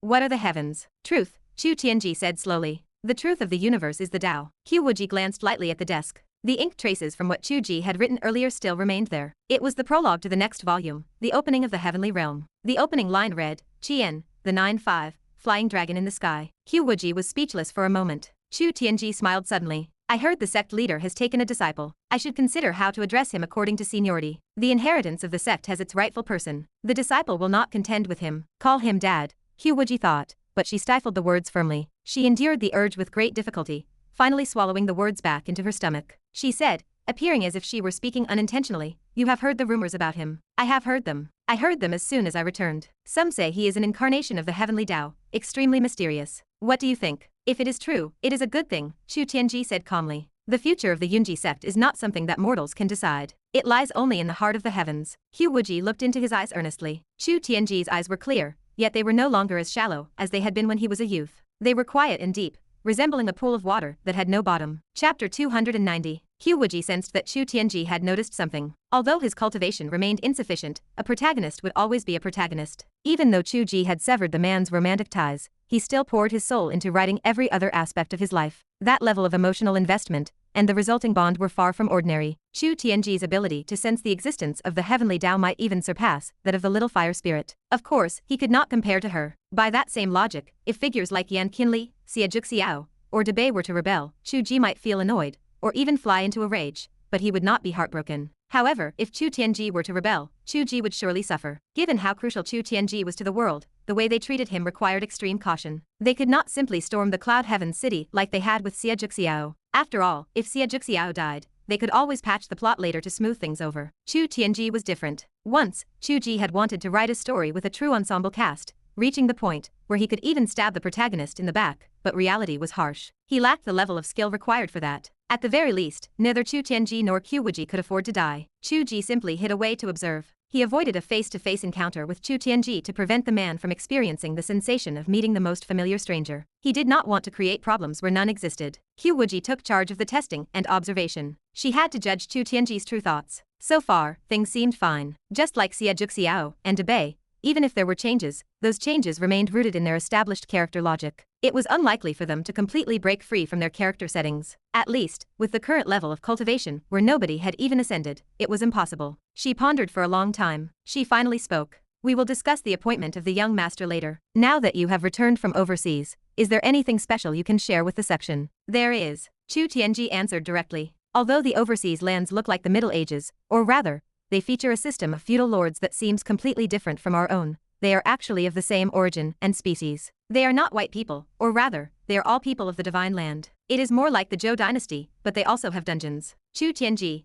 who had been answering fluently, suddenly began to stutter. He clearly struggled to find the terms in this world to explain what he had seen. Qiu Wuji glanced at him from the corner of her eye. She found it rather amusing. She actually knew exactly what he was trying to describe. She did not know the plot, but she understood the analogies he struggled to articulate. She had even fought against foreigners before, though she had never actually met one. She would likely have to fight them again upon their return. She placed her hands on her hips. Qiu Tianji struggled for a long time. He simply gave up on the explanation. Forget it, those details are unimportant. The point is that they have preserved many species mentioned in our ancient texts. For instance, the 9-headed snake. Such creatures have vanished here. I estimate that some disaster occurred in ancient times. Their top experts are also seeking the Heavenly Dao, and they have a consensus. Qiu Wuji narrowed her eyes. What consensus? There is a legend about a giant chasing the sun and being blocked by the sea. He could not drink it dry. Chu Tianji explained. This is a microcosm of the people on the other shore seeking the Heavenly Dao. They share a consensus. Because the land is divided, the Heavenly Dao is incomplete. This is the main reason why no one has ascended in 10,000 years. After they discovered that I do not seem like a local, they acted as if they had found a clue to complete the Heavenly Dao. I was nearly sliced into pieces for study. I spent the entire time running for my life the moment I arrived. Qiu Wuji considered this. In other words, your return might lead these outsiders to find this place. I am certain that I avoided everyone's detection when I returned. I snuck back in, but I cannot guarantee whether I left any clues behind. For example, they might have also discovered the lost island in the sea. I think it is possible. Chu Tianji spoke with a sense of shame. If I have brought a calamity to the divine land, it is my fault. I will do everything in my power to prevent it. It is not your fault. Your father simply arranged the plot that way. It is perfectly normal for a protagonist to connect the entire world line. Qiu Wuji had stopped reading the detailed outline, but she understood immediately. This was the beginning and end of Chu Ji's complete outline. Previously, it could have been called the collapse of the heavenly pillars and the earth, leading to the isolation of heaven and earth, which made ascension impossible. Once the divided continents merged, the bridge between heaven and earth would connect, and people would begin to ascend one after another. This transitioned the story into the heavenly realm arc. The quest for the white tiger fang was not about the tooth itself. It was merely a catalyst to link the two shores. Perhaps this contained a metaphor for real-world politics, themes of common origins and the reunification of the two sides. She decided not to overinterpret it. Chu Ji hated that. If a reader left a comment guessing at it, he would secretly delete it. In any case, this volume was the final chapter of the human realm, focusing on communication with the other shore. As for the form that communication would take, and who would ultimately rule the world, there would surely be a war to decide the victor. If someone from the other side had already snuck in, they would likely be mapping out the power structure of the divine land in secret. Their most likely move would be to contact the demonic sects currently hiding from the righteous paths. They would unite to overthrow the righteous, especially the current uncrowned emperor. That was her, Qiu Wuji. Right. Chu Ji had previously arranged for Yan Qianlie to heal only after people from the other side arrived. He would make contact with the loser Yan Qianlie, and from then on, the long-dormant fire prison sect would re-emerge, stirring up the winds and clouds of the divine land. Yes, Chu Ji had also once mentioned that he had not decided whether Yan Qianlie should die heroically in the final battle. This must be the time for it. But now Qian was a loyal little fire spirit. Qiu Wuji felt like scratching her head. She had not read the subsequent outline, so she really did not know how Chu Ji had arranged things. Would he force Qian to act as a mole again? Was it not boring to play the mole role once? Did he intend for him to be a mole forever? Seeing Qiu Wuji frowning in thought, Chu Tianji assumed this matter caused the sect leader a headache. He felt even more embarrassed. Since this matter was triggered by me, should I head out to sea again? What good will it do for you to go out to sea? They are not looking for you. They are looking for the completion of the Heavenly Dao. Qiu Wuji replied calmly. This is your section. We will shoulder things together. Stop thinking about solving everything on your own. It is good that you told me clearly. They want to complete the Heavenly Dao to ascend. Do you think I do not want the same? Chu Tianji bowed. If there is anything the sect leader needs me to do, please give the order. There is. Qiu Wuji smiled slightly. Go on a diplomatic mission. Deliver a letter to Cloud Heaven City for me. Cloud Heaven City overlooks the world. Tell them to pay more attention to any changes in the world. Chu Tianji bowed and accepted the order. Understood. Also, do not rush to leave once you arrive at Cloud Heaven City. Chat more with Xia Yuner. You two were quite close, were you not? Chu Tianji spoke quickly. We were just ordinary friends. Qiu Wuji did not offer an explanation. She held a jade slip in her hand, injected a piece of information into it, and handed it to Chu Tianji. Go. This is the most I can do to help you. Chu Tianji stood silent, confused. Qiu Wuji studied him for a moment. Seeing that he seemed genuinely baffled, and did not look like he had realized his romantic fate had been severed, she asked another question, as if by accident. Right. You have not met my disciple yet. Are you interested in meeting? Chu Tianji froze. He pursed his lips and remained silent for a long time. His voice was as soft as a mosquito, as if he were speaking to himself. It is better not to meet. He cupped his hands in a salute, and took his leave. The time is not right. I will meet this uncle master another day. I must depart for my mission. Qiu Wuji nodded. Go. She watched Chu Tianji depart for quite some time, before Chu Ji slowly walked out from the inner room. Qiu Wuji asked without turning her head. What do you think? Chu Ji pondered for a moment and shook his head. I cannot tell. I think he has sensed your existence, as well as his relationship with you. However, he does not have a very clear concept of the alteration of his own destiny. Still, he has developed a desire to seek the truth. This is based on his sharpness. His intuition tells him that something is wrong. Chu Ji watched the direction Chu Tianji had departed, his gaze distant. Perhaps. So, it is better not to meet. He learned the truth too early. Qiu Wuji finally turned to look at Chu Ji. Hey, if you created the most powerful enemy for yourself, what would you think? Would you feel like an idiot? Watching Qiu Wuji say something slightly naughty, Qiu Ji laughed instead. No need to tease me. I am not heartbroken. As of now, his performance still satisfies me. I will wait for him. Qiu Ji spoke slowly. I will wait until he has the courage to ask me in person, just as you once held your sword to my throat. Chapter 291. A flicker of awkwardness stirred within Qiu Wuji. The relationship between the father and the son could have been one of mutual respect, but it had become complicated because of her. It was she who had held a sword to his throat, forcing him to rewrite the manuscript and alter the entire setting. Even the flaws in the Heavenly Dao that Xie Zhuxiao and the others sensed were ultimately her doing. Of course, that was done to seize control of her own destiny, so she had no regrets. The embarrassment she felt would remain hidden. Qiu Ji would never guess why Qiu Wuji had agreed to let him use her alternative persona after they returned from Cloud Heaven City. He attributed it entirely to the deletion of that one specific line, unaware that a small part of the reason lay in this lingering guilt. Qiu Wuji had not truly understood her own feelings at the time, but she felt a subtle sense of fraudulence. Meeting Chu Tianji today only made that sensation stronger. She was indeed the root of everything. Yet, the words Qiu Ji had just spoken displayed remarkable grace. He would wait for him. He would wait until the man had the courage to face him. He sounded like a true father.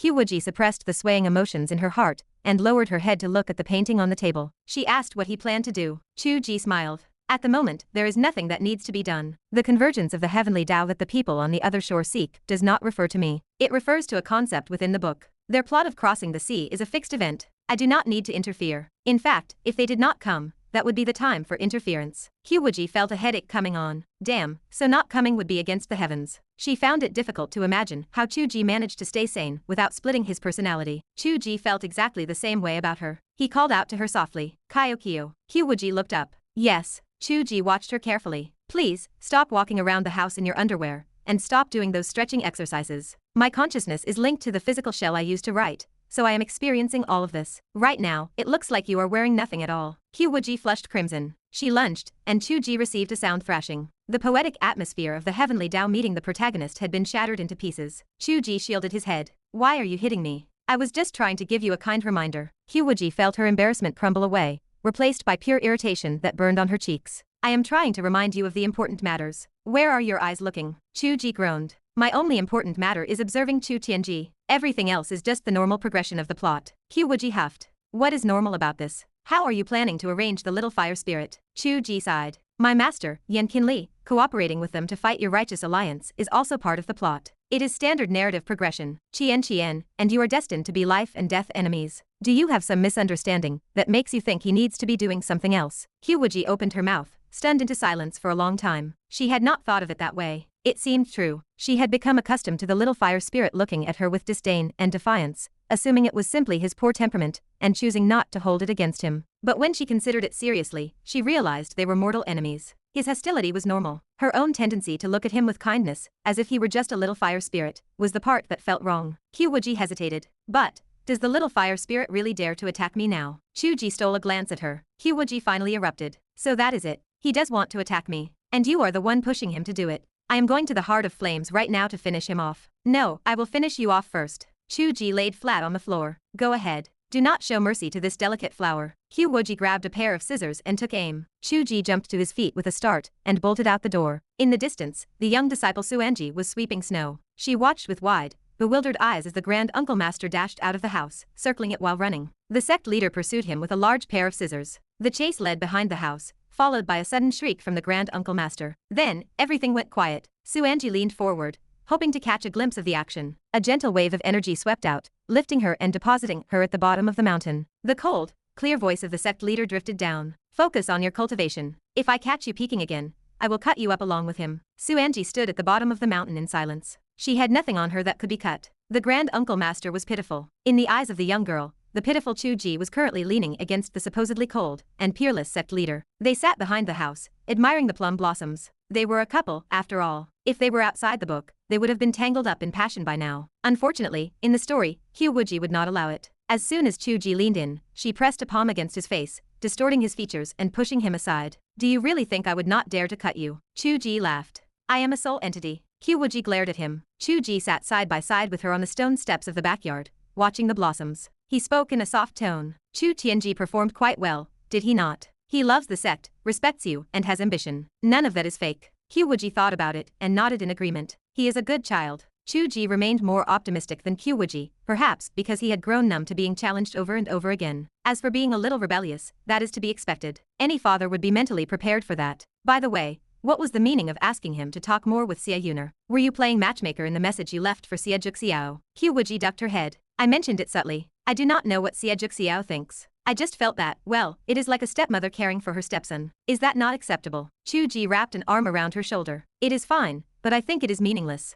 His path is set on the cold reality of worldly vanity. He is focused solely on bitter cultivation and the Heavenly Dao. Your attempt to play matchmaker is destined to fail. Qiu Wuji pulled away. Do not hold me. Qiu Wuji leaned close to her ear. Suanji was sent away. No one is watching. Qiu Wuji pouted, but she did not pull away again. She had sent Suanji away for a reason. She knew why they were sitting there. The two of them hid behind the house like thieves. They unexpectedly found the experience somewhat akin to dating in school. Except, the people dating were not two students, but a student and the headmistress. Qiu Wuji murmured. The bonus effect is stacking again. Qiu Wuji did not know what he meant by that. The light snow drifted outside, and the plum blossoms carried a cold fragrance. Sitting next to him, her chaotic thoughts gradually smoothed out, and a small sense of happiness bloomed. It was romantic, after all. Qiu Wuji continued. Let us leave Chu Tianji as he is and continue observing him. But are you sure everything else is truly fine? Everything is fine. Your handling of the situation was correct. Just let Xie Juxiao keep an eye on the changes. Wait, no. The plot is currently being written by the slow-wit typing machine. Chu Tianji reports on the overseas affairs, and Qiu Wuji sends out an envoy to prepare for war. Qiu Wuji found it increasingly difficult to distinguish what she had done and what he had written. She did not bother thinking too much about it. As long as things were fine, she was happy.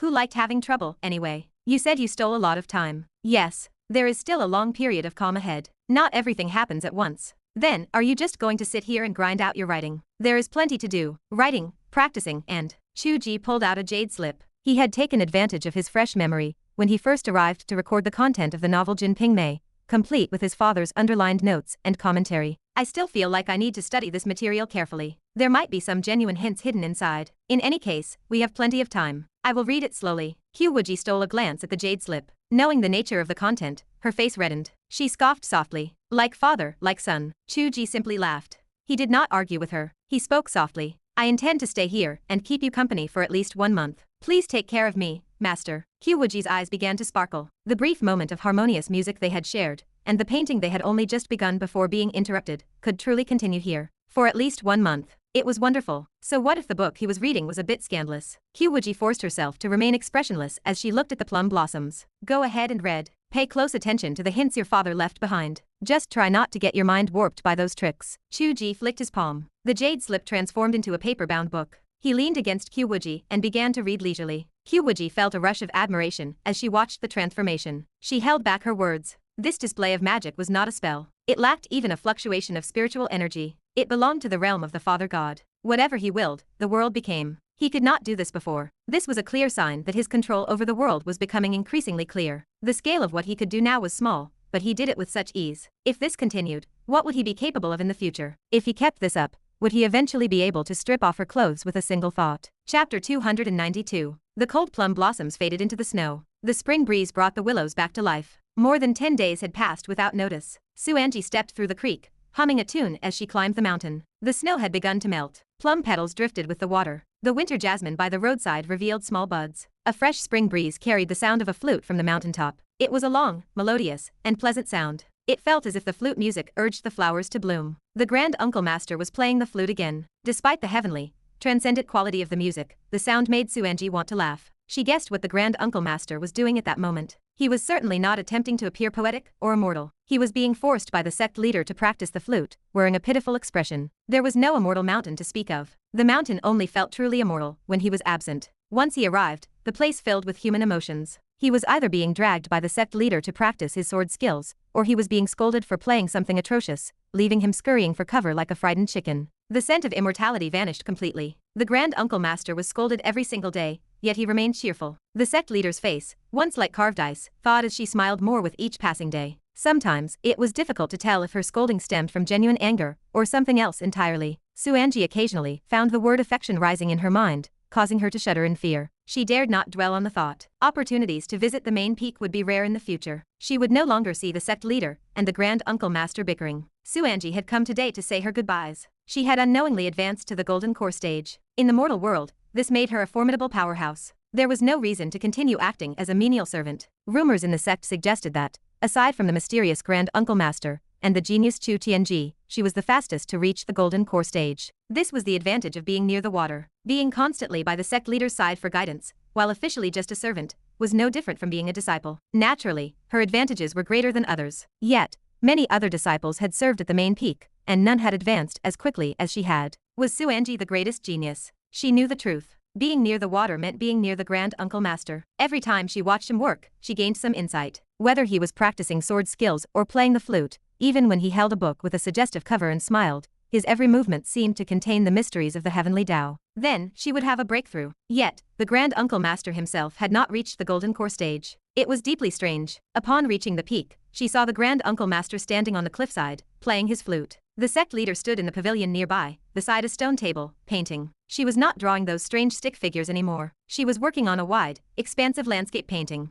The painting depicted the Grand Uncle Master playing the flute. The figure in the painting held a jade flute, wearing long robes as if he were ready to ride the wind and return to the heavens. Xuanji leaned forward to look, not daring to gaze for too long. She lowered her voice and whispered, "Sect leader." She kept her voice low to avoid disturbing the sound of the jade flute. Qiu Wuji replied calmly, "You have reached the golden core stage." Xuanji sniffled, her throat tightening with emotion. She spoke through a choked voice. I have come to say my goodbyes. The Internal Affairs Hall will select another outstanding disciple to serve the sect leader." Qiu Wuji let out a dry laugh. "You are a golden core powerhouse now. Why are you crying? You truly are a small child." Xuanji sobbed. "I cannot bear to leave the sect leader, and I cannot bear to leave the Grand Uncle Master." Qiu Wuji thought to herself that she also found it hard to let her go. As long as the girl was here, their interactions retained a hint of clandestine romance. That man did not dare to be too reckless. If she left, she did not know how inflated his ego would become. Perhaps replacing her with someone else as a chaperone would work. Still, the little girl was discreet. She had likely witnessed many of their unseemly behaviors, yet rumors had never spread outside. She was not sure if a replacement would be as obedient and quiet. While she pondered this, Qiu Ji,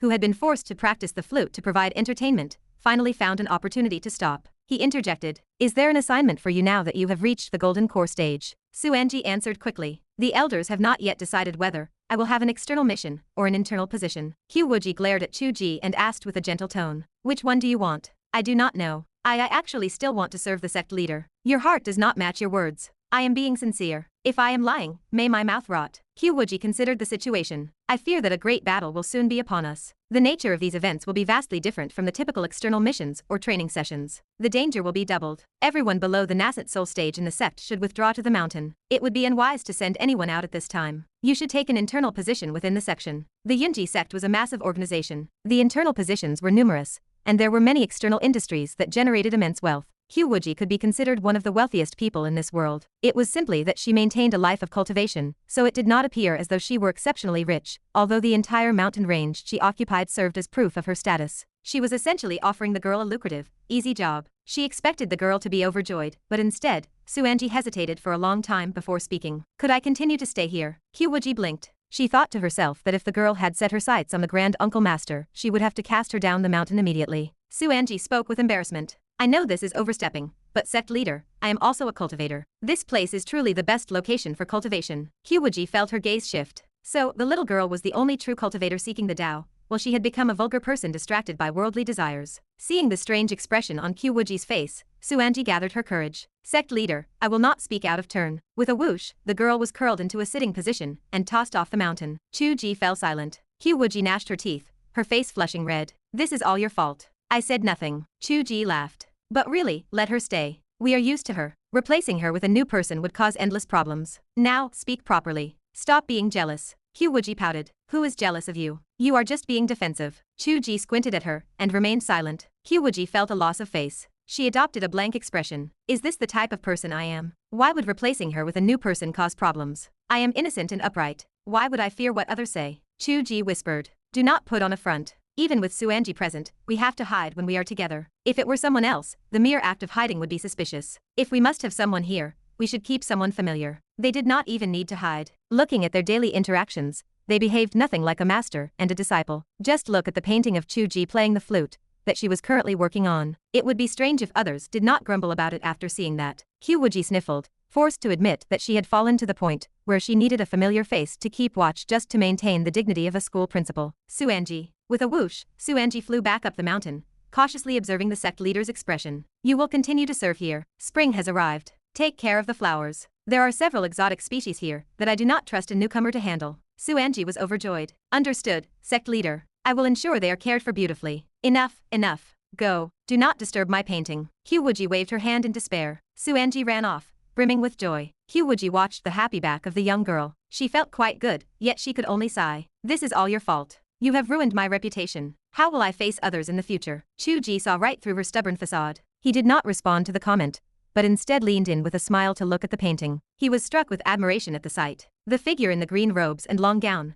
holding the jade flute, with his hair tied and swaying gently, looked truly handsome. Even the best modern hanfu and short hair in the real world could not capture this essence. The background of the immortal mountain, with its deep, swirling clouds, was particularly striking. One could vaguely see the corner of a roof behind the mist, partially hidden by flowers, exuding an air of mystery. It was undeniably a portrait of an immortal. Is this me? Qiu Ji felt a moment of dizziness. He turned to look at Qiu Wuji. Her eyes held a trace of longing as well. What was said when they first took a photo at the studio in the real world? That painted background of an immortal mountain was fake. The only thing that was real would be the day they could take a photo within the cloud mountain. Looking back, that felt like a long time ago. He could no longer recall the exact feeling he had at that moment. We have achieved it, Qiu Ji whispered. Not a single word was spoken to define the topic, yet Qiu Wuji shared the connection. She knew he was thinking of the exact same thing she was. A flush of red appeared on her cheeks, and she gave a soft affirmation. Qiu Ji gently held her hand and spoke softly. I write about you and you paint me. We are the protagonists in each other's work. Does that count as even? Qiu Wuji paused, finding the thought intriguing. She gave a light laugh. Wait until I can manipulate you before you say that. Qiu Ji wore a shameless expression. You can manipulate me right now. You tell me to practice sword skills, and I practice sword skills. You tell me to play the flute, and I play the flute. That is not the same thing. When you manipulate me, Qiu Wuji began to retort, but stopped herself as the thought felt inappropriate. She changed her words. Have you practiced your sword skills today? Go and continue practicing. You are falling behind Suanji in your cultivation. It is truly shameful. Qiu Ji smiled and remained silent. Qiu Wuji's face turned even redder. In a panic, she gathered the paper and brushes from the table, left the pavilion, and ran back to the wooden house. She would ignore him. Once inside the room, the spring breeze blew through, causing the pages of the book on the table to rustle and flip. Qiu Wuji looked over. She caught sight of an illustration in the book that was truly shameful. With hatred in her heart, Qiu Wuji walked over, grabbed a paperweight, and pressed it down onto the pages. What a terrible book. What a terrible wind. It blew in and stirred her heart into chaos. Spring has truly arrived. Qiu Wuji turned to look at her bed curtains. The spring breeze blew through, causing them to sway. The spring breeze does not know me, so why does it enter my curtains? Chapter 293. That broken book of yours, have you figured out the secret yet? Qiu Ji walked into the room. He sank into the bamboo chair by the window, reading with a relaxed air. Qiu Wuji watched him, feeling a wave of frustration. That was her chair. It was fortunate that Suanji was still there to help with chores. If they had hired someone new, that person would likely grumble at the sight of him lounging about in her private quarters. None, Qiu Ji admitted honestly. No matter how I look at it, those underlines seem entirely disconnected. I have even tried reading by taking the first character of each line. Perhaps your father simply scribbled them randomly. They were likely just lines he found interesting. That is possible. Even if I gain nothing, reading more cannot hurt. If I look closely, the writing style of the author of The Golden Lotus is truly magnificent. It is leagues ahead of my own. Qiu Wuji mumbled. I think it is about the same as mine. Qiu Ji could not help but laugh. Why are you laughing? I want to write a new book. Do you have any suggestions? Just edit that book of yours, Chumukiyo, and keep writing. Why do you need a new one? Besides, do you have the time right now? You are running a company to make comics. You are not that free. Qiu Wuji was just speaking idly. She really did not have the desire to write another book. Making comics now brought her a lot of joy. Writing books brought rejection, but drawing was met with praise. Naturally, she found drawing more interesting. It felt as if she were working with Qiu Ji to complete this world, like a mother god. She looked at the drafts piled on the desk. They had stolen quite a bit of time on this trip. A huge stack of chapters remained. After returning to the real world, she could afford to be lazy and take a break to travel. Qiu Ji had also banked 100,000 words in the last 10 days. They belonged to the Heavenly Realm volume. The body in the real world was currently typing the content for the current volume, the crossover between the two shores. When she returned, she would finish the current volume and connect it to the 100,000 banked words. Counting the time, the current volume should conclude right around the new year. They could truly go to Hainan to spend the holiday together. Qiu Wuji smiled at the thought. Everything was going smoothly. Spending these days together in the book felt wonderful. It was endlessly close to the life of an immortal couple she had once envisioned, playing instruments, practicing calligraphy, and living in seclusion on an immortal mountain. It would be even better if they had a cute little maid, or perhaps a daughter. Wait, who wanted to have a daughter with him? Humph. Qiu Wuji grabbed the painting of Qiu Ji playing the flute, ducked into the bedroom, and taped it to the wall. No one would ever see it in the bedroom, so it did not matter what she hung. It was called a bedroom, but she had never used it before. The bed and linens were merely decoration. As a character in the book, she did not need sleep. She usually meditated in the quiet room. However, she was using it these days because she had given her quiet room to Qiu Wuji. Suanji believed the Grand Uncle Master had not reached the Golden Core stage, but she was mistaken. Qiu Wuji was a soul entity, a projection of the Heavenly Dao. His cultivation was not something Suanji could understand. Even Qiu Wuji found it difficult to define Qiu Wuji's level of cultivation, let alone Suanji. His foundation establishment was only true for his physical body in the real world. As for the nature of his soul, even in the real world, it was far beyond foundation establishment. After all, foundation establishment could not achieve this kind of soul separation. That was clearly the realm of deity transformation. He could remain in the book for so long that his level was approaching Qiu Wuji's current standard. How could such a thing be called foundation establishment? In fact, Qiu Wuji's soul power was not high. If his soul clashed with Qiu Wuji's, he would certainly be crushed into fragments. They were not equals. However, this was his world. He was the heavens. In theory, he could achieve whatever he wanted. The paradox arose from the fact that he did not achieve this through cultivation. He relied on his degree of control over the world. To put it simply, Qiu Wuji was not cultivating immortality. He possessed supernatural abilities. Therefore, his actual combat strength was not high, which was why Qiu Wuji continued to urge him to practice sword skills. In case she was not by his side one day, he needed the ability to protect himself. Over these past few days, he had made progress. His progress was faster than anyone else. Qiu Wuji watched the portrait of him playing the flute on the wall, smiling with the relief and tenderness of a concerned mentor. Qiu.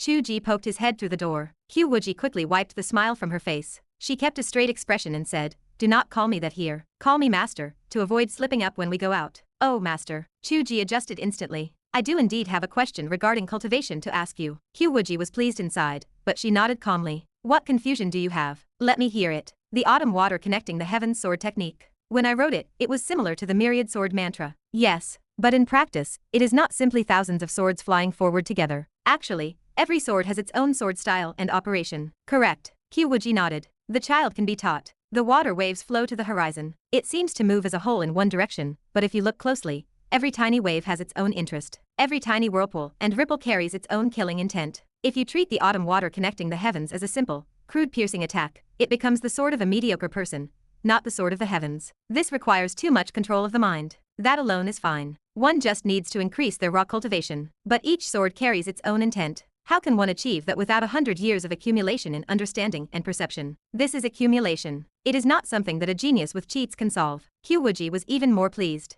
The man was slowly beginning to understand. He was becoming more like a true cultivator, capable of discussing the details of practice with her. She kept her face straight. Autumn water connecting the heavens is the signature flying sword technique of the Yunji sect. It is one of the famous sword sets I rely on to sweep across the world. How could it be easy to learn? It naturally requires 100 years of realization. So, what did you think I was making you study so many worldly sword intents for? Or forcing you to try the myriad sword cave? Did you really think I was torturing you? That was all to build your foundation." Qiu Wuji smacked his lips. "But how did Qiu Tianji learn it? He has only been at it for a few years." Qiu Wuji went silent. "You gave the protagonist cheats without logic. There was already a plot hole here. Qiu Tianji has only been mixing in this world for so long. He has not even seen 10,000 types of sword intent. How could he learn this move? When we go out, we will have to find a reason in the comic to patch it up. Shall I continue to mix in the myriad sword cave? Our myriad sword cave only contains the traces left by our own sect sword techniques. It does not include those of 100 schools. The significance is not too great, but it is at least valuable. You can go to the deeper levels and stay longer this time. It is just..." Qiu Wuji hesitated. "It might be very painful again." "Pain is fine, as long as there is encouragement." Qiu Wuji revealed his wolfish ambitions. Qiu Wuji's eyes darted around. She smiled and said, "What reward do you want? If I go in and suffer once, I want a hug and a kiss from my master when I come out. Then I will give it my all. Get out." Qiu Wuji planted her hands on her hips. "Learn from the protagonist you wrote. Focus on the Tao, move forward with courage. That is the greatest cheat. How are you like this? The suffering has not even started, yet you are already thinking of the reward. If master will not agree, we could change the order." "Change what?" "For instance, give the encouragement before I go," Qiu Wuji said, and quietly wrapped his arms around her waist. Qiu Wuji subconsciously tried to dodge. "Do not mess around. Suanji is. This is the bedroom inside. Do not talk about Suanji. Even the heavens cannot see us." Qiu Wuji paused. Qiu Wuji seized the opportunity to hold her firmly. He whispered softly in her ear, "Let me hug you. I have not hugged you properly in so many days. You rebellious disciple." Qiu Wuji gritted her teeth and pushed him, but she discovered she had no strength at all. Her body felt soft.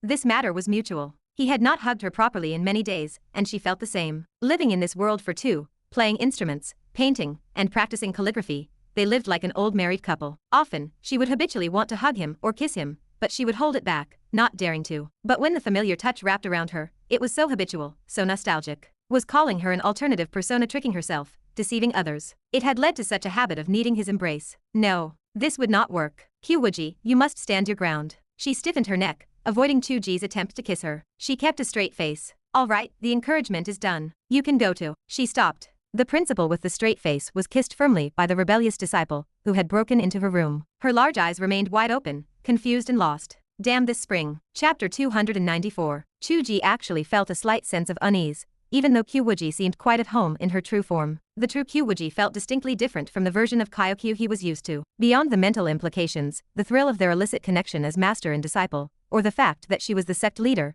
and the greatest power in the world, the physical differences were impossible to ignore. Her reactions were stiffer. She bit her lip, resisting his advances with a stubborn determination that he had fully expected. The body itself made all the difference. One vessel was born of this world, nurtured by parents, and refined over 10,000 years of cultivation into the formidable Dharma body she possessed now. The other body was nothing more than the product of his own supernatural ability, manifested into reality. It possessed no qualities other than the simple fact of being real. Even the scent of her skin differed between the two forms. The immortal fragrance radiating from her true body was enough to leave any mortal intoxicated and hopelessly lost. Then there was the touch of her skin. If the other Qiu was a perfect mortal shell, this version was an immortal vessel. All the poetry and prose in the world could not capture this perfection. Comparisons to jade, snow, or lychees were utterly inadequate. He could sense an explosive power hidden deep within her, a sharp and ferocious sword intent capable of severing the heavens. This was one of the most powerful Dharma bodies in the world, the Taigzi Dao body. The real thing was undeniably superior. How could he ever compare it to the avatar he kept in the mortal world? Qiu Ji, who had originally intended only to offer a few kisses and hugs to soothe his longing, let out a soft groan. Qiu Wuji sensed his reaction immediately. A surge of strength returned to her, and she pushed Qiu Ji back against the wall, pinning him there. Neither of them required breath to survive, yet their chests heaved in the stillness of the room. Qiu Ji's eyes darted away, unable to hold her gaze. Qiu Wuji bit her lower lip, staring at him intently. After a long moment, she offered a faint smile. Are you comfortable? The seductive tone sent his mind reeling. His throat felt parched, and he lowered his voice. I was just trying to kiss you. Qiu Wuji purred. Do you want more than that? Qiu Ji swallowed hard, unable to find a reply. Qiu Wuji trailed a slender finger along his cheek, finally lifting his chin to inspect him for a moment before laughing softly. Rebellious disciple. Qiu Ji felt his resolve dissolve. He found himself unable to speak. This was the feeling. It was fierce and seductive, possessing that sense of aloof authority looking down from above. The Qiu in the mortal world had shown similar traits, but she lacked this precise flavor of dominance. This was the complete version of Qiu. If you are comfortable, go to the sword cave and train. Do not accuse your master of abusing you this time. Qiu Wuji released his chin and waved her hand lazily. A sweep of her cloud sleeves sent Qiu Ji tumbling with a cry of alarm, landing instantly inside the second layer of the myriad sword cave.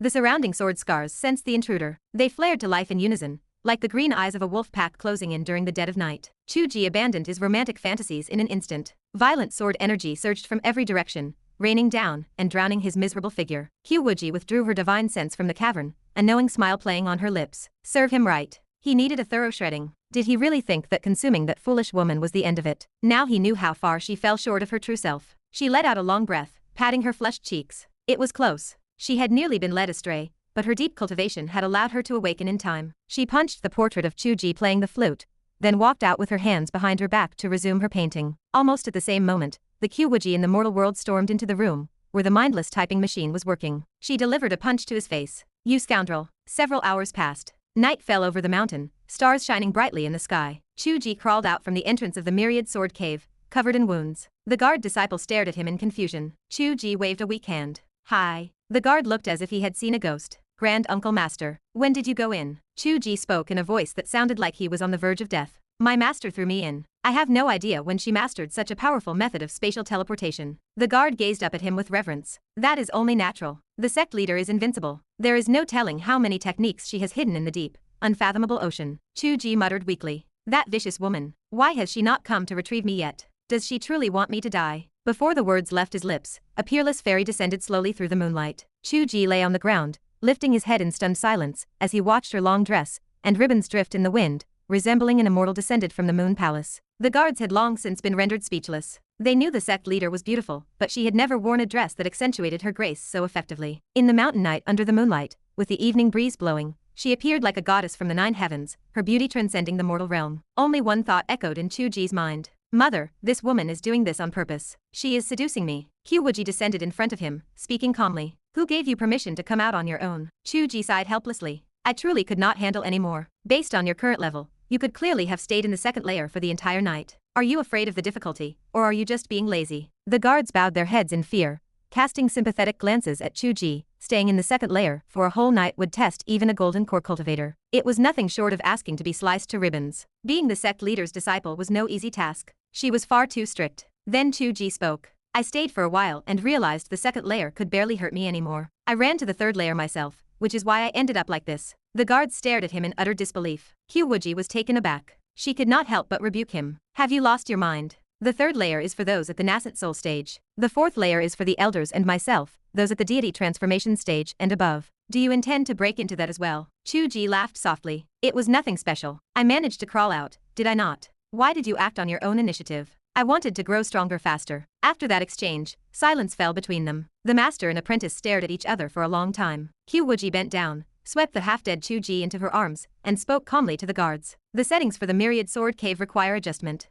Go inform Elder Ye to add restrictions between each layer, so that no foolish disciples wander in where they do not belong in the future. Her demeanor as she carried her disciple was so noble and dignified that the guards did not suspect a thing. They bowed in unison. As you command. Qiu Wuji turned and walked away, stepping into the moonlight. The guards watched the master and apprentice depart as if they were observing divine beings. The sect leader is simply too beautiful. She has transcended the very concept of beauty. She is the favored creation of the heavens. The grand uncle master is the same. How long has he even been cultivating? And he has already reached the third layer. A great teacher produces a great student, as it should be. If it were me, I would not dare accept if the sect leader offered to take me as a disciple. She is too strict, and the intensity of her training exceeds what any normal person could endure. Amidst the hushed admiration of the guards, Qiu Wuji returned to her room. She tossed Qiu Wuji onto the bed and fed him a medicinal pill. In the future, you are forbidden from being reckless. You will stay at whichever layer I assign you. The Myriad Sword Cave is a training ground for disciples, not a graveyard. If you were to act on your own initiative in a more dangerous place, you would end up dead. It would not actually happen. Qiu Wuji held the pill in his mouth and took the opportunity to kiss her finger. Qiu Wuji retracted her hand instantly,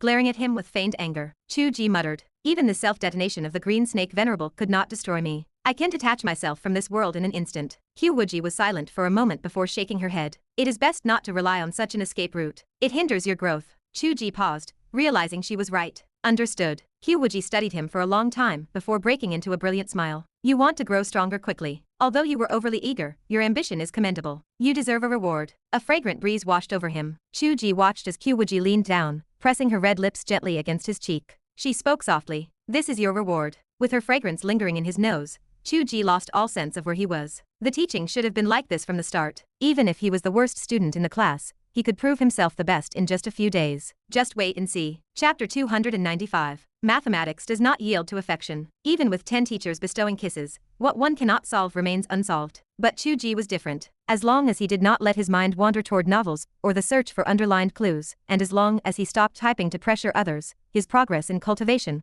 would make his own creator cry out in disbelief. This was, after all, the world he had crafted. He was the very definition of a custom fit. He rested for only one night before charging back into the third level with fierce intensity. This time, he stayed an hour longer than he had the day before. The sword cave was not a place for direct cultivation. It functioned as a sparring ground against the remnants of techniques left by predecessors, as well as a place for comprehending lingering sword intent. It served to broaden one's knowledge of sword forms, thicken the foundation of one's skill recognition, and accumulate actual combat experience. This was a mandatory accumulation for all Yunji sect disciples. Even Qiu Wuji and the various elders entered from time to experience the sword intent and seek further enlightenment. In the worldview penned by Qiu Wuji, simple leveling up held little value. It only turned one into a target for those capable of crossing levels to challenge. This worldview reflected honestly in the cultivation settings of the Yunji sect. Every bit of accumulation had to complement the practice. In one sense, this trapped him, preventing the use of cheats to rapidly elevate his cultivation. Yet, from another perspective, this was the necessary process for a creator to gain a comprehensive and detailed understanding of the world he had written. Its significance was no different from getting to know Xiejuk Xiao or De Bei. Every sword intent,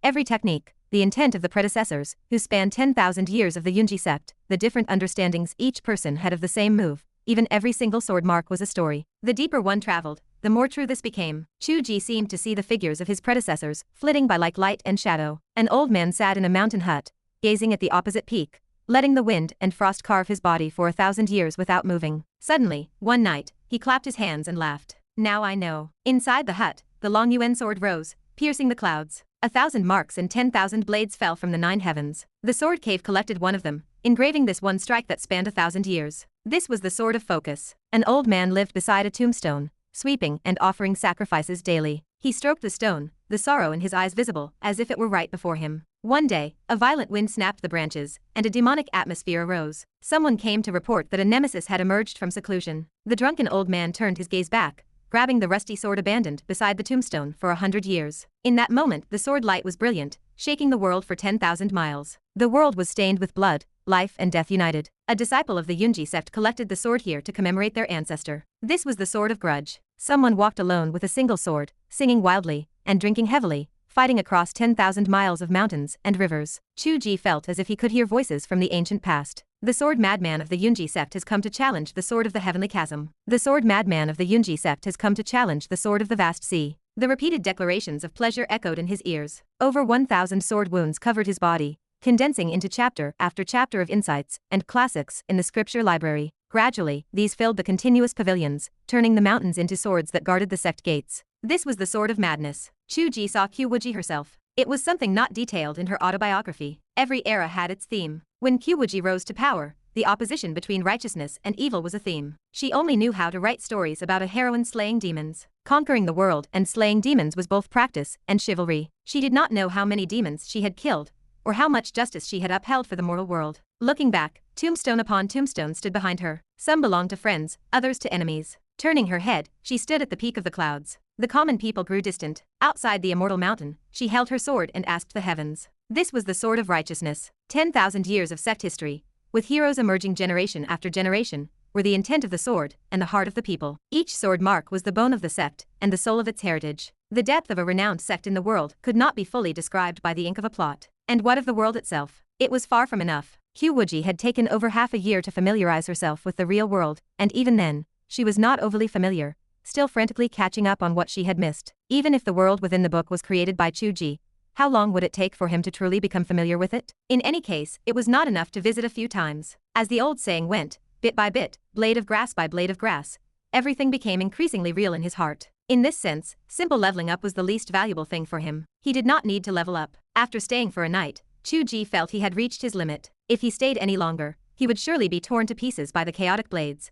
so he slowly withdrew from the 3rd level. The guard disciples stared at him as if he were an immortal. What kind of miracle was the Grand Uncle Master? Yesterday he had crawled out covered in wounds, but today, after staying even longer, he only had minor injuries. He could walk out as if nothing had happened. This level purely depended on one's comprehension, understanding, and mastery of sword techniques to handle different sword intents calmly. It did not rely on cultivation. Even if the sect leader poured energy into his practice, it would be useless. How could one increase such profound sword Dao comprehension in a single day? A disciple struggled to ask, "Could I please ask the Grand Uncle Master how you managed to fully grasp so many sword intents in the 3rd level within a single day, and make such progress?" Qiu Wuji looked up at the moon, and patted the disciple on the shoulder. "Find a master who rewards you." The guard disciple stared at him in confusion. Their master gave rewards too, but this was different. Qiu Wuji checked the sky. Qiu Wuji had not come to pick him up. He shook his head and returned to the main peak, feeling somewhat exhausted. He whined to himself that she could at least have met him, even if he was not injured. He was tired. When she went out for driving lessons, he rode his scooter to pick her up. Flying near the main peak, he heard the sound of a zither drifting from the mountaintop. Qiu Wuji paused, slowly landing on the cliff edge. In the pavilion ahead, Qiu Wuji sat playing the instrument. She was not wearing the magic robes often seen in the sect, nor the practical sword attire she wore for daily activities. She was dressed in the same graceful long dress from the day before, woven from light white clouds and neon, gentle and fresh, like a beautiful older sister. The melody was not the clear, passionate sound that soared into the clouds like a sword, which he often heard her play. It had been replaced by a quiet, winding tune, like the warmth of a spring breeze. Qiu Wuji felt that even the wounds on his body stopped hurting, as if the zither music had healing properties, soothing and seeping into his skin. He knew, however, that it was not real. Qiu Wuji's music, chess, calligraphy, and painting were not immortal arts, but mere skills. It was simply the artistic conception brought by her zither skills. A 10,000-year-old grandmother had already reached the pinnacle of the mortal world in these techniques. It was a bug, just like her comics, allowing Qiu Wuji, who only had a passing understanding of the flute, to easily perceive the intent within her zither music. It was gentle, kind, loving, and approving. And there was that hint of affection, hidden within her attitudes as a master and an older sister, quietly expressing itself like the spring jasmine, buds waiting to bloom on the cliff. The night air softened. Qiu Wuji flicked his wrist, producing a jade flute in his palm, and held it to his lips. A wisp of flute music quietly kneaded itself into the zither sound, like a butterfly quietly dancing around a flower, occasionally touching the pollen, testing, and lingering. Qiu Wuji's cheeks slowly flushed red, and she bit her lower lip, casting a sidelong glance at him. In Qiu Wuji's eyes, it was devastatingly charming. The zither music stopped abruptly with a sharp pluck. Qiu Wuji sighed helplessly. You call this harmony, but you are actually here to cause trouble. You have ruined the perfect mood. Qiu Wuji stepped forward, smiling broadly. Flowers will always bloom. Enough of that, Qiu Wuji replied. You performed well today. I sensed that you were truly immersed in the sword intent, rather than responding rigidly to the techniques as you did before. Yes, Qiu Wuji whispered. I suddenly feel a bit intimidated by the difficulty. Why? The weight of a world is not something I can master. Qiu Wuji pressed her fingers against the strings, pondering. If this were an ordinary world, perhaps that would be true. But this is your world. Everything is inseparable from the intent in your heart. You must have that confidence. Qiu Wuji said. Training like this is not a long-term solution. It will shorten the time I can stay here. I must balance work and rest. Qiu Wuji rolled her eyes at him. You are just trying to trick me into giving you encouragement. Qiu Wuji smiled, offering no reply. Qiu Wuji stood up gracefully and pressed him against the pillar at the edge of the pavilion. Do I look good in this? Yes, you look beautiful. I only wear it for you to see. Qiu Wuji used her signature move, lightly tracing his lips with her jade finger, and spoke softly. Actually, you should have realized by now that the process of your cultivation is also the process of mastering the world. Yes. So, have you thought about it? In the past, you taught me to perceive the world, which essentially helped me break free from you. Now, as I guide you through cultivation, the essence is helping you master me. Qiu Wuji said gently. Qiu Wuji, are we not a pair of contradictory fools? No, Qiu Wuji replied, holding her fingers, his eyes shining in the moonlight. I only feel that there is no love more moving than this. Qiu Wuji leaned forward, her breath like an orchid against his ear, and whispered, who says I love you? Qiu Wuji remained silent. Qiu Wuji's lips slowly brushed past his cheek and kissed his lips. You can talk. This is your reward. Chapter 296. This kiss lasted a little while. Qiu Wuji pressed her disciple against the pillar without restraint, kissing him until she felt thoroughly satisfied. Qiu Wuji had been right. She felt this was the most moving love of all. Qiu Wuji had been helping her break free from the world, while she helped Qiu Wuji master it. Their goals seemed contradictory, yet both were doing everything in their power to help one another. This feeling was full of contradictions, yet incredibly beautiful. It was beautiful enough to make one heart race, making it difficult to consider what the ultimate conclusion might be. She simply wanted to enjoy the love of this moment, and release the lingering tenderness within her heart. Qiu Wuji finally pulled away, satisfied, her breath catching. She turned, clutching her zither, and wandered off lazily. She told him he could rest today, as there was no need to push himself so hard. Qiu Wuji stood dumbfounded, watching her retreating figure, his heart still hammering against his ribs. The Qiu Wuji of the present seemed far more seductive than the Qiu Wuji of the past, who had always kept her face stiff and imposing. It was as if she had suddenly unlocked the secret code to her own charm. She displayed the charm hidden deep within her bones without restraint, the fragrance of a ripe rose intoxicating his spirit. What was worse, she had become increasingly flirtatious. A single backward glance and light laugh before entering the room was enough to make his bones feel like they were melting. Qiu Wuji thought to himself that he had lost all control. She had him completely wrapped around her finger. Had Qiu been plotting how to take charge within the book all this time? She had finally figured out how to manipulate the situation. Qiu Wuji stood inside the room, watching the dazed Qiu Wuji through the window. She smiled like a small fox that had successfully stolen a treat. She had not actually plotted any of this. Spring had simply arrived. The life of seclusion, living together as a couple, fulfilled a dream she had held for a long time. She wanted to be close to him. How else could they be intimate? She could hardly bear to be teased by him as she was outside the book. It was better to take the initiative herself. She realized this was the most natural way to behave. It was meant to be this way, so why pretend otherwise? Acting this way was effortless and brought her great joy. Her little apprentice, Qiu Qiu, was adorable. Strictly speaking, his soul form lacked the actual capacity for more. The thought brought her even more amusement, making him seem all the more endearing. Qiu Wuji pondered for a moment before instructing her secondary account to open the comment section. She left a malicious, guiding comment,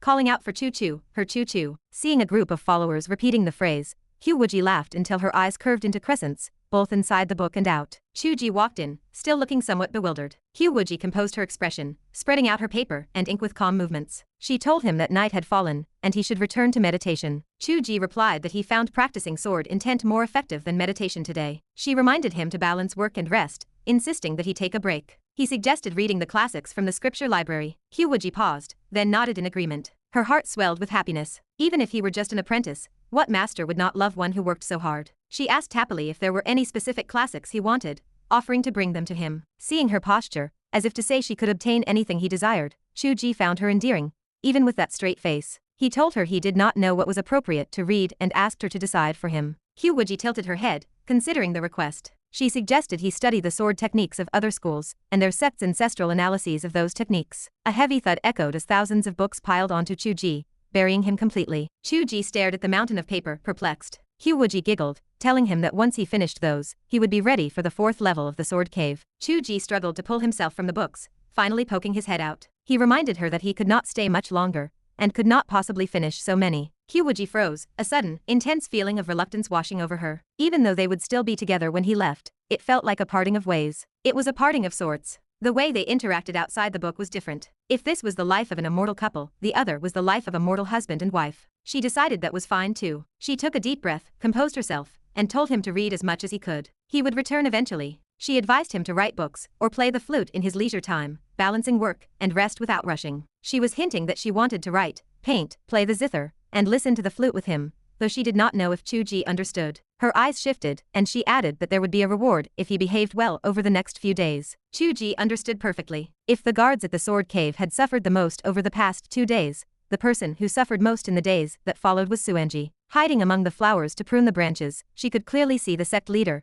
and the grand uncle master sitting close together in the pavilion, admiring the blossoms. They sat so near that their arms pressed against one another. She could swear it looked exactly like the senior brothers and sisters she had spied on while they were dating. The grand uncle master pulled out his flute and began to play. The sect leader reached over to adjust his finger placement. The intimacy of the gesture was undeniable. Apart from the fact that they did not kiss right in front of her, they clearly no longer considered her an outsider. Suanji watched in horror as the sect leader snatched the flute and pressed her lips against the very holes the grand uncle master had just used. Did she not realize whose flute that was? Suanji regretted asking to stay. Before her request, the couple had kept some decorum, but now they were brazenly shameless. She even wondered if they might silence her. Suanji, being smart, knew her mission was to be a silent mute and a lookout for the sect leader. Suanji stopped Elder Zhou, telling him the sect leader was in deep meditation, and she would go report his arrival. Elder Zhou pointed out that he clearly heard the sound of a flute, and wondered how that could be meditation. Suanji explained that the grand uncle master was the one playing, and the sect leader was not there. Elder Zhou ordered her to report immediately, saying Cloud City had sent news of a strange giant discovered in the world.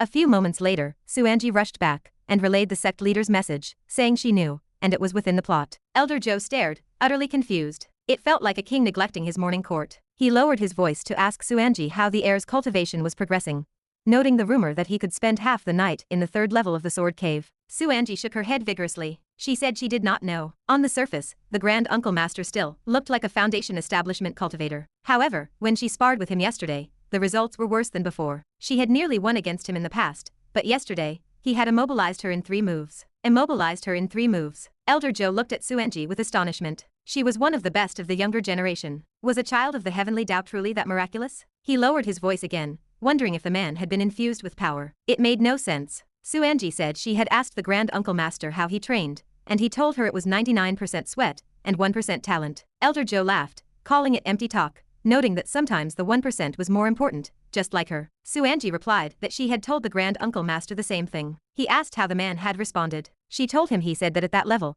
there was a 0.001% that was even more powerful, and 60,000 people could not cut through it. She admitted she did not understand. Elder Zhou did not understand either. The old man and the young girl blinked at each other, confused. From a distance, Qiu Wuji's calm voice echoed in their minds, asking if Chu Tianji had returned. Elder Zhou hurried to reply that he had gone with Xia Yuner of Cloud City to find the giant. Qiu Wuji's voice carried a hint of a smile as she acknowledged the news. Elder Zhou tried to ask about the matter, but she continued. She spoke of the rising hellfire of the red dragon, the howling of the 9-headed serpent in the southern frontier, and the time of the dragon and snake rising. Someone would come to issue a challenge, she said. The initial events were meaningless. She ordered him to recall the disciples from outside, focus on cultivation, and prepare for battle. Elder Zhou found her words increasingly profound. He asked if he should recall Chu Tianji. She said he was the exception. Like a dragon leaping from the abyss, he could not be restrained. Elder Zhou left, his head spinning. It was strange. The sect leader had never practiced divination before. Since when had she become so cryptic? Was this the behavior of an expert closest to the Heavenly Dao? He could never have guessed that the sect leader was leaning on the shoulder of the Heavenly Dao, tracing spirals on the dew of a flower petal with her fingertip, muttering that they were really going back. She had one more reason to return. Qiu Ji asked what it was. She told him he kept teasing her, and if she did not return, she was afraid she would be stifled to death. Chapter 297. In the real world, Qiu Wuji worked in the studio. Suddenly, a faint blush stained her cheeks. She lowered her head, grabbed her bag, and made to leave. Meng Meng, I am heading back first. Zhu Meng Meng sighed. I am in charge of personnel. With you skipping work every 3 days like this, I am deducting your entire salary for this month. Qiu Wuji blinked. I do not skip work every 3 days. It has been a whole month. Zhu Mengmeng snorted. Are you losing your mind from painting? 2 or 3 days ago, you and your partner skipped work in the middle of the day for goodness knows what. Qiu Wuji drifted into thought. That was true. They had stolen time. In that world, a month had passed, but here only 2 or 3 days had slipped by. The spring flowers were blooming over there, yet here it was still winter. December had not even arrived yet, as it was still several days away. It was as if she had been living a dream of an immortal couple, painting and roaming the world of martial arts with him. If her soul had not been so firm, she might have suffered a mental break. Now, she only felt a deep longing. Those days were truly wonderful, and she could not bear to see them end. Even if Qiu Ji did not return, there would not be much leisure time left, as the plot had already pushed into the conflict phase of this volume. It was all the fault of that scoundrel, the Father God. Why did he have to write that? Would it not have been better to just write about Qiu Wuji teaching her apprentice in the mountains? Zhu Mengmeng stared at her. Hey, why are you spacing out? Wipe the drool from the corner of your mouth. Qiu Wuji subconsciously wiped her mouth. There was no drool. She realized the deception and lunged forward. You wretched Mengmeng, you dared to trick me. Zhu Mengmeng laughed. Ah ha ha ha. You are just lovesick. You are clearly thinking about your husband. Qiu Wuji shook her head. No. I was thinking about you, Mengmeng. Give me a kiss. The two elegant professional women tumbled together in the office. Fortunately, no one was there to witness such a beautiful sight. In front of the computer, Qiu Ji stretched his back, the haze in his eyes gradually clearing. Qiu, where are you? With a soft sound, Qiu Wuji appeared beside him, her clothes disarrayed, her face flushed red. I am here. She had used a teleportation technique to rush back and offer herself. Qiu Wuji felt a little embarrassed even thinking about it. Qiu Ji gazed at her clothes, his expression sour. He sniffed the air and laughed. Was kissing Zhu Mengmeng more comfortable than kissing me? Qiu Wuji was glad he did not harbor suspicion or jealousy. This was trust. She thought of herself as a jar of aged vinegar that had fermented for 10,000 years. She felt a sudden wave of shyness, so she took the initiative and purred. Then, do you want to test for yourself if she is good to kiss? I only want to test Qiu. Qiu Ji pulled her onto his lap and inhaled deeply. You are charming enough to kill me. Qiu Wuji felt a softening in her heart. Qiu Ji truly did not care about other women. His heart was completely filled with her. Perhaps there were 2 of her? One Qiu who charmed him until he was at death's door, and one Qiu who was obedient and well-behaved here. In truth, this Qiu had not been that obedient or well-behaved, but now she had deliberately divided herself into 2 roles. She decided she would be even more obedient. She curled up in his arms like a kitten, tracing circles with her finger. I told you, if you behave well these few days, I will reward you. Why are you in such a rush? Qiu Ji felt as if he were about to explode. How will you reward me? Qiu Wuji bit her lower lip, stole a glance at him, and lowered her eyes again. Does that Qiu make you feel more tempted? Qiu Ji spoke with righteous indignation. How is that possible? They are all the same. You are my best Qiu. Qiu Wuji giggled. She knew he was speaking against his heart, but she did not feel jealous of her own alter ego this time. After all, the secondary account was created specifically to reward him. She purred. Then, close your eyes. Qiu Ji closed his eyes. It made little difference whether he closed his eyes or not. He already felt the change in the fabric under his hands. The texture of modern professional clothing had transformed into ancient silk. He knew Qiu had deliberately changed into the attire she wore in that world. She was becoming increasingly playful. In the past, he had forced her to cosplay the sect leader's robes, and she had been reluctant. Now she actively changed into various guises to set the mood. Perhaps this was not just for the mood. Perhaps it was her true nature. She was originally the master meant to reward him. You can open them now. Qiu Wuji kissed his cheek and spoke softly. Qiu Ji opened his eyes and saw the gentle, ancient-clad woman of the past few days, her long sleeves flowing like clouds. She was elegant and fresh. The biggest difference from the world in the book was that her clothes were slightly disheveled. Looking down from above, he could catch a glimpse of the edge of her dado. A white dado, like light clouds covering a mountain peak, shrouded in mist, the path to the clouds hidden from view. Qiu Ji felt as though adrenaline were being injected into his veins. Qiu Wuji bit her lower lip and murmured seductively. Is it beautiful? Have you not wanted to untie it for a long time? Qiu Ji could no longer restrain himself. He stood up abruptly, swept Qiu Wuji into his arms, and dived onto the bed. I want to untie far more than just this. Hey, rebellious disciple. Qiu Wuji struggled weakly, resisting while inviting him in, her voice filled with piercing tenderness. Honestly, you are just like an ox. You little pervert. Qiu Ji had no desire to speak. The disciples of the Yunji sect had said that this beauty was a gift from the heavens. Her long dress gathered in folds, rolling upward like piles of snow. You little pervert, you are just rolling it up. Qiu Ji let out a ragged breath. Do not rush. Qiu Ji gasped for air, his lips falling like raindrops on Qiu Wuji's forehead, cheeks, and nose. Master, I have been turned into a fool by your charm. How can I not be in a rush? Qiu Wuji stroked his hair and back, her eyes tender, her heart responding in kind. I am the same. Even now, the more intimate we become, the more lonely I feel over in that book. In the world of the book, Qiu Wuji rolled on the embroidered couch she never used, curling into a ball. She tried hard to feel the contact from the other dimension, murmuring to herself. You little wretch. You are truly the death of me. You little wretch. You are truly the death of me. The Qiu Wuji in the real world said the exact same thing. A great battle raged from morning until noon. The two lay there, ravenous, yet neither wanted to move. The ancient silk garments lay scattered everywhere, like piles of snow. They embraced amidst the chaotic snow, covered in a fine layer of sweat, their breathing shallow and slow. Qiu Wuji huddled into the crook of Qiu Ji's shoulder, radiating a glow of satisfaction. Her slender finger traced circles on his chest.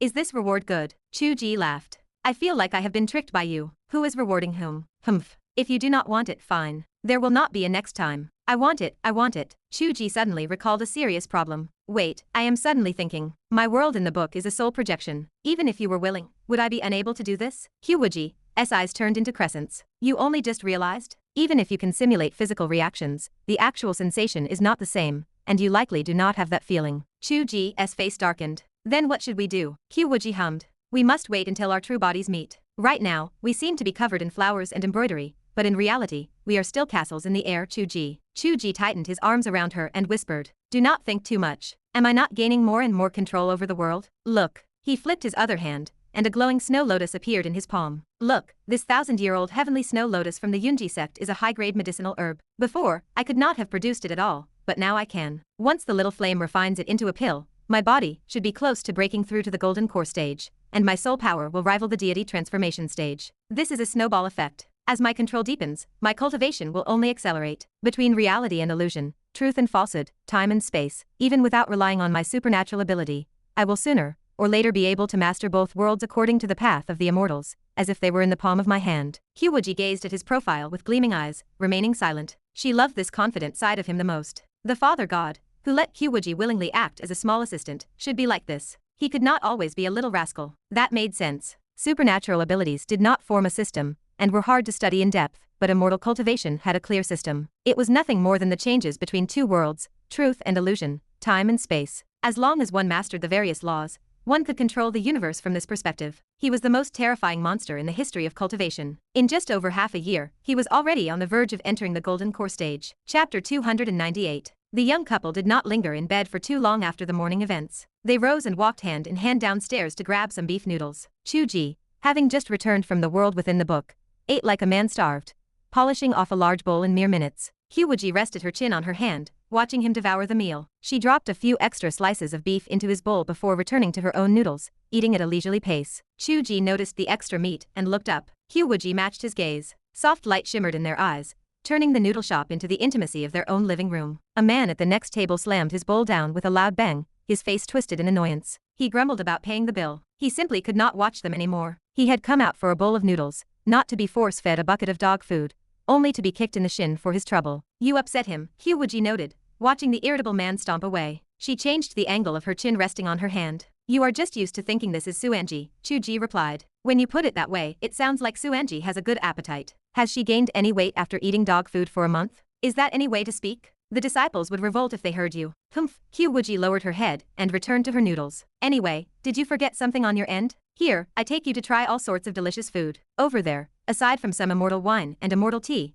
you have never treated me to anything good. Qiu Wuji paused and scratched her head. It seemed that was true. She had completely forgotten about such things over there. It was different though. She never needed to eat in that world, so it never crossed her mind. Qiu Ji did not need to eat either. The only reason she turned into a glutton here was that Qiu Ji had manifested a physical body and required sustenance. The needs of their bodies differed between the two worlds. Qiu Ji understood the reason. After our bodies reach the golden core stage, will we stop needing to eat? Qiu Wuji hesitated. Theoretically, we could absorb the energy of heaven and earth to use for ourselves, so we would not need to eat. However, the spiritual energy here is far too thin. I do not know if it would be enough for us. Even if it were not, the effect of ordinary food would be negligible. We would still need pills to replenish our energy. Qiu Ji patted his head. Right. I seem to remember having a conversation about something similar. Yes, back when we were in the foundation establishment stage. Although ordinary food did not hold much significance for us, it still had some nutritional value. After the golden core stage, it becomes basically useless. It would be like trying to put out a cart of burning firewood with a single cup of water. Qiu Wuji felt conflicted as she spoke. She was quite reluctant to part with the delicacies of the modern world. Putting aside hygiene, which was unpleasant to discuss, modern food tasted much better than ancient cuisine. Even the fruits cultivated in the modern world were far superior to those of ancient times, excluding immortal fruits. Qiu Ji saw what she was thinking and chuckled. Even if we do not need to eat, we can still eat if we want to. That is the greatest benefit of cultivation, is it not? You eat if you want to, and you do not if you do not. Other people would not have that choice. Qiu Wuji laughed. That is just your setting for cultivation. I have read the Taoist scriptures of this world. There is also talk of turbid energy and defilement. It claims one needs to cultivate pure energy, which basically means a vegetarian diet. Qiu Wuji wiped his mouth. Is my version not more free? Is it not more like an immortal? Look at what they are practicing. Are they seeking freedom, or trapping themselves in a cage? Yes, yes, yes. You are always right. Especially when you tell me this, how can I not agree? My attempt to understand the laws of the universe is just studying your settings. To me, they are naturally correct. What is the use of showing off to me? Just do not let other Taoists hear you. They would never let it go. A mere web novel writer, getting all cocky. Hey, if that is the case, does knowing you mean knowing the laws of the universe? In a sense, yes. Qiu Wuji kept her face straight. That is why I now think this law is pathetic. Let us slice it up and study it. Qiu Wuji stared at her, stunned. Qiu Wuji looked up at the ceiling. The other diners in the shop felt confused. Although they could not hear what the pair was saying, they felt a sudden urge to punch them. Someone else slammed their bowl down. Check please. I am full. The young couple ducked their heads, slurped down their soup, paid the bill, and hurried out of the shop. They wondered if they had made a bad impression. They ran out, hand in hand, swinging their arms as they walked down the street. That was fine, Qiu Wuji said. Next time we go in, I will find something good for you to eat. I will have Suanji prepare it right now. You are just bullying Suanji because she is honest. What do you know? I do not know what good food is in the sect as well as those young girls do. That is true, Qiu Wuji replied. He started to look forward to it. I have never written about good food in the section. That is a missing piece. It is another way to complete your understanding of the world. Yes. Do you ever feel like we are a bit strange? We can even relate eating snacks to major world events. Qiu Wuji burst out laughing. It is not that strange. It is just like talking to friends in a group chat. Anyway, let us talk about something normal. I am so used to talking about high and mighty things in the book that I need to dial it back.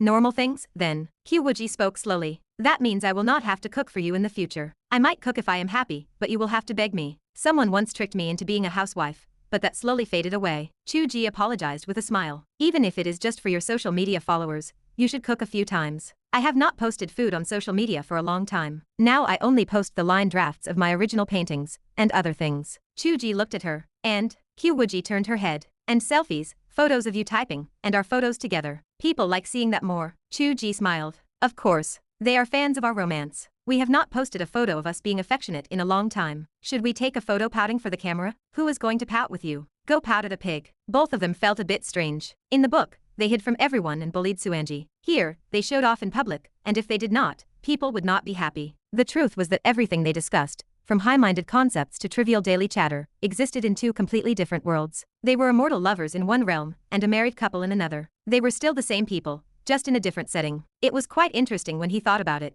Qiu Wuji pondered for a moment and suddenly clapped her hands. Speaking of photos, the camera on my phone does not have good resolution. Everyone is urging me to buy a new phone, or just buy a camera. I think a phone is more convenient. Oh, that is true. Your phone was a gift from a service provider a long time ago. It is time to replace it. Qiu Wuji thought to himself that any other girl would have argued about this 100 times. Only Qiu Wuji did not care about these external things. She only wanted a new phone to take clearer photos for her work. Where could he find such a good woman? The more he thought about it, the more he wanted to get her a good one, as he was relatively well off now. The two rushed to a nearby shopping mall. They stopped in sync at the bubble tea shop outside the entrance, then walked into the mall, each holding a cup of milk tea and sipping away. Qiu Wuji drank her tea, her eyes darting around as she looked at the mall she had not visited in a long time. She muttered to herself. Meng Meng said her folding phone cost 20,000. I think she is a pig. She could have gotten it for free, but she spent so much money. Is it worth it just to take a photo? Qiu Wuji laughed. She is not doing it just for the photos. It has many functions. Even just for playing games, your old broken phone cannot handle it. I do not play games.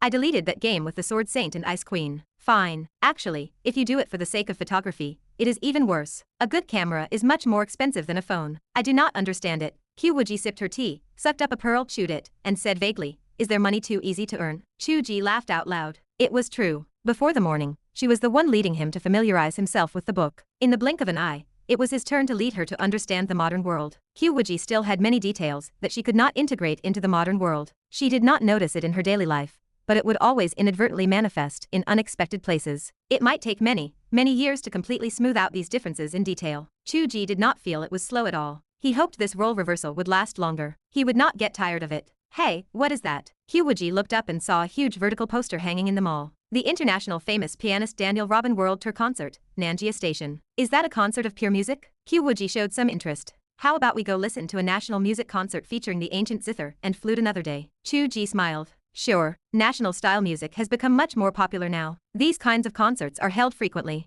I will keep an eye out for one, and we can go watch it another day. Qiu Wuji nodded. Her beautiful eyes lingered for a moment on the white, handsome older man on the poster. The young couple brushed past the poster and continued on their way. Chapter 299. The phone shopping trip was brief. Qiu Wuji pulled Chu Ji straight into a store featuring the brand Meng Meng favored. She insisted that if Meng Meng liked the brand, it must have its merits. Elderly women relied on their friends' influence, and a 10,000-year-old woman was no exception. Thankfully, she had no plans to buy the frog car Meng Meng drove, or else Chu Ji would have been sold off to cover the cost. Phones were a different matter. Chu Ji actually had a favorable impression of the brand himself, and realizing his own phone had seen better days, he decided to replace both at the same time. This year's new models were surprisingly cheaper than in previous years. Neither of them needed excessive storage capacity, so they picked out a black and a white model for themselves, strolling home with the bags in hand. Why is the smallest size called a medium and the middle size called a large? Qiu Wuji asked Chu Ji, disbelief in her voice. Where did the small size go? The Starbucks boss drank the small one, Chu Ji replied. Qiu Wuji looked at him, confusion etched on her face.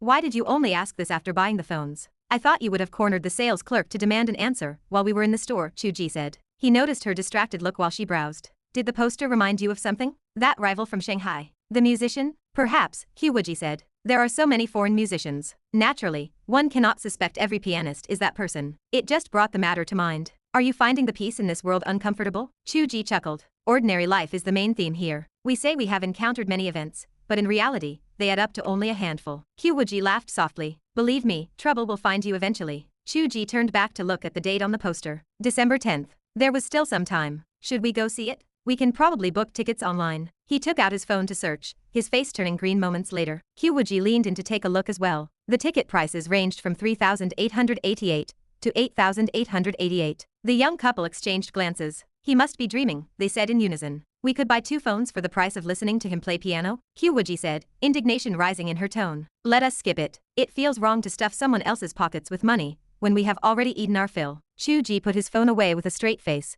and the two left the mall, hand in hand. It turns out that playing the piano for others is quite lucrative. Qiu Wuji finished her milk tea and dropped the cup into a trash can. Should we go back and tell Suanji to pay up? Please, I beg you, Chu Ji said. In Suanji's heart, you are still a cold and aloof sect leader. Heaven knows she is entirely focused on how you are bullying her. Qiu Wuji shrugged. I am not a cold sect leader. I am just a foolish woman in the eyes of a cold sect leader. Chu Ji chuckled. In other words, you have always wanted to bully the young girl. You were just too embarrassed to do it while maintaining your image over there. Now that you are back here, your true colors are showing. Humph, Qiu Wuji muttered. Anyway, she cannot think of me as aloof anymore. It is all your fault. Chu Ji simply smiled. He thought to himself that it was hardly his fault, considering she was the one who teased him back there. Come to think of it, we could post a clip of us playing the zither and flute to Weibo for our fans, could we not? Qiu Wuji brought up the task of showing off their relationship. Chu Ji stroked his chin, his mind drifting to other matters. Animation production required music, especially background music featuring classical instruments. It would be a perfect fit. He lacked the skill to compose, but Qiu Wuji seemed to possess it. The many pieces she had played recently were improvised,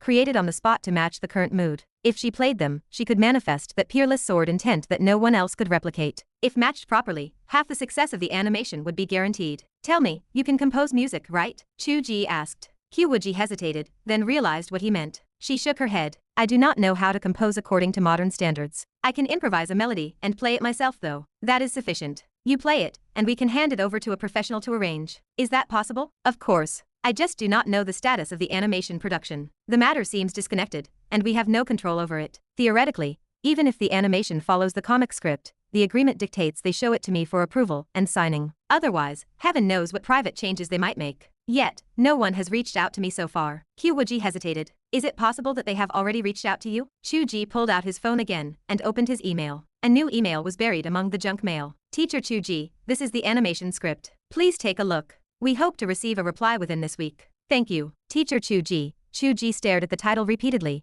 his mouth stretching into a grin that reached his ears. Qiu Wuji remarked coolly. Everyone is a teacher these days, from street cats to strays. I saw comments in the group chat poking fun at the fact that even a toothpick can be called a teacher. Chu Ji looked at her. Qiu Wuji turned her head away. Chu Ji ground his teeth and grabbed her, sprinting home. Let us go home and test if it is a toothpick. Hey, wait, you have work to do. Returning home is so we can read the script. Chu Ji, go die. Back home, Chu Ji crouched in front of the computer to review the script. Qiu Wuji unpacked her new phone and researched the device, busily copying the contents of their old phones onto the new ones. She had naturally slipped back into the role of a little assistant. The script is decent, Chu Ji replied to the Penguin Animation Department. Proceeding this way for the first season is fine. Do I need to sign a hard copy of my feedback? You are too kind, teacher. Using an official email for your feedback is acceptable. We are trying to minimize physical paperwork these days. Understood. Qiu Wuji asked, there is one other thing. How is your side considering the animation music? The person on the other end paused. I am not sure about the specifics. I am in the screenwriting department, and the music department is separate. However, I have heard they are already looking for famous artists to do the opening and ending themes. Teacher, please rest assured. Finding a famous artist is a waste of money. You might as well find me. I am joking. Famous artists are fine, of course. Could you help me ask who it is? Certainly, teacher. Also, an animation is more than just opening and ending themes, right? If I were to submit some background music for specific scenes, that would be acceptable, would it not? There is no charge. Oh, I know you are not in charge of this, but please relay my opinion to your superiors. Certainly, teacher. Qiu Wuji had felt thrilled when he saw the title teacher a moment ago, but now the more he read it, the more uncomfortable he felt. It all seemed so fake. Whatever. At least he had become a teacher, one of virtue and art. Just as he thought this, a private chat icon flashed. He clicked it open. It was Long Sujia. Brother Qiu, the music for your animation, Qiu Wuji, is being done by our company. What a coincidence. What? Qiu Wuji had heard from Long Sujia back then that she had joined an international music company, but hearing this now made him feel strange. Our story has a Chinese immortal cultivation style. Why hire an international music company? Also, do you not specialize in music distribution? Do you even do composition projects? We do. We have an independent music production department. Besides, music today does not distinguish so strictly between folk and international styles. Many folk music pieces are accompanied by piano and violins. Look at Butterfly Lovers. I know about the instruments. I am talking about the creative style. The composition and arrangement will naturally lean toward the immortal cultivation style. Brother Qiu, do not worry, Long Sujia said with some excitement. Coincidentally, our boss is on a music tour in China these days. He might even compose it himself. The fame will be immense. Qiu Wuji froze. Your boss, could it be that Daniel Robin? That is him. Penguin Animation chose us to do the music this time, wanting to ride the wave of his tour. Listing his name will provide some high-end publicity. It is rumored that your project, Brother Qiu, has plans to enter the overseas market. It is more or less that idea. Qiu Wuji stared at the screen and pondered. Was it really such a coincidence? It seemed he really might need to find an opportunity to meet this Master Robin. Chapter 300. The animation team's level of dedication and efficiency caught Qiu Wuji completely off guard. The comic had only reached 20 or 30 chapters, and it had sat at the top of the popularity rankings for less than a week. Yet the preliminary preparations for the animation were already underway. The worries Qiu Wuji held that the animation might not even see the light of day until after he finished writing were beginning to dissipate.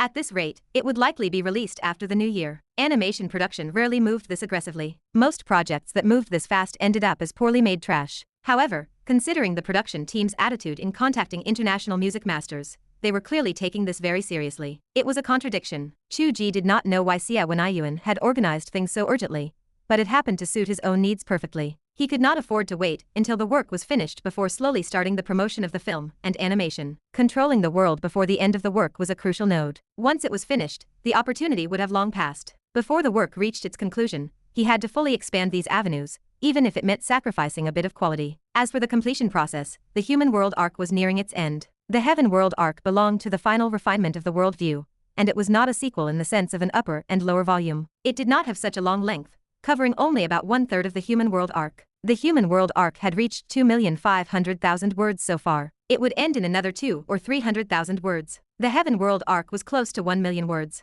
The total length of the book was estimated to be around 3,007,000 or 800,000 words. This was a common length for a long-form immortal cultivation fantasy web novel, and it was the overall structure Qiu Wuji had planned out. It was not suitable to drag it out too long, or he might lose his grip on the narrative. In other words, the remaining word count was around 1,300,000 words, stretching to at most 1,500,000. The entire book could not exceed 4 million words. At Qiu Wuji's daily rate of 10,000 words, it would be finished in 5 months at the latest. Looking at it this way, did he need to reduce his update speed? He needed to drag the time out a bit, or the film and television projects really would not be ready in time. In his heart, Qiu Wuji silently apologized to his readers. On a grand scale, this involved the world. On a small scale, it involved his life. It was too important, and he had no other choice. While he calculated these problems, his hands kept typing to Long Sujia. Let me know if there is any progress on this music project. No problem, Brother Qiu. Long Sujia sent a salute emoji. Also, if it is convenient, help me collect some information on your boss. Not the stuff from encyclopedias, preferably his daily activities. Ha, why do you want this, Brother Qiu? Oh, it is for my animation music. Fate brought us together, and I want to understand what kind of person he is. What use is an encyclopedia? Haha, sure. I will collect some little rumors for you, Brother Qiu. Thanks. After ending the call, Qiu Wuji felt that this kid had become much more cheerful, and less introverted since successfully landing a job at a big company. He then remembered the group of people in the black room, whom he had not seen in a long time, and he wondered how they were doing lately. Panda was still very cute. He checked the group chat. Panda and Wan Zijun did not seem to have been active for a long time either. He called out Qiu. Did you ask Sister Ming Ming lately what the black room is up to? Qiu Wuji replied from outside. She mentioned it once. She said they all went to the capital for intensive training. To the capital? Chu Ji asked in surprise. Did Zhong Yi finally get recruited? I do not know about that. Anyway, it relates to your gu. Never mind, not yours. It relates to that gu Ruian, right? Chu Ji could not be bothered to deal with her mentioning gu Ruian whenever she pleased. He asked, why is there intensive training out of the blue? Do they feel their performance in Shanghai was too weak? But they did not even have a chance to show what they could do last time. I think it is exactly because they did not have a chance to perform. Everyone wants to be the protagonist. They clenched their fists and trained for so long, only to go to Shanghai to help their brother Zhong, and in the end, only Wan Zijun showed his face, while the others were purely background characters. I think at the very least, Panda could not stand that feeling. That makes sense. Panda is a raid leader in his group, and ending up as dead weight is something he cannot tolerate. So why is Zhu Mengmeng not training? She still just fools around in the office with you all day. I feel her potential is the most insane of them all. Who is fooling around, hey? Qiu Wuji poked her head in from the doorway. I am not copying your phone anymore. This threat is truly terrifying. Why do you think the training of someone like Meng Meng would have any staying power? A long time ago, her supernatural training turned into yoga and spa treatments. You are right. Chu Ji felt a little regretful. It is a pity to waste such a powerful supernatural ability like that. Qiu Wuji stood up for her best friend. Just like your theory of the 0.001%, maybe Meng Meng is the one with invincible talent? Forget it, just her. Chu Ji sighed. Someone as talented as me is still working so hard to search for the path. Qiu Wuji could not help but laugh. Is it possible that you are actually the stupid one? Hey, Qiu Wuji stepped back half a step, adopting a defensive stance. Is it not because you grabbed the wrong little pig? Chu Ji rushed forward one step and swept her up into his arms. The two little pigs need to snuggle. With a soft pop, the two little pigs snuggled together. Qiu Wuji struggled free, laughing, and pushed him away. All right. Everyone knows they are little pigs. Do not be lazy. Have you decided what to do today? Just right? The content for today is already set. Of course, the first step is to break through to the golden core stage. Chu Ji spoke with righteous indignation. I have given the little flame so much special treatment. I have provided him with a partner. I have given him the dragon bone, and his injuries were healed ahead of time. Is it not time for the little flame to loyally serve the country? Qiu Wuji did not respond. Chu Ji reached out to grab. He did not grab her, so he reached again, but only a tuft of green flame came out. Qiu Wuji leaned forward. Green flame? Where is your husband? What is a husband? The green flame remained in a state of confusion. Where is this? Oh, where is your obedient apprentice Yan Qianlie? Chu Ji waved his hand. I cannot pull Qian out. I will swap her in. Qiu Wuji asked in surprise. You cannot pull her out? Yes. Chu Ji's expression was grave. Before, I pulled him out because he was a wounded patient.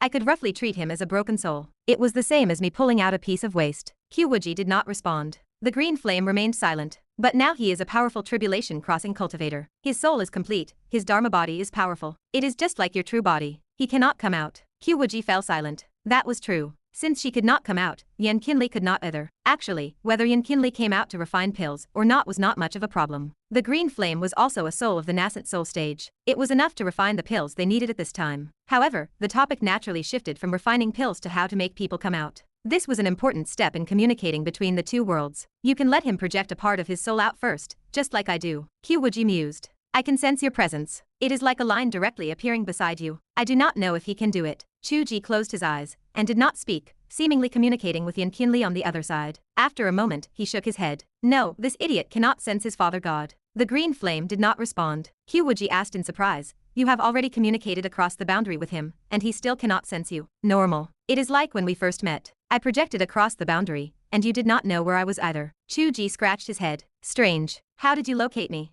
Because of love? Get lost. Who had love with you back then? The atmosphere fell silent quickly, full of confusion. It seemed like they were covered in flowers and jewels, striding forward, and making progress. But in reality, the most fundamental problem seemed to have never received any breakthrough. Qiu Wuji remained silent for a long time, then suddenly said, At that time, I had an extremely strong desire to find you. I had to find you. I absolutely had to find you. Perhaps this obsession allowed me to locate you. Yan Qianlie does not have such an obsess. Just then, Chu Ji shouted, Qian, I am going to sell the green flame. With a swoosh, a tuft of red flame instantly appeared beside him, her eyebrows knitted in anger. You dog thief, you dare. The room fell silent for a moment. Chu Ji folded his hands. You are just a tuft of flame. You actually have eyebrows. How exactly did you manage that? Yan Qianlie did not respond. Qiu Wuji bloomed with a relieved smile. Who said there was no breakthrough? Was this not very obvious? When consciousness could communicate, That was the greatest breakthrough. Everyone could communicate between the two worlds, and naturally, they would no longer be passive. There were plenty of ways they could actively seek each other out. In the long run, they could absolutely do more. To be continued.